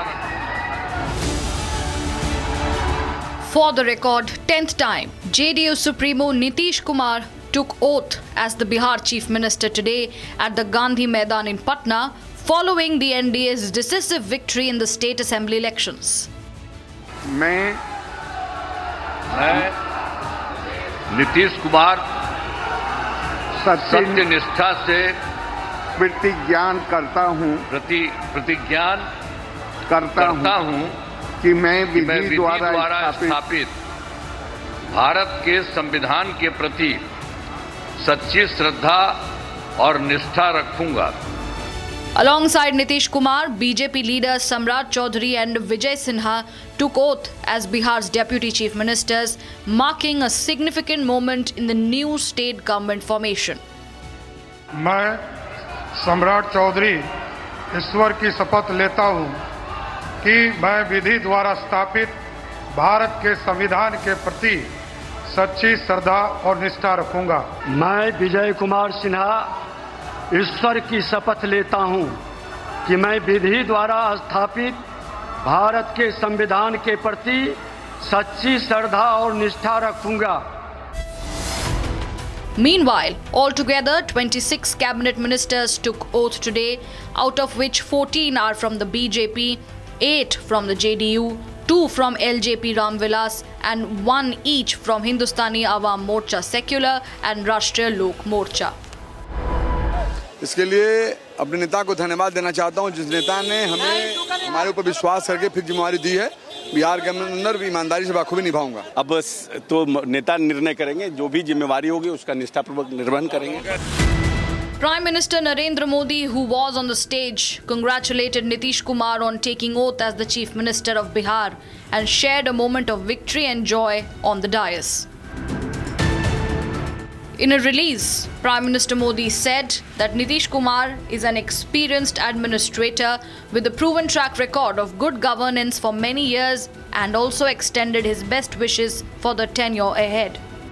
Prime Minister Narendra Modi further extended his best wishes to all those who have taken oath as ministers in the Bihar government. The swearing-in ceremony was also attended by other bigwigs such as Amit Shah, JP Nadda, Union Ministers Rajnath Singh and Dharmendra Pradhan and Chief Ministers of all the NDA-ruled states. Several ministers of the centre who attended the grand swearing-in ceremony spoke exclusively to the public as they expressed joy over the historic oath-taking ceremony. मुझे सौभाग्य प्राप्त हुआ कि party ने और हमारी महान जनता ने ये सौभाग्य दिया कि मैं चारों सदन का सदस्य हूँ. आप तो एक दुर्दांत अपराधी से लड़ रहे थे वहां पर और पार्लियामेंट के चुनाव में आप हमेशा लीड करते रहे दानापुर. निश्चित तौर पर दानापुर की महान जनता हमेशा अपना आशीर्वाद किसी भी परिस्थिति में दी है और इस बार भी देने का काम किया है. कोई दुर्दांत अपराधी सर नहीं उठाएगा. उसके ढाल में, उसकी सुरक्षा में राम कृपाल यादव, उसका जो बेटा और भाई सेवक है, पूरे खड़ा होकर के उसको सुरक्षा प्रदान करेगा. On Wednesday, Nitish Kumar was first elected as the leader of the JDU legislature party during the meeting with the new MLAs. He was later unanimously elected as leader of the NDA legislature party ahead of the formation of a new government under his leadership. With this, Nitish Kumar now joins the ranks of the nation's 10 longest-serving chief ministers, a list dominated for decades by the stalwarts. And viewers, Operation Sindoor, India's decisive counter-terror maneuver has now exposed a much deeper geopolitical layer. As China provides more military help to desperate Pakistan, India stands to face two of its major threats. We see the Indian Navy has said that they're monitoring every Chinese movement in the Indian Ocean. Take a look. As Indian Armed Forces launched Operation Sindoor, dismantling terror dens across the border, Pakistan activated its external backers and Beijing stepped in. China's missiles were used in the operations, including PL-15E that landed in a village in Hoshiarpur without hitting its target, reflecting that they did not perform well, reflecting the reality of Chinese missiles missing the targets. Chinese CM-401, hypersonic missiles, Chinese-made CH-4 drones, all were neutralized by Indian air defense system. A reasonable assumption would be that Chinese as OEMs will have commercial liabilities which they have to fulfill and will have people in Pakistan. Turkey's strategic defense ties with Pakistan have also grown at an alarming rate in the last few years. Turkey has provided Pakistan with defense hardware, including drones, that were used in Operation Sindoor. One border, two adversaries. So we saw Pakistan one side, but adversaries were two, and if I would say actually four or three actually. So Pakistan was the front face. We had China providing all possible support, and it's no surprise because if you were to look at statistics, in the last 5 years, 81% of the military hardware that Pakistan is getting is all Chinese, 81% of that. China perhaps has seen is that he is able to test his weapons against, say, various other weapon systems that are there. It's like a live lab which is available to. So it's a good, that is what is something we have to be very, very cognizant about. Again, Turkey also played a very important role in providing the type of support that was there. The US annual report released by the US-China Economic and Security Review Commission revealed that China had initiated a disinformation campaign to manipulate global perception. Morphed pictures, among other tactics against the Rafale aircraft, post-Operation Sindoor to hinder the sales of French fighter jet were also used. The report reads that China sought to undermine confidence in the French-made Rafale used by India during the conflict and promote its own J-35 fifth-generation fighter as the superior alternative. India, meanwhile, remains unfazed with an eye on emerging threats. With enhanced missile defense systems, real-time threat tracking, and a decisive ground posture, New Delhi has sent a clear message. Operation Sindoor draws global attention. China's covert missile support to Pakistan raises urgent questions. But India stands ready. China's involvement adds a critical geopolitical dimension to Operation Sindoor, one India is watching closely.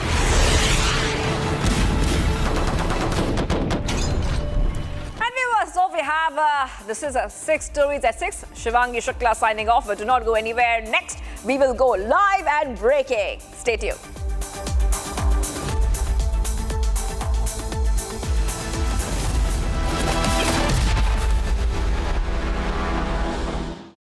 थोड़े में ज्यादा स्वाद ये ही तो है इसकी खास बात। वाओ मम्मा क्या स्वाद है? अरे मेरी राजा। Some places feel like they've been waiting for you, where every piece speaks of legacy, from diamonds that celebrate ambition to festive gold that honors tradition. LD Sons.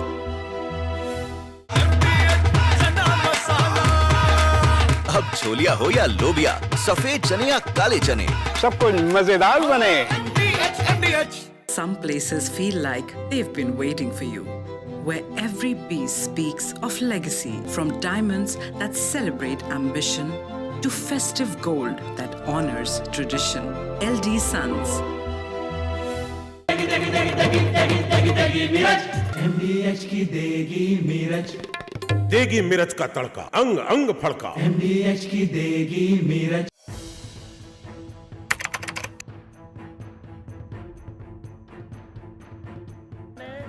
So in the past, we would see most of the terrorists who would get arrested, they would be like the people who would be working at a very low level. But today we have seen the white-collar suspect.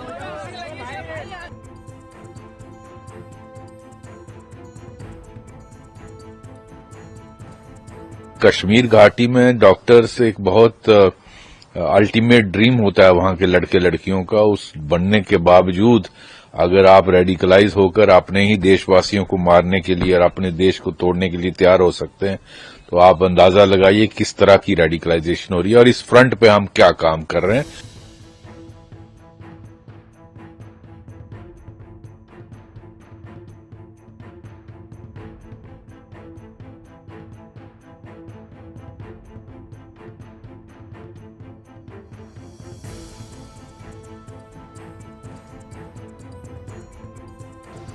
Investigators have identified Maulvi Irfan Wagha, also known as Imam Irfan, from Shopian in South Kashmir, as the mastermind who blended his dual identity, that of a preacher and healthcare worker, to influence and radicalize the educated youth.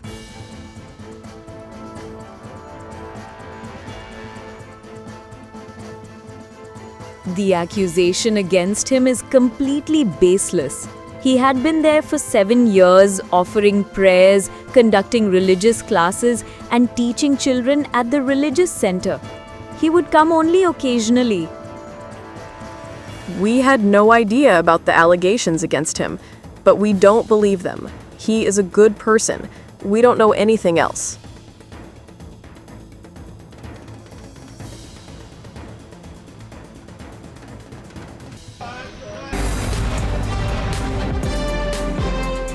Hi, this is Sandeep Sekar, AD and CEO, Nippon India Mutual Fund, and I'm very excited to be part of India Economic Summit hosted by Republic Business happening on 28th of November 2025 at Republic Headquarters in Noida. See you there.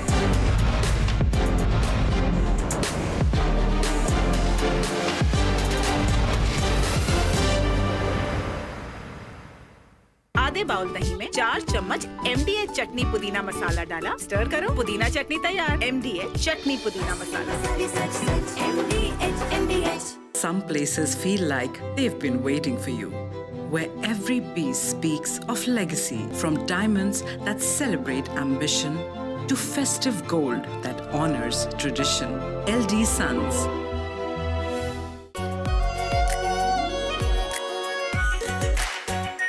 Our pure Shahi Paneer Masala. Delicious, healthy, every day. Some places feel like they've been waiting for you, where every piece speaks of legacy, from diamonds that celebrate ambition to festive gold that honors tradition. LD Sons.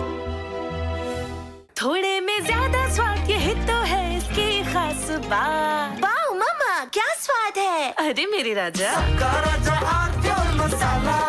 China and Japan are clashing verbally over Taiwan. Tensions between China and Japan have risen over Taiwan's security. Japan has signaled it may intervene in a potential conflict, viewing it as a threat to its own stability. China condemned this as meddling, issuing strong warnings and summoning diplomats. This conflict started when Japan's newly appointed Prime Minister, Sanae Takaichi, issued a direct warning to China during a session of the country's parliament. She stated that a conflict in the Taiwan Strait could represent a survival-threatening situation for Japan, implying that Tokyo might need to intervene militarily to protect its interests. This marked a bold escalation in Japan's stance on the Taiwan issue, signaling readiness to support Taiwan against potential Chinese action. Takaichi's comments, delivered amid rising regional tensions, prompted an immediate and sharp rebuke from Beijing, highlighting the fragile balance in East Asia and the risk of broader confrontation. The remarks made by the Japanese leader on Taiwan constitute an interference in China's internal affairs and a serious violation of the One China principle and the basic norms governing international relations. Such words are extremely irresponsible and dangerous in nature and have caused very negative impact. Taiwan is an island of 23 million people, situated about 100 miles off China's southeast coast. China regards it as a breakaway province under the One China principle, insisting that other countries acknowledge this and avoid treating Taiwan as a sovereign state. Taiwan, however, maintains its own government, conducts elections, and runs an independent economy, a setup rooted in 1949 when China's civil war concluded with the defeated nationalist forces retreating to the island while the communists consolidated power on the mainland. This division has persisted without full-scale war, but mutual distrust has grown. China has intensified its military presence around Taiwan in recent years, viewing reunification as a national goal.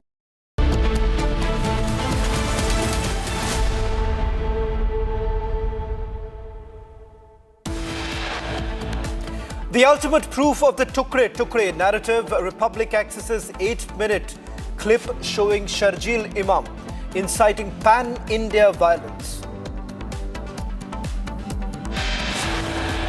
Full 8-minute clip showing Sharjeel Imam inciting pan-India violence shown in Supreme Court.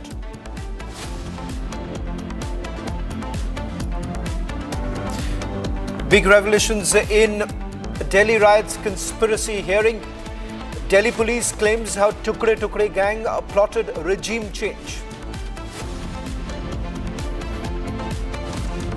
Controversy over invitation to anti-Sikh riots accused Jagdish Taitla at Indira Gandhi Memorial Prize ceremony. BJP hits out at the Congress's idea of peace.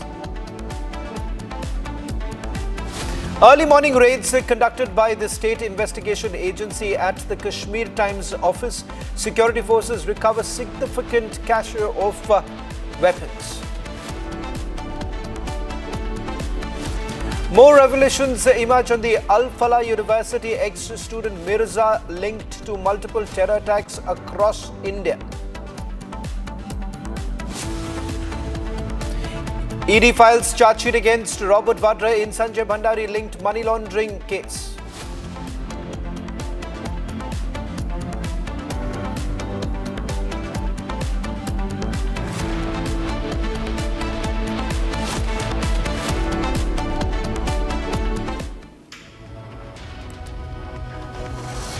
Started this edition with some breaking news now coming in from the raids that are still going on in Jammu and Kashmir, where the police's State Investigation Agency has raided the Kashmir Times office. And this happens to be in Jammu, registering a case under Section 13 of the UAPA for allegedly propagating activities inimical to the state.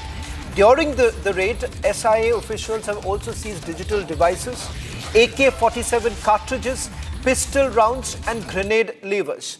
The editors of Kashmir Times refuted the allegations, calling them baseless and a coordinated effort to silence independent journalists while demanding withdrawal of the charges and protection of press freedom.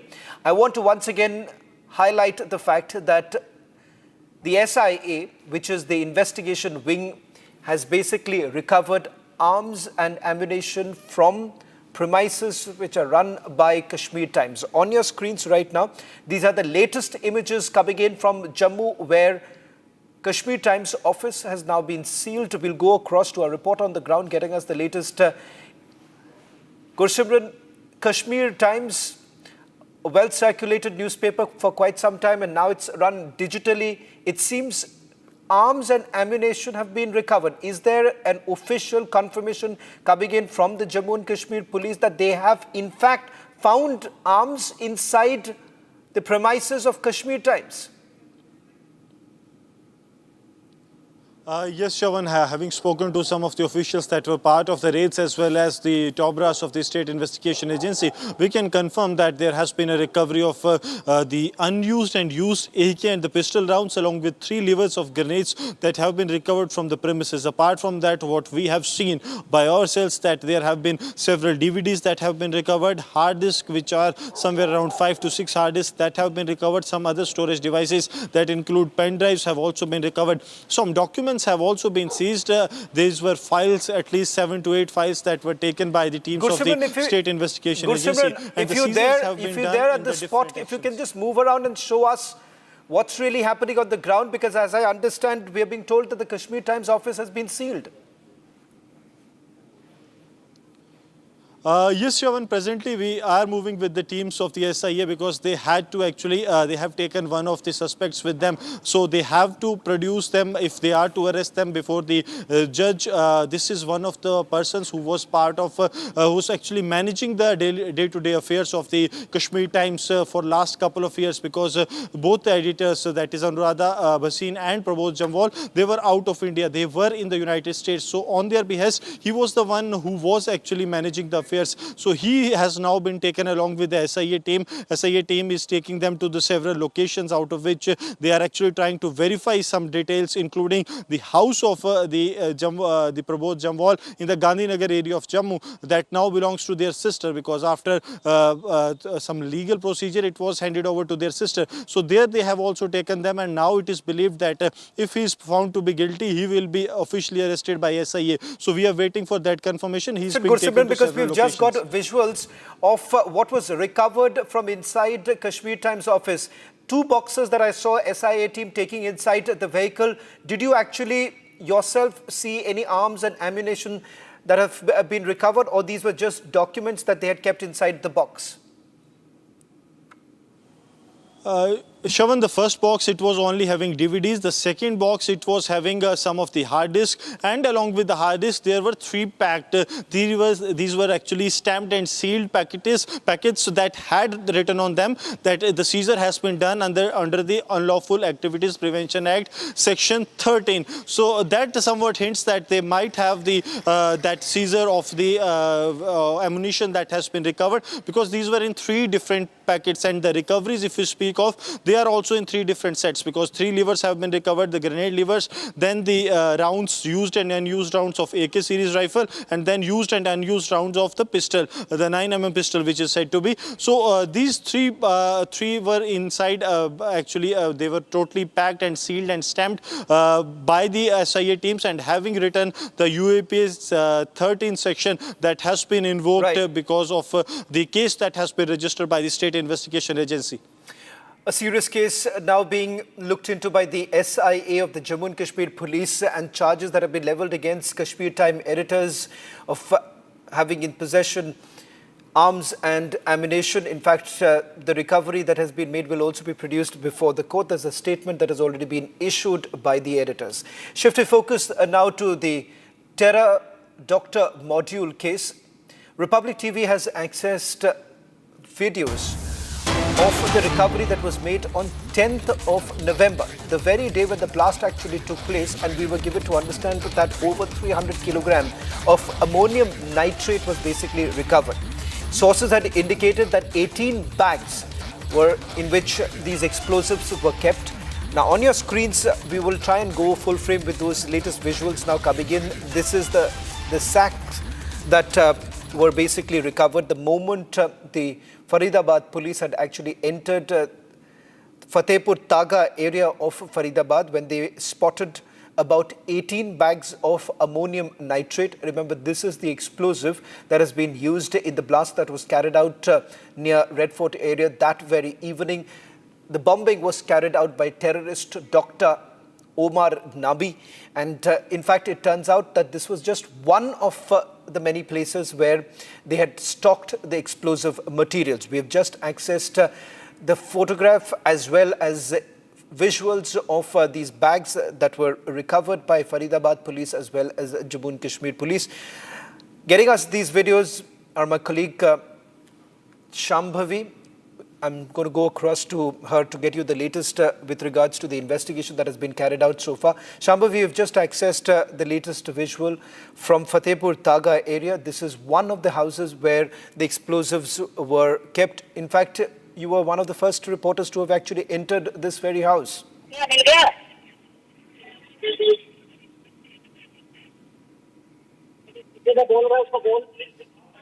Shambhavi, am I audible? In fact, Shambhavi did actually go to this very place and filed a report when the ammonium nitrate was recovered by Faridabad police. As you can see, it is much more than what we had initially reported, that there would be 18 bags. That's the first indication that we had got, but it seems that it was much more, over 350 kilogram of ammonium nitrate that has been recovered. Let me go across to my colleague Shambhavi getting us the latest details. Shambhavi, initially, we were told that there were 2 houses from where the explosives were recovered. One house had about 18 bags. Is this the same place from where the ammonium nitrate was recovered? Well, this is a place at Faridabad. This is an area called Fatehpur Doga, and this is a very secluded village. And the room that you can see in the video right now is the same place from where 360 kgs of ammonium nitrate was seized by the authorities, by the Jammu and Kashmir crime branch and also Haryana crime branch. And initially, the reports, the sources was telling us that there were 18 bags, and each bags weighed around 20 to 40 kgs. But in the video, you can clearly see that there are more than 50 bags weighing around 5 to 10 kgs each. And the same room where we were among the first people who were able to enter the house, and we showed the entire area. You can also see from our reports the same stove, that is the same stove and cylinder in the corner of the room. You can see in the video, it is on the extreme left corner, and several packets, several bags of ammonium nitrate, and that bags have a label of fertilizer, although it had ammonium nitrate, which is usually called the white powder.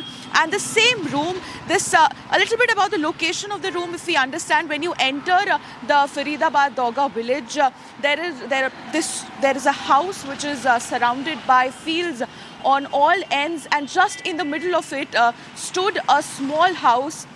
If you enter it, there are about 3 rooms.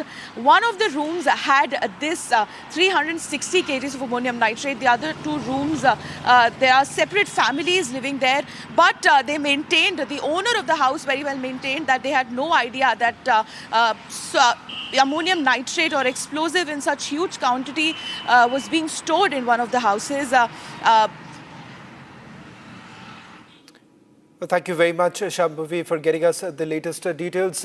Pictures of the recovery that was made on 10th of November, the very morning when Faridabad police had managed to enter this house that you see, from where ammonium nitrate, over 300 kilogram of ammonium nitrate was recovered. There is a second house from where over 2,900 kilogram of explosive materials was also recovered. These are the latest images that we have accessed. Shifting focus now to the other big story that we're getting to you tonight, a big apprehension that has been made by the Indian Coast Guard, where we are given to understand that a Bangladeshi fishing boat with about 28 crew members inside India's exclusive economic zone in the northern Bay of Bengal today, after the vessel was spotted making evasive maneuvers during the surveillance. Now, the boat was found operating without any permits under the maritime zones of India, and its fishing gear and catch confirmed illegal activity in Indian waters.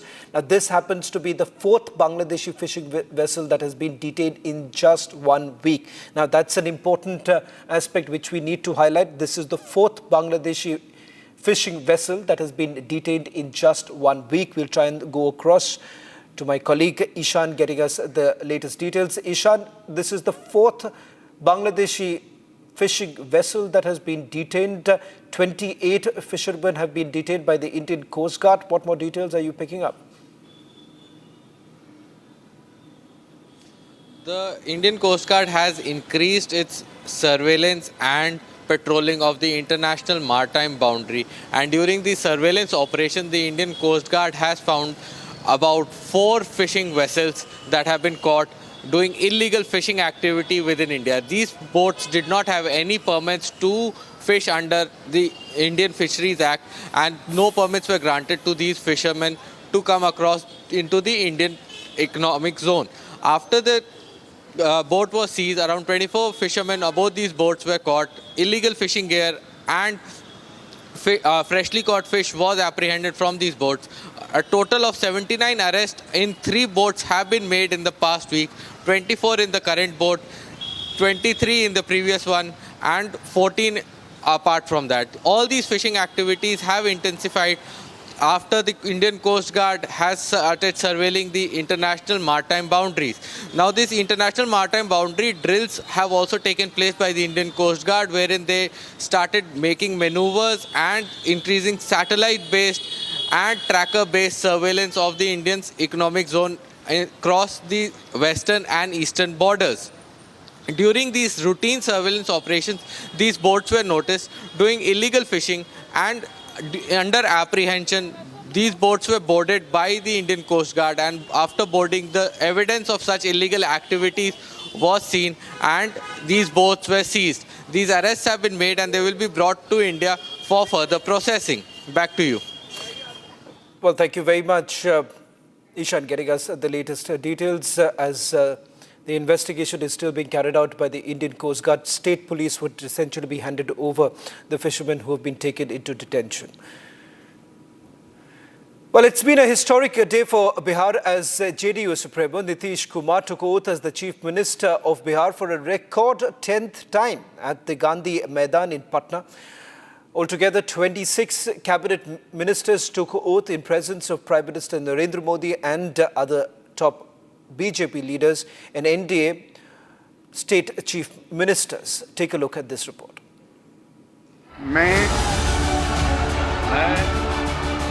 Nitish Kumar सत्य निष्ठा से भारत के संविधान के प्रति सच्ची श्रद्धा और निष्ठा रखूंगा.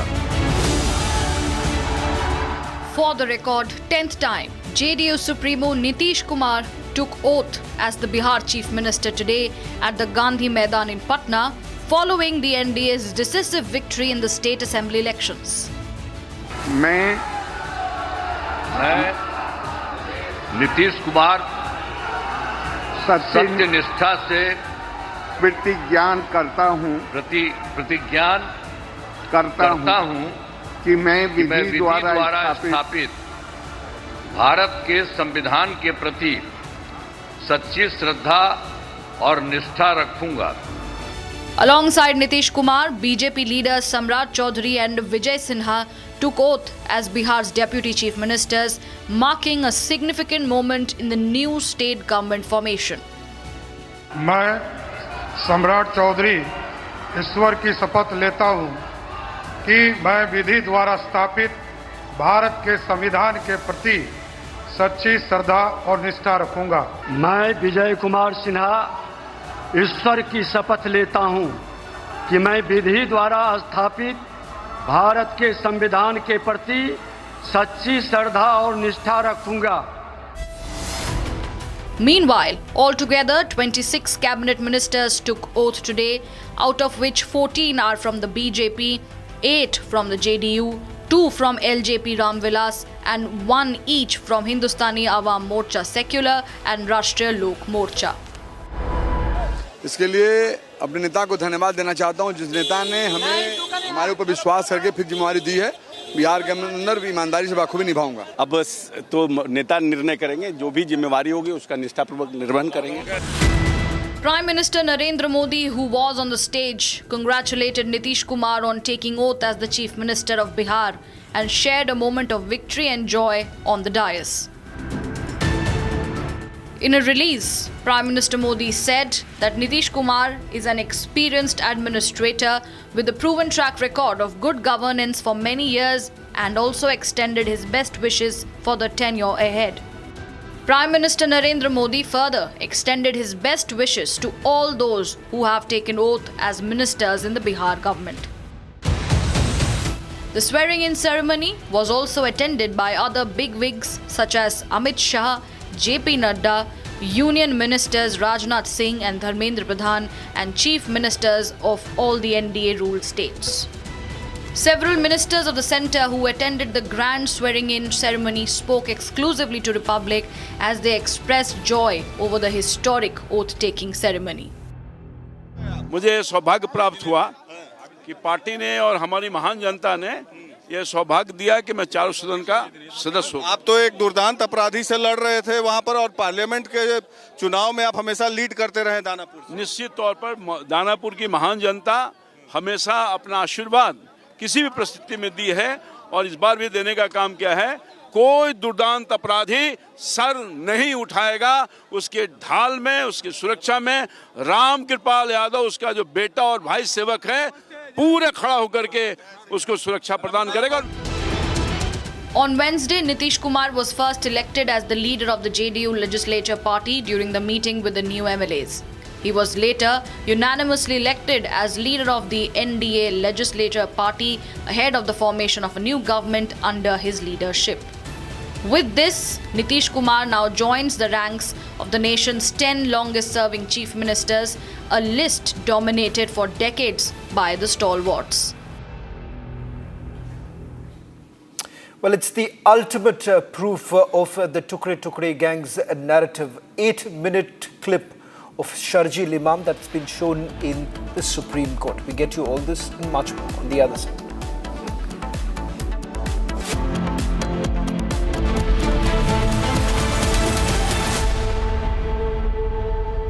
Amity has been ranked India's #1 not-for-profit private university for 11th year, with top 10 ranked institutions in management, engineering, biotech, law, masscom, telecom, hospitality, fashion and more. Yet another top ranking for Amity University. Pure सूजी pasta उबालो मिलाओ और खाओ 8 minute में तैयार। क्या taste है सबका राजा hardcore masala. Some places feel like they've been waiting for you, where every piece speaks of legacy, from diamonds that celebrate ambition to festive gold that honors tradition. LD Sons. दादी के हाथों का जादू और खुशबू से महकता घर, माँ की मुस्कुराहट और खाने की सुगंध। MDH गरम मसाला, क्योंकि हर रिश्ता है स्वाद से जुड़ा। Some places feel like they've been waiting for you, where every piece speaks of legacy, from diamonds that celebrate ambition to festive gold that honors tradition. LD Sons.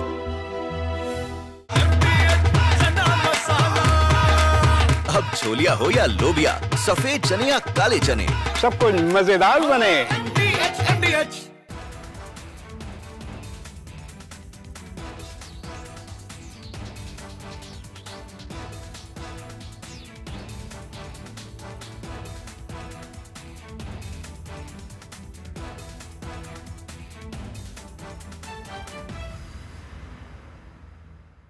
China and Japan are clashing verbally over Taiwan. Tensions between China and Japan have risen over Taiwan's security. Japan has signaled it may intervene in a potential conflict, viewing it as a threat to its own stability.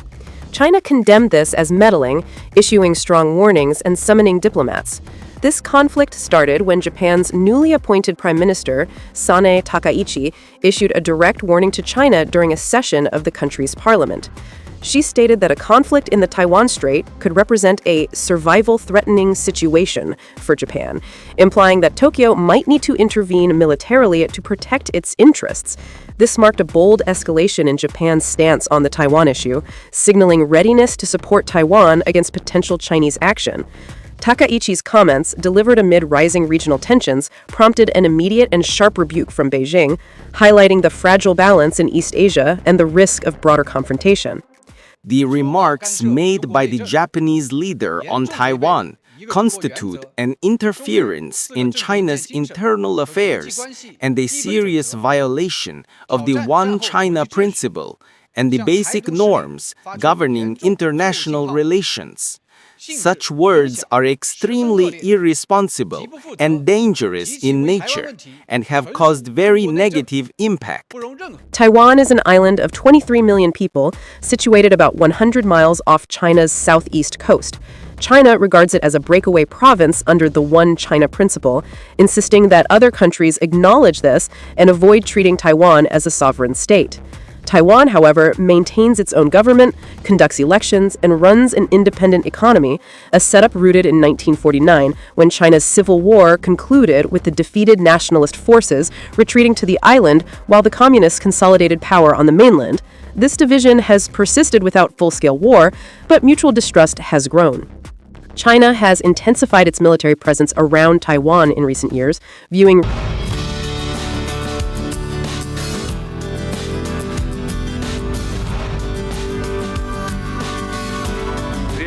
contributes 7% of the GDP, which is going to be 13% by 2030. It is also the second highest employer with almost 5 crore people working in the real estate sector. Are real estate prices already inflated for a common man to afford? Right developer, right size, right location अगर आप लेकर आ रहे हैं, मुझे लगता है बहुत सारे लोग अभी भी ऐसे हैं जो घर खरीदना चाहते हैं लेकिन उनको राइट अपॉर्चुनिटी नहीं दिखाई दे रही।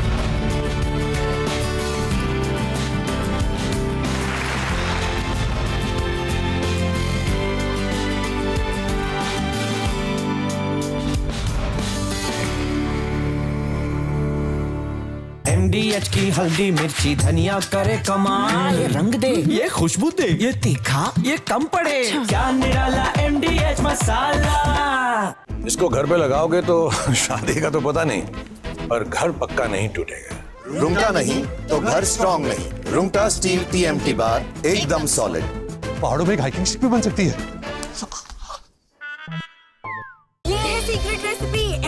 hot jeera sip, chal jeera masala. Sip, sip, jeera sip, India's ka jalni hot jeera sip, India's ka jeera sip. Some places feel like they've been waiting for you, where every piece speaks of legacy, from diamonds that celebrate ambition to festive gold that honors tradition. LD Sons.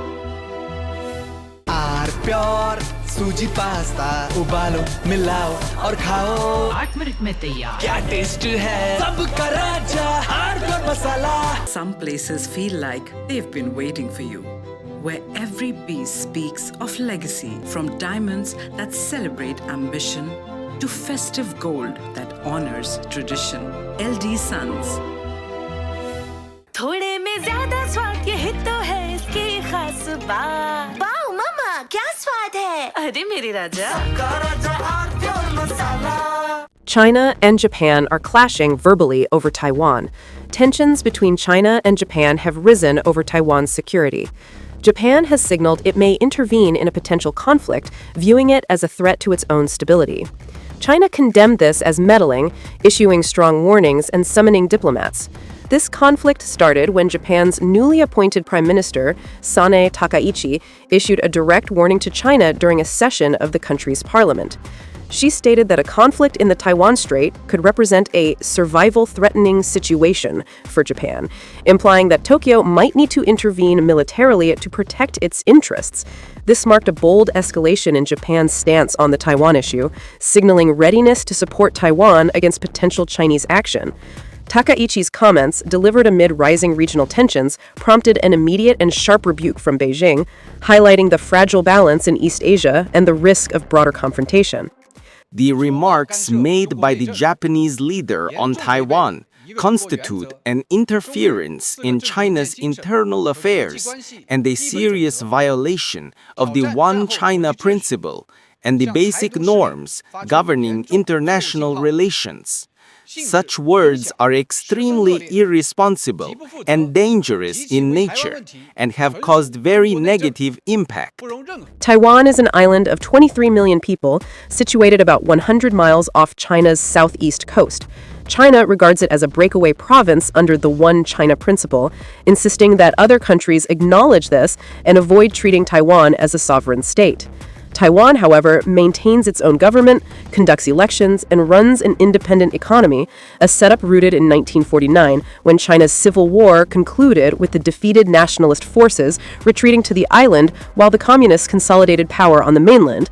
This division has persisted without full-scale war, but mutual distrust has grown. China has intensified its military presence around Taiwan in recent years, viewing reunification as a national goal. For instance, in October this year, H-6K bombers from the People's Liberation Army Air Force conducted flights over the island, while June exercises involved over 70 aircraft, including J-16 fighters and unmanned drones, crossing the median line of the Taiwan Strait. Naval operations have featured Type 052D destroyers and Type 054A frigates patrolling the waters. Beijing frames these as defensive drills to deter independence moves.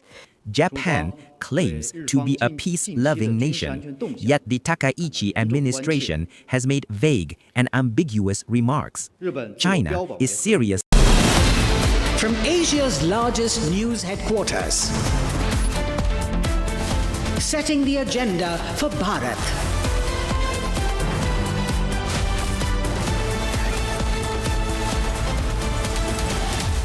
You're watching Republic.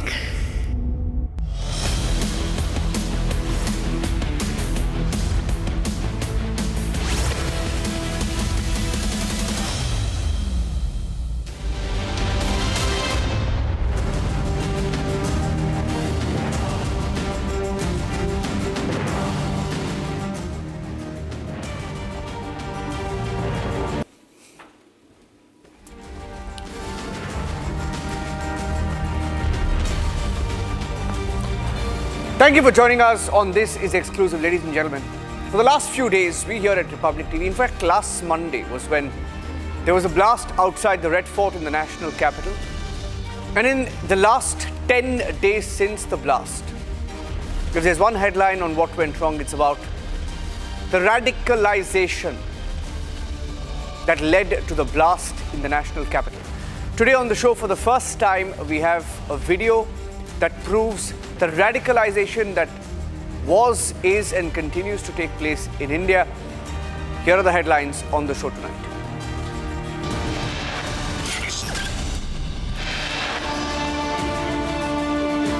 The biggest proof of radicalization, the Sharjeel Imam hate tapes, 8-minute unedited video that was showed in the Supreme Court.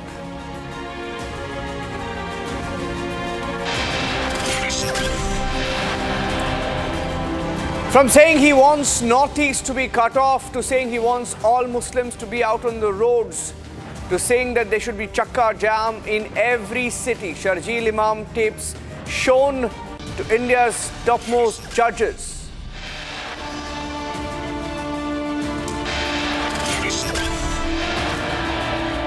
Was it an Islamist plot for a regime change? The Delhi police says in the Supreme Court that the ultimate aim was to bring about a regime change in the national capital.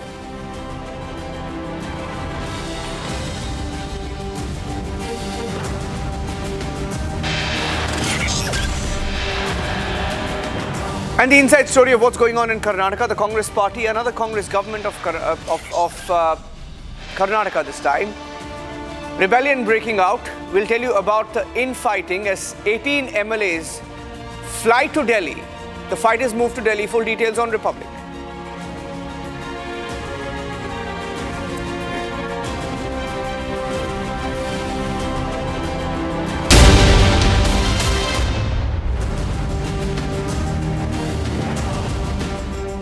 Thank you for staying with us here on This Is Exclusive. During the hearing of a case related to the 2020 Delhi riots, some revelations were made in court today as the police presented videos of Sharjeel Imam's provocative speeches before the Supreme Court. Now, for the first time since the 2020 Delhi riots, and it's been 5 years, we have accessed all videos of Sharjeel Imam. And in each of these videos, they're totally about 8 minutes. That's the total length of all of these clips put together. And it was shown in the Supreme Court where he's seen making inflammatory speeches, calling for the breakup of India, asking for violence, talking about an Islamist plot. This is for the first time. And we're going to, on this show, play out each of those clips and go across to Ridwan and Bharadwaj, who are able to access each of these clips. Let me first up play clip number 1 of Sharjeel Imam. And this is the clip where he talks about an attempt. He says 5 lakh Muslims are enough to cut off the Northeast from India. This is a video dated the 16th of January that we are playing out for you from 2020. This speech was in Aligarh. Sharjeel Imam in this speech asking for India to be broken up into different pieces. Take a listen. अगर 5 लाख लोग हमारे पास हो organised तो हम हिंदुस्तान और north east को permanently cut कर सकते हैं, पर हम परमानेंटली नहीं तो कम से कम 1 आध महीने के लिए तो कट कर ही सकते हैं. मतलब इतना मवाद डालो पटरियों पर, रोड पे, उनको हटाने में 1 महीना लगे, ठीक ही नहीं. यहाँ एयरफोर्स से असम को काटना हमारी जिम्मेदारी है. असम और इंडिया कट के अलग हो जाए. जितने भी जो भी यहाँ से सप्लाई जा रहा है बंद करो, और वो बंद कर सकते हैं क्योंकि चिकन नेक्स्ट मुसलमानों का है. वो जो पहले भी शायद अर्ज कर चुका हूँ, 5 लाख लोग हमारे पास हो ऑर्गेनाइज्ड तो हम हिंदुस्तान और नॉर्थ ईस्ट को परमानेंटली कट कर सकते हैं, पर हम परमानेंटली नहीं तो कम से कम 1 आध महीने के लिए तो कट कर ही सकते हैं. मतलब इतना मवाद डालो पटरियों पर, रोड पे, उनको हटाने में 1 महीना लगे, ठीक ही नहीं. यहाँ एयरफोर्स से असम को काटना हमारी जिम्मेदारी है. असम और इंडिया कट के अलग हो जाए. जितने भी जो भी यहाँ से सप्लाई जा रहा है बंद करो, और वो बंद कर सकते हैं क्योंकि चिकन नेक्स्ट मुसलमानों का है. वो जो In the second clip that has been accessed by Republic TV, in this video, Sharjeel Imam, on the 23rd of January 2020, a few days before the Delhi riots in Chakhand, he said that the courts were going against Muslims. So he tried to attack the courts and planted a feeling of hatred against the judiciary in the minds of Muslims. Hear this speech, which was shown, by the way, to the Supreme Court today. This is the build-up to the riots, what happened in the build-up to the riots and why the riots took place. Take a listen.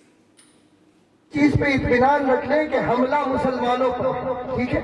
इस बात पे पहले इत्मीनान कर लेंगे कि हमला संविधान पे नहीं है, संविधान तो बदलता रहता है, तो इसी को संविधान बना देंगे। आप क्या कीजिएगा, क्या कर लीजिएगा? कोर्ट ने क्या किया बाबरी मस्जिद के साथ आपको पता है ना? कोर्ट ने कश्मीर में क्या किया आपको पता है? इस चीज को याद रखें कि अभी बहुत अर्जेंट मामला है, बहुत अर्जेंट मामला है। हमारे पास 4 हफ्ते 28 दिन है अगला जो हियरिंग है। अगले हियरिंग तक सरकार को छोड़ो, कोर्ट को इसकी लाइन याद आ जाए। ये आपकी जिम्मेदारी, कोर्ट किसी का नहीं है। आपको लगता है कोर्ट आपका हमदर्द है? आपको ऐसा लगता है? बताइए, ट्रिपल तलाक में क्या किया इन लोगों ने? मुसलमान मर्दों को जेल भेजने का सामान किया है कि नहीं? बाबरी मस्जिद में क्या किया? आपकी जमीन छीन के किसी और को दे दी। ये कोर्ट आपका हमदर्द नहीं है। ये कोर्ट सीए में भी आपसे हमदर्दी नहीं जताएगा। And when you look at this particular clip, it's an 8-minute clip that was shown different aspects of what Sharjeel Imam and all of those who are associated with him in the Delhi riots tried to do. In one particular clip, they give away their entire plot, where he talks about how if anything happens in Delhi, the entire international media glare will be on India's national capital, which shows why. And he talks about how Muslims are safe in Delhi, comparatively, and he says anything happens in Delhi, the entire world's attention will be on that event, and he was trying to generate a big event like the Delhi riots in the national capital. Listen in. जहां हम महफूज हैं, दिल्ली की खास बात क्या थी कि इंटरनेशनल मीडिया को आने में 5 मिनट लगते हैं, 5 मिनट। वहां अगर ये गोली चलाएं तो वो वीडियो पे आ जाएगा। दिल्ली में वैसे भी दिल्ली को ये कश्मीर बना नहीं सकते, आपको भी पता है। इन्हीं की जलालत होगी, हमारी नहीं होगी। अगर ये दिल्ली में गोली चलवाए, आर्मी लगवाए, तो जलालत किसकी है? मुसलमानों की नहीं, सरकार की जलालत। सरकार की को जलील होना पड़ेगा। जहां हम महफूज हैं, दिल्ली की खास बात क्या थी कि इंटरनेशनल मीडिया को आने में 5 मिनट लगते हैं, 5 मिनट। वहां अगर ये गोली चलाएं तो वो वीडियो पे आ जाएगा। दिल्ली में वैसे भी दिल्ली को ये कश्मीर बना नहीं सकते, आपको भी पता है। इन्हीं की जलालत होगी, हमारी नहीं होगी। अगर ये दिल्ली में गोली चलवाए, आर्मी लगवाए, तो जलालत किसकी है? मुसलमानों की नहीं, सरकार की जलालत। सरकार की को जलील होना पड़ेगा। Now, Sharjeel Imam, like Umar Khalid, and like the entire gang that was behind the 2020 Delhi riots. Now, all of them are in pictures, by the way, and we will show you those pictures in a short while. And those pictures are part of a chart sheet that was filed in court. There was a group that was operating, mobilizing Muslims in different parts of the country to come out on the streets, generate violence, pelt stones, attack the police, do whatever it takes to create anarchy, which the Delhi police says was a plan to bring about an Islamist regime change. Regime change are words used in the court. Listen to this, where Sharjeel Imam is asking his audience, and he says there are many supporters, asking them to come out on the streets, get hit if necessary, and create an atmosphere for riots and violence in the country. ये दिल्ली है भाई, ये flyover गिरे जरा, पूरी दुनिया को खबर हो, समझ रहे हैं ना? और तीसरी चीज, भैया लाठी खाने से न डरे। बिल्कुल। अगर किसी का हाथ टूटा है तो अलग बात है, किसी का पैर टूटा है तो अलग बात है। लाठी खाने से न डरे। टीयर गैस से किसी को एलर्जी हो सकती है तो भागे, सही बात है। लाठी से एलर्जी ना समझे, लाठी 2-4 तो पड़ेगी, लाठी खाने की कला भी सीख लें, समझ रहे हैं ना? इस तरह कम चोट पड़े, इम्पैक्ट कम हो, पहन के क्या आना चाहिए, समझ रहे हैं? एक पट्टा हो बीच में, जब तक ये सब नहीं करेंगे, हाँ भाई, जब तक ये सब नहीं करेंगे सारा बेअसर रहेगा। ये चिंगारी कहाँ जाएगी? आग कैसे लगेगी? आग लगाने के लिए 2 काम करना होगा, लाठी खाने के लिए तैयार रहना होगा। ये दिल्ली है भाई, ये फ्लाईओवर गिरे जरा, पूरी दुनिया को खबर हो, समझ रहे हैं ना?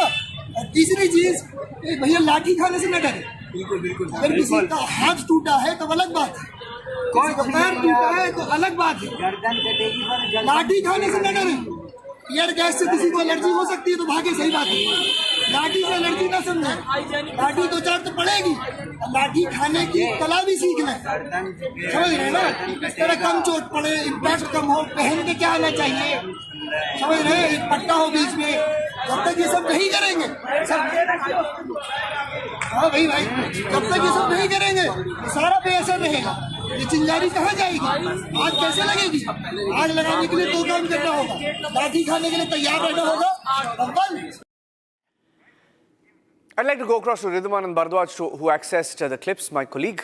Rhythm, we've played some parts of the clip. It's an 8-minute video that was shown in court.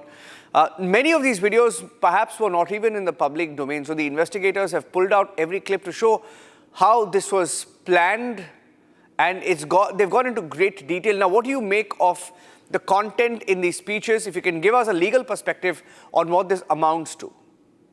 If you actually see what Sharjeel Imam, the kingpin of the Delhi riots case, first Niranjan is saying, he's trying to say we need to ensure that just like in Delhi, there needs to be pan-India, a state that is caused that will permanently cut off India from the rest of, cut off parts of India.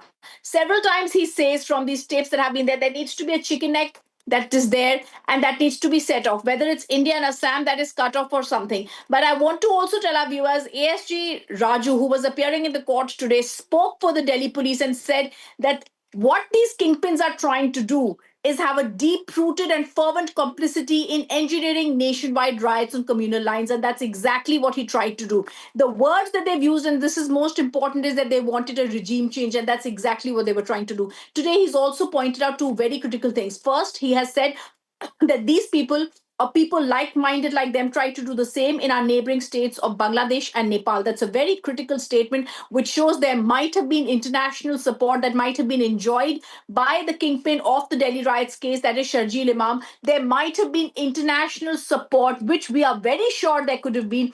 And this is the larger picture that now needs to be looked into. They said the conspiracy had been executed by Sharjeel Imam, Umar Khalid and others. They struck at the very heart of the sovereignty of the country, but they also wanted to go to the extent of armed rebellion. They've also very clearly said something that Sharjeel Imam has said in this 8-minute tape that has been now released in the Supreme Court by the Delhi police, that this is very clear. This was done to draw the attention of the international media. And this is our second point. Today, for the very first time, Additional Solicitor General of India, Mr. S.V. Raju, who never minces his words, who's very cautious, who's very careful, who never says anything without having systematically thought about it, raised the parallel between Sharjeel Imam, the engineer, and the doctors in the Lal Killa blast, and said that there have also been white-collar terrorists who have been a part of such radical movements since earlier, which means, and I'm paraphrasing his words, of course, he said there were some engineers, some doctors who are not doing their job. He also said that these intellectuals are more dangerous than the downtrodden jihadi, which is very clearly for the first time there is also an attention being drawn to these white-collar terrorists, and therefore the link that has now been drawn. Today, there have been the Delhi blast case. Those accused have gone in the NI custody in the Patiala House Court. We have to see in this Delhi riots case, these kingpin don't try and get away with this. The international media's attention, every time such a case comes across, Niranjan, whether it's the New York Times, and S.V. Raju, the Additional Solicitor General, mentioned New York Times, there are sympathy articles that are generated against these people without really knowing the anti-India sensational, disastrous, dangerous words that were said by him. This proof that we have accessed on Republic TV clearly shows that it was not just about a peaceful protest. It was calibrated. It was having a sovereignty of India that was there. It was a well-planned conspiracy to target the sovereignty of India. But I think the most important picture that is today coming forward, like you said, the pictures that have also earlier been accessed to us, they wanted a destruction of Bharat as we know it. Thank you for that, Rhythm. Thank you for getting us the video and also your analysis on what happens next in the case. I'd like to play out some of the other clips where he speaks about specifically 10,000 boys. He says, I have 10,000 boys in Jamia and imagine what they can do, unleash mayhem on the streets of Delhi. Here's that clip. जो steps उनको clear रखना चाहिए, एक है कि sensitisation, awareness, whatever, और दूसरा है plan of action. Plan of action किसी के पास नहीं, सब सेंसिटाइजेशन की ही बात करते हैं. सेंसिटाइजेशन तो यकीनी तौर पे करना है हमें, लेकिन प्लान ऑफ एक्शन भी पैरेलल में होना चाहिए कि अगर हमारे पास क्रिटिकल मास जमा हो चुका है लोगों का, तो उनसे क्या किया जाए, क्या करवाया जाए, क्या कुछ कर सकते हैं. अगर हमारे पास जामिया में 10,000 जवान लड़के हैं तो वो क्या कर सकते हैं.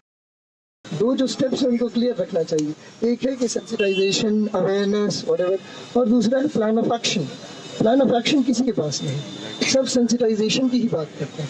सेंसिटाइजेशन तो यकीनी तौर पे करना है हमें, लेकिन प्लान ऑफ एक्शन भी पैरेलल होना चाहिए कि अगर हमारे पास क्रिटिकल मास जमा हो चुका है लोगों का, तो उनसे क्या किया जाए, क्या करवाया जाए, क्या कुछ कर सकते हैं। अगर हमारे पास जामिया में 10,000 जवान लड़के हैं तो वो क्या कर सकते हैं।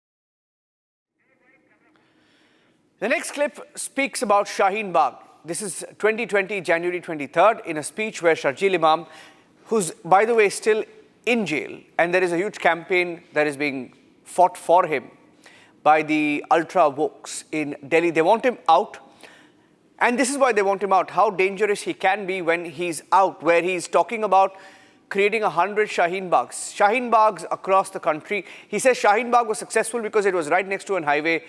He talks about how highways can be choked and that supplies can be cut off. He gives the plot away. Listen in. सौ केसेस होंगे, हम पे भी एफआईआर होंगे, इसके लिए तो इत्मीनान से होंगे, लेकिन ये कामयाबी तभी मिलेगी जब 100 शाहीन बाग के जलाना पड़ेगा उसके टेंशन का हमको, नहीं तो आप कोई पूछने वाला। 100 केसेस होंगे, हम पे भी एफआईआर होंगे, इसके लिए तो इत्मीनान से होंगे, लेकिन ये कामयाबी तभी मिलेगी जब 100 शाहीन बाग के जलाना पड़ेगा उसके टेंशन का हमको, नहीं तो आप कोई पूछने वाला। 100 केसेस होंगे, हम पे भी एफआईआर होंगे, इसके लिए तो इत्मीनान से होंगे, लेकिन ये कामयाबी तभी मिलेगी जब 100 शाहीन बाग के जलाना पड़ेगा उसके टेंशन का हमको, नहीं तो आप कोई पूछने वाला। सिटीजनशिप का रजिस्टर बन रहा है और जिनको निकालने की बात हो रही है वो किसकी जिम्मेदारी है, वो कहाँ से बेघर हुए?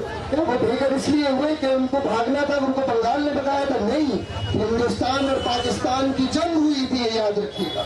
हिंदुस्तान और पाकिस्तान की जंग के पादाश में लाखों करोड़ों लोग बेघर हुए और उनकी जिम्मेदारी अकेली न आसाम की है, न पाकिस्तान की है, न बांग्लादेश की है। ये पहले तो एक इंटरनेशनल प्रॉब्लम है, इस बात को याद रखिएगा कि ये इंटरनेशनल प्रॉब्लम है और एक सरकार की मनमानी हम कभी कबूल नहीं करेंगे। जब ये बात कम से कम 5-6 मुल्कों की है, 4-5 तो आपकी नजर के सामने है, तो क्या हम एक सरकार की मनमानी कबूल करेंगे?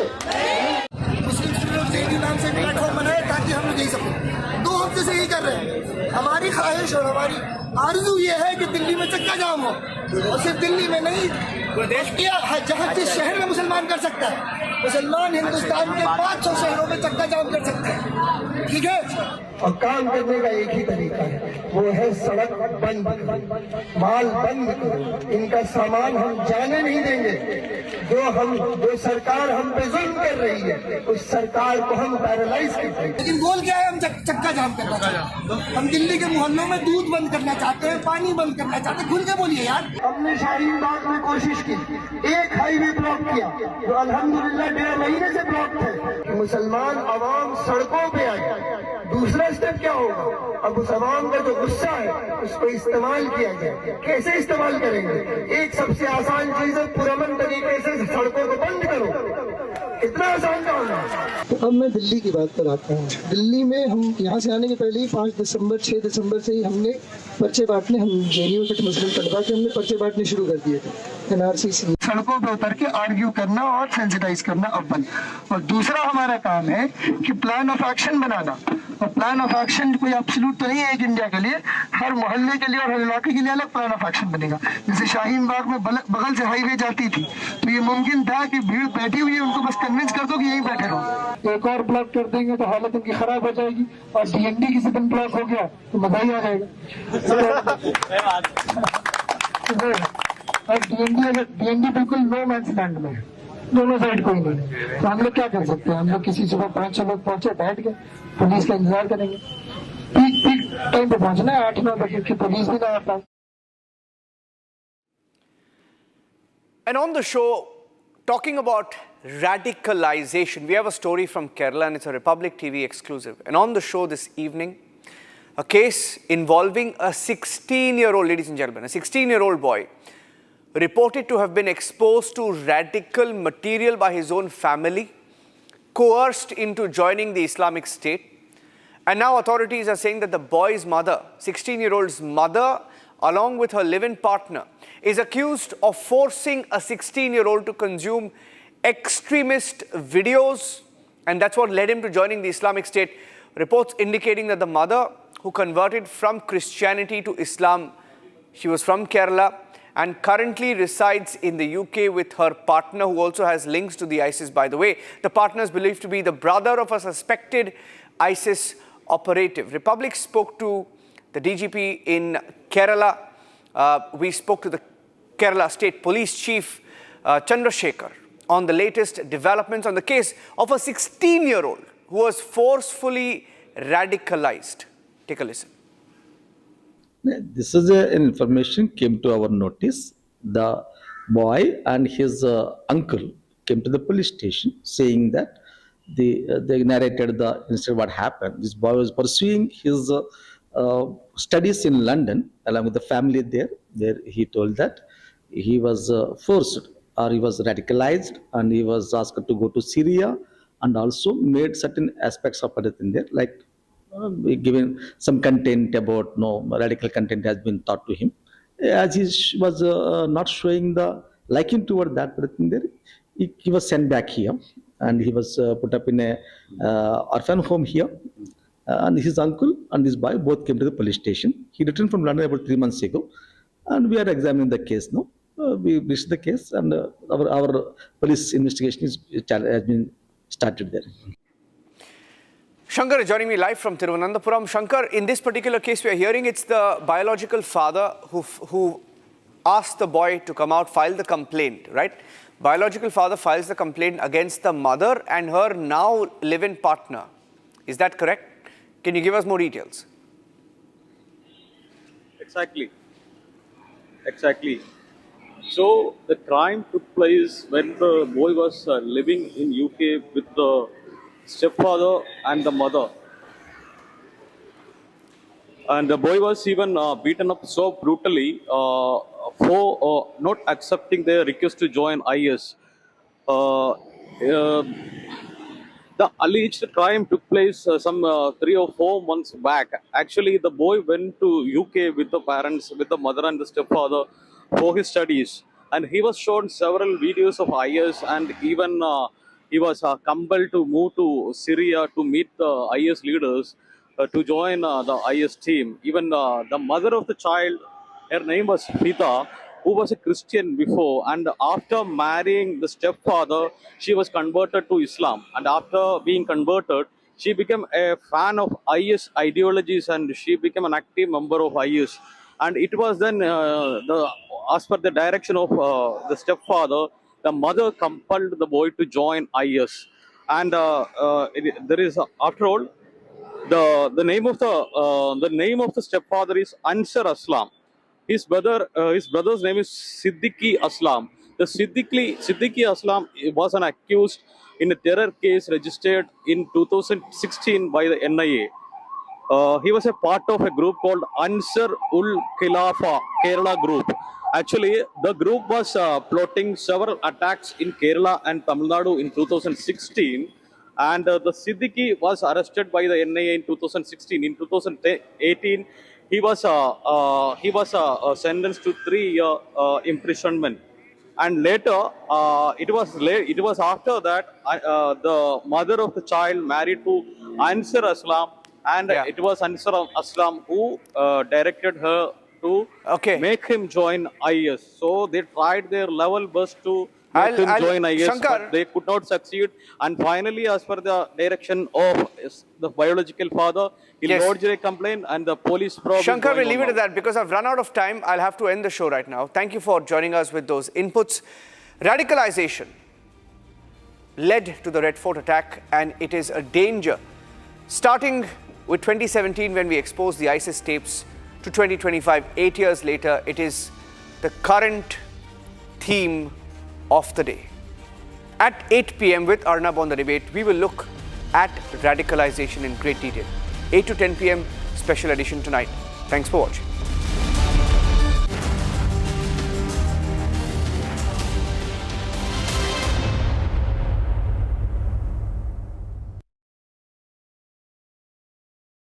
Co-powered by Century Ply Club Prime. Raho Befikar. Amity has been ranked India's #1 not-for-profit private university for 11th year, with top 10 ranked institutions in management, engineering, biotech, law, mass comm, telecom, hospitality, fashion and more. Yet another top ranking for Amity University. मुस्कुराए लड़खड़ाए जिंदगी चाहे जो भी हो। Sir, patient के लिए कौन सा रूम प्रेफर करेंगे आप? जिंदगी भर के प्यार का कोई रेट कार्ड नहीं होता। Tata AIG health insurance, with you like family, with you always. Are pure shahi paneer masala, delicious, healthy everyday. इसको घर पे लगाओगे तो शादी का तो पता नहीं, पर घर पक्का नहीं टूटेगा। रुंगटा नहीं तो घर स्ट्रॉन्ग नहीं। रुंगटा स्टील TMT बार एकदम सॉलिड। पहाड़ों में एक हाइकिंग स्टिक भी बन सकती है। आधे बाउल दही में 4 चम्मच MDH चटनी पुदीना मसाला डाला, स्टर करो, पुदीना चटनी तैयार। MDH चटनी पुदीना मसाला। Some places feel like they've been waiting for you, where every piece speaks of legacy, from diamonds that celebrate ambition to festive gold that honors tradition. LD Sons.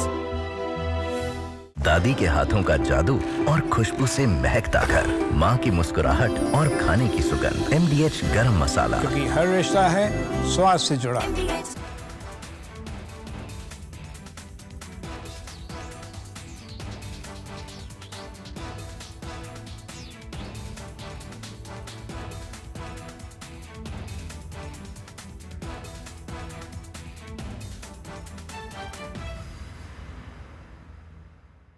Pure सूजी pasta उबालो, मिलाओ और खाओ। 8 minute में तैयार। क्या taste है सबका राजा R pure masala. Co-powered by Century Ply Club Prime. Raho befikar.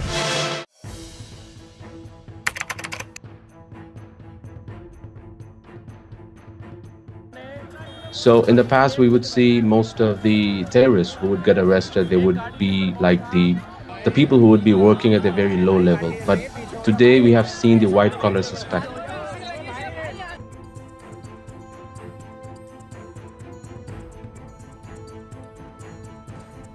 Kashmir घाटी में डॉक्टर्स एक बहुत अल्टीमेट ड्रीम होता है वहां के लड़के लड़कियों का। उस बनने के बावजूद अगर आप रेडिकलाइज होकर अपने ही देशवासियों को मारने के लिए और अपने देश को तोड़ने के लिए तैयार हो सकते हैं, तो आप अंदाजा लगाइए किस तरह की रेडिकलाइजेशन हो रही है और इस फ्रंट पे हम क्या काम कर रहे हैं।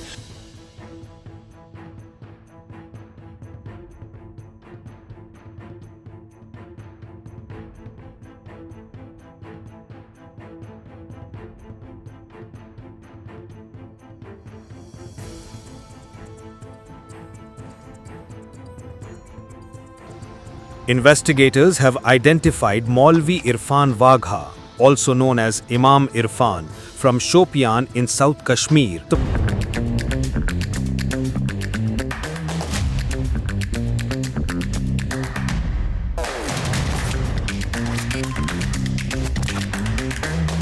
The infrastructure industry, the real estate industry, and everything associated with it eventually is a huge contribution, not just to the country's GDP, but to our overall potential to be a global player.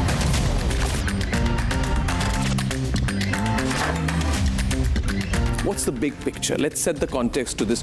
Why are we doing this? We are bringing about a very credible voice for the home buyers, for the real estate investors, through Republic TV's amazing platform.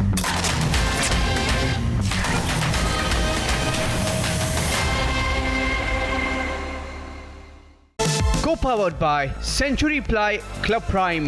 Raho befikar. मुस्कुराए लड़खड़ाए जिंदगी चाहे जो भी हो। Sir, patient के लिए कौन सा रूम प्रेफर करेंगे आप? जिंदगी भर के प्यार का कोई रेट कार्ड नहीं होता। Tata AIG health insurance, with you like family, with you always. MDH की हल्दी मिर्ची धनिया करे कमाल। ये रंग दे, ये खुशबू दे, ये तीखा, ये कम पड़े। क्या निराला MDH मसाला। पैसा लगाना है तो सेंचुरी प्लाई क्लब प्राइम पे लगाओ। डूबेगा नहीं, जलेगा भी नहीं, कोई खा नहीं जाएगा, धोखा नहीं देगा, ऊपर नीचे भी नहीं होगा, सेफ रहेगा, सिक्योर्ड, मिनिमम 30 साल का रिटर्न देगा। अब इससे बेटर इन्वेस्टमेंट है तो बताओ। सेंचुरी प्लाई क्लब प्राइम, रहो बेफिक्र. Some places feel like they've been waiting for you, where every piece speaks of legacy, from diamonds that celebrate ambition to festive gold that honors tradition. LD Sons. MDH की देगी मीरज, देगी मिर्च का तड़का, अंग अंग फड़का. MDH की देगी Miraj. Co-powered by Century Ply Club Prime. Raho befikar. China and Japan are clashing verbally over Taiwan. Tensions between China. My highest level contacts tell me the danger is ever present. The danger of terrorism, the danger of external aggression, the danger of the enemy targeting us again is ever present. We are in a combat situation. The American deep state would be salivating at any opportunity to create mayhem and anarchy once again in India. 5 lakh लोग हमारे पास हो organised तो हम हिंदुस्तान और north east को permanently cut कर सकते हैं. परमानेंटली नहीं तो कम से कम 1 महीने के लिए तो कट कर ही सकते हैं. असम को काटना हमारी जिम्मेदारी है. असम और इंडिया कट के अलग हो जाओ.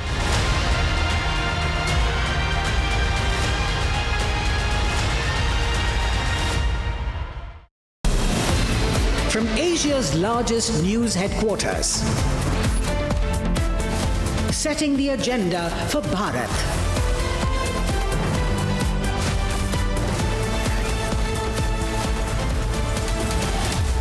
You're watching Republic.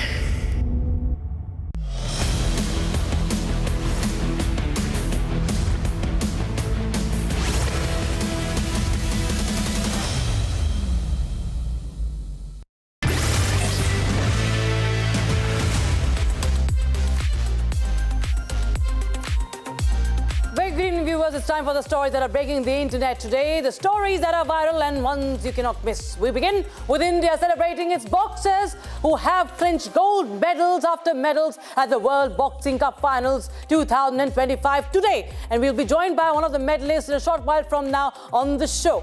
Elon Musk, meanwhile, is making news again, taking internet by a storm. First, with his reunion with the President of the United States. And secondly, the claims of a lip reader reporting that Musk called the Saudi Crown Prince a terrorist at the banquet. And we will tell you more about his reaction as well. Story number 3 will be not all is well in Nepal yet. Gen Z protests are stirring yet again, viewers. And also on the show, we take you through the digital age's days of glitches. Web servers continue to drop on the 3rd consecutive day. We have this and a lot more packed up for you in this edition of Trending. I am Rashta Mishra. Let's get started.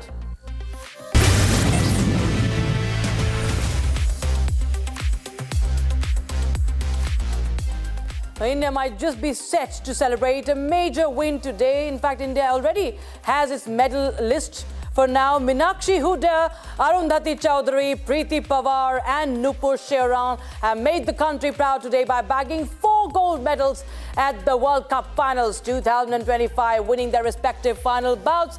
Meenakshi gave India the first elusive gold in the 48 kilograms category, defeating Uzbekistan boxer Farzona Fozilova in the finals. Arundhati and Preeti won their respective final bouts. In fact, Arundhati defeated another Uzbekistan boxer.